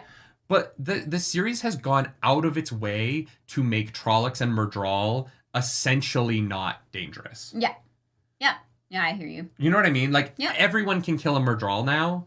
The power creep of this series got a little bit out of hand. They were definitely a lot scarier in the beginning, and now they're kind of just like they're dangerous to like a normal like soldier. But not really any of our people. But Perrin's killed like 30 of them. Probably. You know what I mean? Like Matt can kill 5 of them in a single blow. Yeah. And so like I don't know. I do wish I cared more about that element of it. Yeah. Because I care so much about the character interactions. Fail and Perrin's relationship. You know, Rand finally talking to the women that he says he loves. I'm very excited for Aviendha and Rand to finally have another conversation. Which do you think is more underbaked in this series, the villains or the romance? The villains. Really? Yeah, because like Aviendha and Elaine are so good together. Truly, I believe that. You can't ruin this for me. Oh man, So and also George says Tom again, and Maureen had a good moment there, right? That was where the fuck did that come from? The Wheel of Time is a series where people are just in love randomly. Like one you day. should have noticed, Matt. And I was like, Elaine is just in love with Rand, and then Aviendha is just in love. And you know what frustrates me about the romance is that Rand's actions don't have consequences in his relationships, really. Mm-hmm. They just kind of believe the women are just kind of like, nah, it's okay. He's gonna get better eventually, and then magically he does. Like it would be great. It would have been great if Aviendha was like, I never want to speak to you again at some point, and like literally, but actually walked to like if Rand actually had to earn her back, if Rand had to actually earn Min back. Right. But all 3 of his women are just so blindly with him. Yeah. You know what I mean? Like there's never really any tension in any of their relationships except for Elaine and Fail's nonsense. Rand and Elaine might have that, and even Rand and Elaine might have that because like Elaine is not happy with how Rand dealt with the whole like Korean throne and again all of this stuff is gonna have to get thrown in at the 11th hour. We're 13 running it a little late. In the 13 books, none of this has happened. Yeah.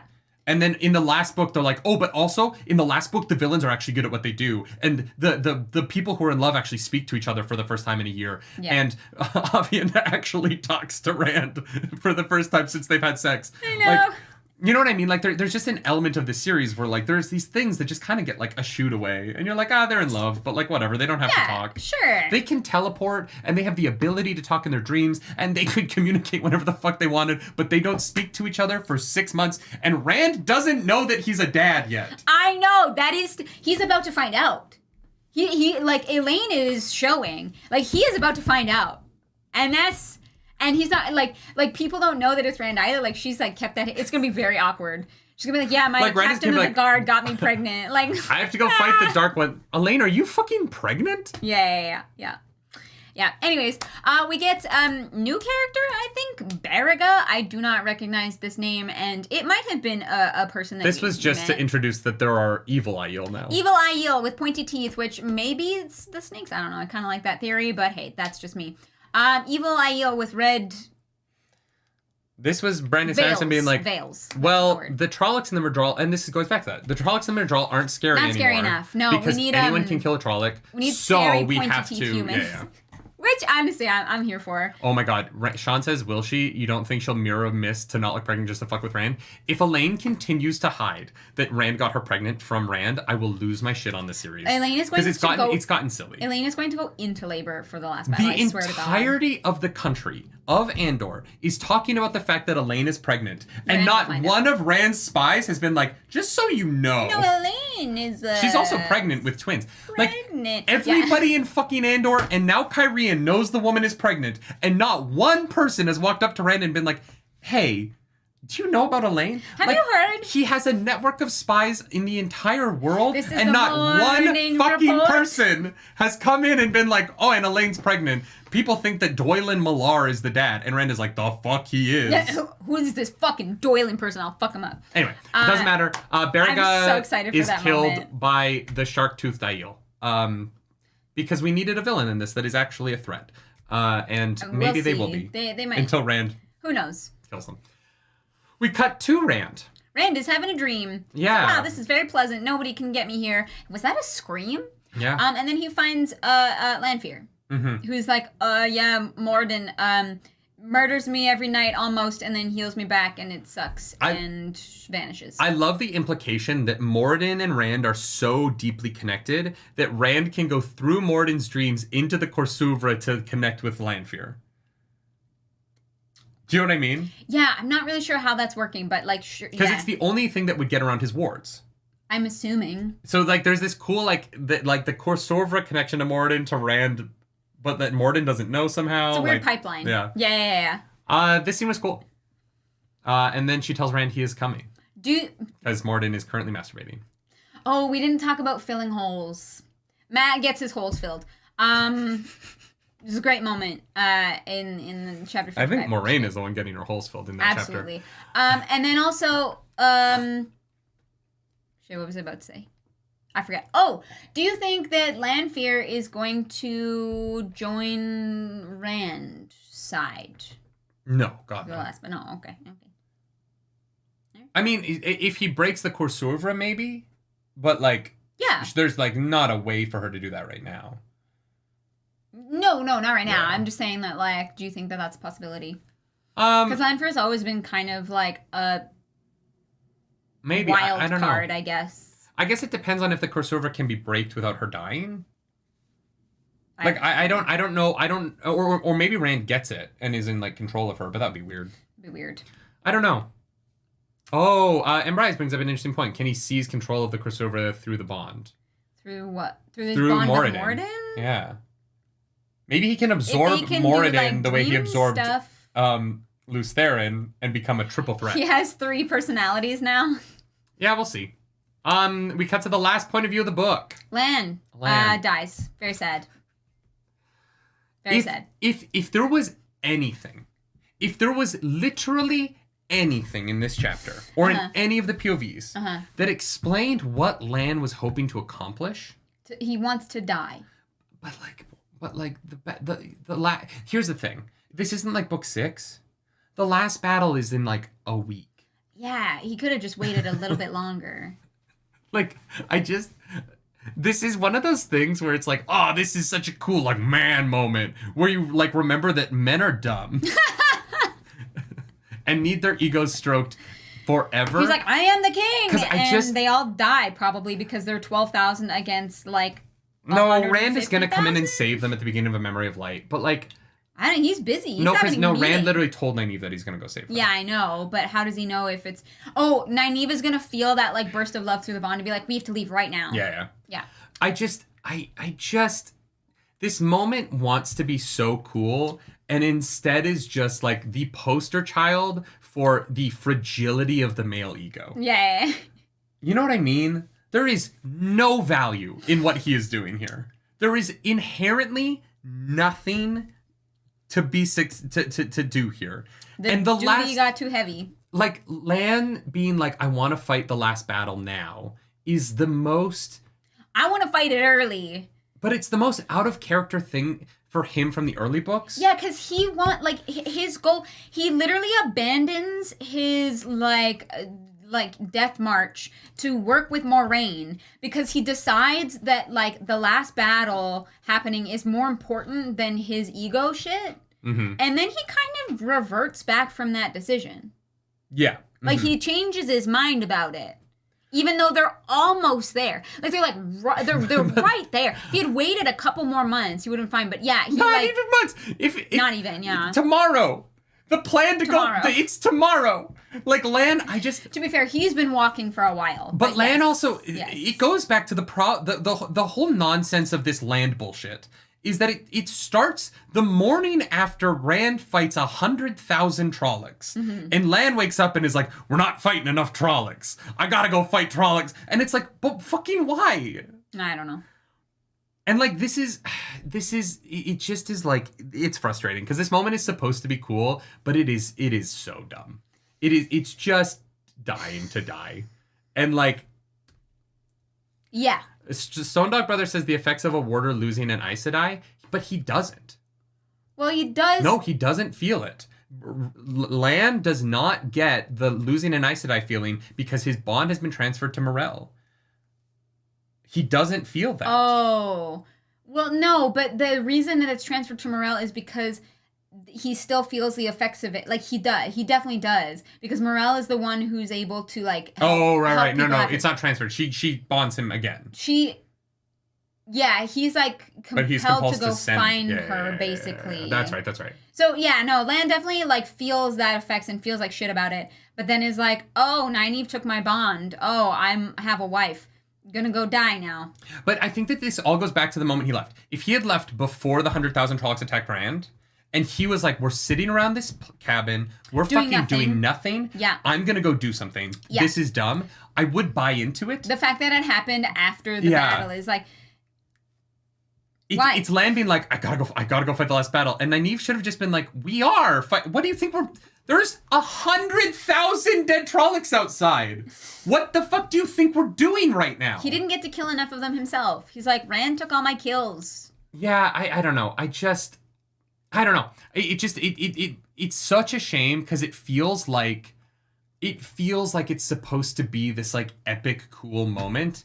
And I just look at it and I'm like, you just got 12,000 people killed to be an appetizer course for the Dark One. Like you're not even going to make a dent. Yeah. Like why? At least have them come to you. Yeah. Cavalry charge into 100,000 people? Like, no. No strategy here, only honor. And I love Lan. You guys know I love Lan. He's one of my favorite characters in this series. And, like, this moment and I've complained about it since he left. But, like, this moment to me is just the, like... or it's just Ta'Veren-ness again. The wheel needed him to do this so that... The things can happen in a convenient way. Yeah, and I don't want it to be that. Yeah, because it just makes him seem dumb. And it's like, that's not exciting. Anyway. Yeah. I'm sorry. I like this book. I did like this book. I don't feel like I didn't like this book. Yeah. I didn't like this. Yeah. No, Lan with the Irwin strategy. I mean, yeah, kind of. Rant, why are you comparing one of my favorite characters to one of the worst characters in fiction? Oh my god. Rustan! I will fight you on that. For that. It's not that. I don't an issue is that you critique the books, but sometimes you dwell on the cons for too long. Love the show, just my own personal critique. That's fair. You know what? Fair. Yeah. I think it's because like the good stuff is like it's good, and then the negative stuff is like us having a conversation about why maybe one thing works for us or not for others, or engaging with chat to try and like work through those things. And so I can totally see why some people think that we're spending a lot of time on the negatives as opposed to the positives. But I think it's just because there are so many different perspectives between the two of us and with the people in chat that we end up, repeating ourselves or clarifying ourselves maybe too many times. But it's because it's more of a discussion, right? If this was a show that was like kind of pre-recorded and like and it was you by yourself, you know, you could be like, these are the pros, these are the cons, this is why I like the pros, and this is why I didn't like the cons. But because it is a ever-evolving conversation with other people, the negatives are the ones kind of that get focused on because everyone's going to have a different perspective of them, right? If you're like, I fucking love this and here's why, and I'm like, yeah, I love this and here's why, then it's like not really a back and forth, because we're like, yeah. I think there's more layers to talking about the things that don't work, in that when you talk about something that you like, I like this thing, this is cool, here is why, and here's what happened, right? That's kind of that's as far as into it as you want to go. But for when there's something that doesn't work for me, it's, this is what I didn't like and here's why. Here is what I think could have worked better. And so you get that second layer, and so you're inherently going to talk about those things that you don't like longer, even though they don't weigh. Like, I think this book is still an 8 out of 10. You know what I mean? Like, despite what I've said about it. And I think the earlier stuff, I didn't like this last week's reading as much as I did particularly the previous 2 weeks of reading that we had. I thought those were 2 really strong weeks of reading. Yeah, they were so good. I think there's an element of the criticism of like, and part of it is this conversation that we've been having about this series as a whole together, is sometimes I come into the conversation with, I didn't like this and I don't know why. Right. And sometimes we're working out why it didn't work for us. And I think the chat takes that, us working out the why we don't like it, as like hating on it and harping on it. Whereas you and I think, don't feel that in our conversation, because I feel like by exploring the things that I don't like about a series, sometimes it makes me appreciate them more, which I appreciate, right? Yeah. Some things I've come around on. And sometimes it allows me to understand the real root. Sometimes we'll talk for 20 minutes about something and just talk in a circle and a circle and a circle, partially because we just haven't figured out the way out. Yeah. And then suddenly the only thing that's relevant from that 20 minutes is the last sentence. Where it clicks and we're like, oh, you know what? It's this. Yeah. This is what doesn't work about it. And also, having a book series that we are 13 books in, we have more to pull from now. Like, there's so much more history behind the critiques, right? And more things to pull from. And so I think that as we get deeper into the series, that the critiques also get deeper and kind of take longer, because there's just so much more build up behind them. And so I think it is totally fair that, like, we're definitely not a podcast that's like, yes, love everything and not and we don't really like we don't really just do that. And some people are like we make positive content and that's it, and like that's awesome. But what we find really interesting is the how and the why. And I hope that we may not have always done the best job of doing this, but hopefully we can, moving forward, like, have that perspective on the criticisms, that it's not trying to harp or hate on. It is an inherent desire to just dig deeper and really, like, get every morsel that we can out of these narratives. If I hated this series, I wouldn't talk about it for 4 hours. Once, let alone every week. You know what I mean? This is a 4-hour show. It's going to be our first 4-hour show, and hopefully our only. But no, I think the last battle will probably be 4 hours. At least, yeah. I just, for me, like, I hear the criticism of it, and I hear what people are talking about. I get it, but at the same time, what's weird is that in the moment, I never feel it. I think that people listening feel it, but and I think part of it is I love talking about stuff with you, and like that's why I've worked so hard to make it my job, is because I do love what we do. Yeah. And I love our community, and I feel very grateful to be in the position that we're in. But for me, like, I'm diving deep on this shit because there's so much that works. Yeah. And like, it would be far less interesting if we were just like, it's kind of Yeah, no, there's brilliant stuff here. And like, I want to read more Brando Sando because I really like his writing, and I think it's fun. Yeah. It's interesting. It is interesting. I feel like I try actively, because of the criticism, to like talk more about the stuff that I love. But there's just a point where there's nothing more to say about how much Perrin and File's relationship has gotten great. Yeah. Because it has, right? Yeah. And it's really, it's just interesting. Yeah. Yeah, but anyways, thank you for coming back to the nerd table. You know, we appreciate it, and like I said, hopefully, like, we can just make that like more clear as we move forward with Wheel of Time and with different properties. That like it definitely, I don't want it to come from a place of like hating on something. It comes from a place of love because there is so much here that we do enjoy, right? Well, but that criticism of our show really started and really took off when we were in the slog. When honestly, I wasn't enjoying the books. Yeah. Right? And so like at that point it was fair to be like, you guys are just harping on the fact that you don't like this. And I was like, but what am I going to say? I don't like this. But I think the reason that we were so critical of the slog is how much we fucking loved the first 6 books. Yeah, 100%. Yeah. So that's what I'm saying. It does come from a place of love. Because with Willow, we were just kind of like, I don't like this. All right, we're not doing it anymore. Right? Yeah. Right?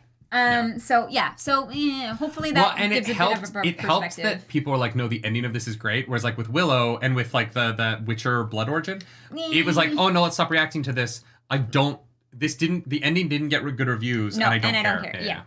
Yeah, for sure. Yeah. 4-hour show. Let's fucking go. When will the reading plan for book 14 be decided? Who the fuck knows? You guys get to decide. I want 4 splits.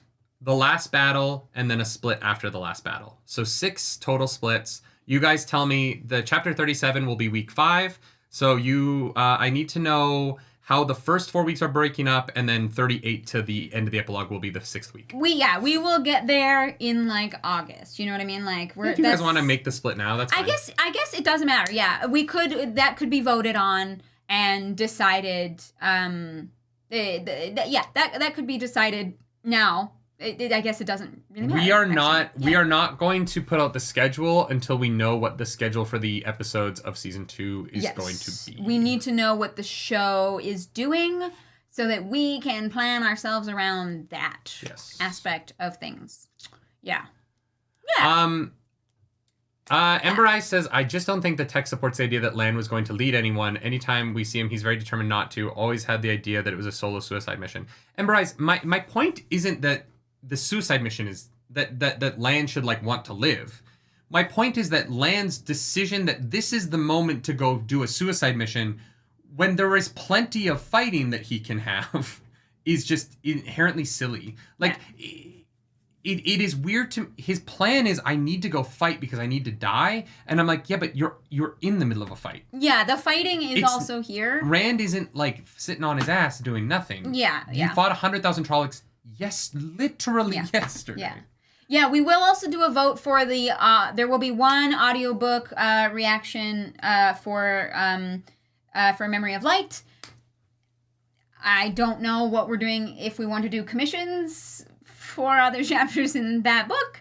Look, we haven't talked about it yet. We still have not broken even on the relay, so we will probably have to do commissions to survive. We haven't talked about it yet, but potential for commissions for reactions for more than one chapter in the final book. I'm not. How long is the epilogue? I don't know. Because I feel like that's an audiobook week. That should, if it's not 6 hours, I think we should guarantee we'll do that one. Yeah, I don't know. Because that feels like the audiobook chapter that we want to sit and. The epilogue? Yeah. Like, there's a part of me that's like, do we do it live? Oh, no, we can't do that. Yeah, we can. Well, we can sit there. Everyone has to, sync their own things. We wouldn't be able to have any audio on it. But... Oh, it's not very long. Oh. Should we do the epilogue as like a live stream then? Yeah. Maybe. We're throwing out ideas. We're brainstorming. The audiobook we'll do. No. I like that. We'll do it. The guaranteed audiobook reaction is going to be. No. Chat gets to vote. The epilogue. That's how we've done it before. Chat votes. That's how we've done it before, but we don't have to do that here. I think it would be a really nice. I think the non-commissioned audiobook reaction to the final book is going to be a live Thursday night, the night before we do the chat about it. We'll do a live epilogue discussion of the audiobook. And not just for patrons and members, like open for everybody. No, like open on the YouTube. We will this will be in like November or December, but we will do a live listen along to the epilogue. Yeah. Yeah. Okay. That seems nice. Yeah. Maybe. Will you sit through the last battle? I don't know. We have time to think about that. Yeah, I don't know. People have asked what our price is for that, and Well, no, you know what we'll do? It's 9 hours. You know what we'll do? We'll do it as a separate book club. The epilogue. We'll do the last battle, and then we'll do the section after the last battle, and then the week after we do the section after the last battle, we will do book club, and we'll start that book club with an audiobook reaction live, and then we'll do the 3-hour book club and talk about the epilogue and the series. Okay. Yeah. It'll be a part of book club. Okay. Because if it's only like 10, 12 minutes, then that can be the start of a book club. I mean, and I don't think it'll be like 10 minutes. I think they said it's like 10 or 15 pages or something. So the price will be someone's time. But I think you should charge per hour. Yeah. I don't think you guys understand how much a 9-hour reaction would be for us. Yeah, there would have to be breaks. You'd have to resync up your devices. Oh, the Memory of Light epilogue is 50 minutes. Okay, no, then I wouldn't want to do that live. Oh, no, that will have to be its own separate. Yeah. Okay. That's too long to do live. Shit. Okay. Because it would be too hard for people coming into it. Well, we'll pre-record that one. But we will do the Memory of Light epilogue will be the audiobook reaction that we do for free. You think? Yeah, I want that. Okay. If you vehemently object, I mean, maybe put that in the Discord, and if enough people are like, do not do the epilogue, then we might reconsider. But I think, yeah. I want. You wanna have this? Oh, it's gonna be heavy. I would like to memorialize finishing the series. Okay. I think that there's something beautiful about that. Okay. All right. We can add another one if you want, but like I want to have that moment because of the journey that we've taken on video with the series. Mm-hmm. the end of the Wheel of Time, getting to that moment, I want to be on video. Okay. I think there's something about that feels very And it is the one part that is 100% Jordan. Ladies and gentlemen, we're at the end of the book. You know what time it is? It's time for a high and low. When I was a kid, my family was blended. My mom, my stepdad, many kids, 6 of us. 2 parents, 6 kids, sit around the table trying to figure out how to bond, how to come together in the aftermath of multiple divorces and marriages. Uh-huh. And what we would do is we would start by commiserating over each other's lows and celebrating each other's highs in a segment we call high-low. Clarus will start with her high, I'll do my low, she'll do her low, and I'll do my high, because we compliment Sandwich. This beach. Clarus, what is your high for the last chunk of Towers of Midnight? The Towers of Midnight. The part that definitely got to me emotionally was Boundless. I don't even really know what it was. Like, truly, like, I think it was just like this like tragic story of a single person in like a really shitty world who found an escape. Mm-hmm. and just coming to terms with that, and like Perrin like accepting it and figuring out what that means for him. I don't know what it was about that moment, but it got me in the feels, and that is my high for sure. Mm-hmm. Yeah. My low is probably just the interaction with the Borderlanders. I thought it just didn't live up to the amount of build up to it for me. I'm glad it's over now, but I don't know. It was another prophecy, and I just wanted more from it. And so it wasn't even that it was bad. It was just that it didn't quite live up to what I thought the size of the moment was going to be. Andre in chat says, I've started high and low with my 5 kids. Oh, Andre. That is very cool. I hope it's going well. One day, one of your children will be 31, and it will be how he remembers bonding with his family. Yeah. Or her. Yeah. Because it is how I remember bonding with mine. Yeah. What's your low? My low is the very, very end. With Lan. And the moment in itself as a moment was very cool. But it was not my favorite way to end the book, because then I'm sitting there being like, what? I don't really know if I understand why the fuck Lan did this. Yeah. Mm-hmm. And because it's also at the very end, it is the very, very final thing as well. So it kind of was like, ah. Yeah. And it's not that I hated it, but it is like my low. Yeah. Yeah. Yeah. For a man who cares so much about honor, you'd think that he would see the honor in fighting the last battle. It doesn't matter. I didn't get it. My high, is Aviendha's Second Meridian. I think like as hard as it was to like listen through it and to like experience it, it was really well done. I wish the Nakomi chapter didn't exist because I think it would have hit harder without that. Yeah. But the second Aviendha's Meridian, that particularly the moment with the baby, just because I love when writing makes me feel something very strong, and that wasn't a positive emotion. Yeah.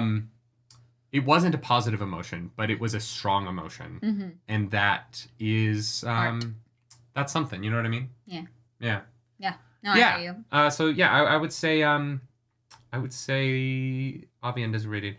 Thor says, "Do not do the last battle. It is best to read it and take breaks. If we do an audiobook reaction to it, if we do it, we will do it in chunks. Yeah. We will do it 1 hour at a time. There will be breaks. We will have meals. Like it's not like we'll have a new set by then. So we'll see about that. No, no, that's so far away. An audiobook reaction in those. Not bad. The thing. If that happens. Yeah. Gotcha. Do the prologue. It's 3 hours. Brandon Sanderson. Just call them chapters. At that point, just call them chapters.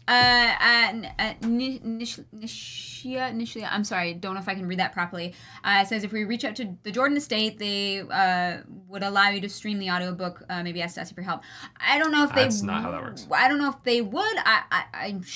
We could probably get permission, like a contract with them. No, you don't think so? No. It's not exactly how it works. Be the same way as like getting like rights to a play. No. They can like grant rights. No, because then we would have to pay. If we have to pay, then no. But yeah, but no. If Dusty has done something similar, maybe we'll ask them. Hey, Embry's got Critical Role live show tickets this morning. No, nice. So the problem with that is that like we would have to pay Kramer and Redding for their work.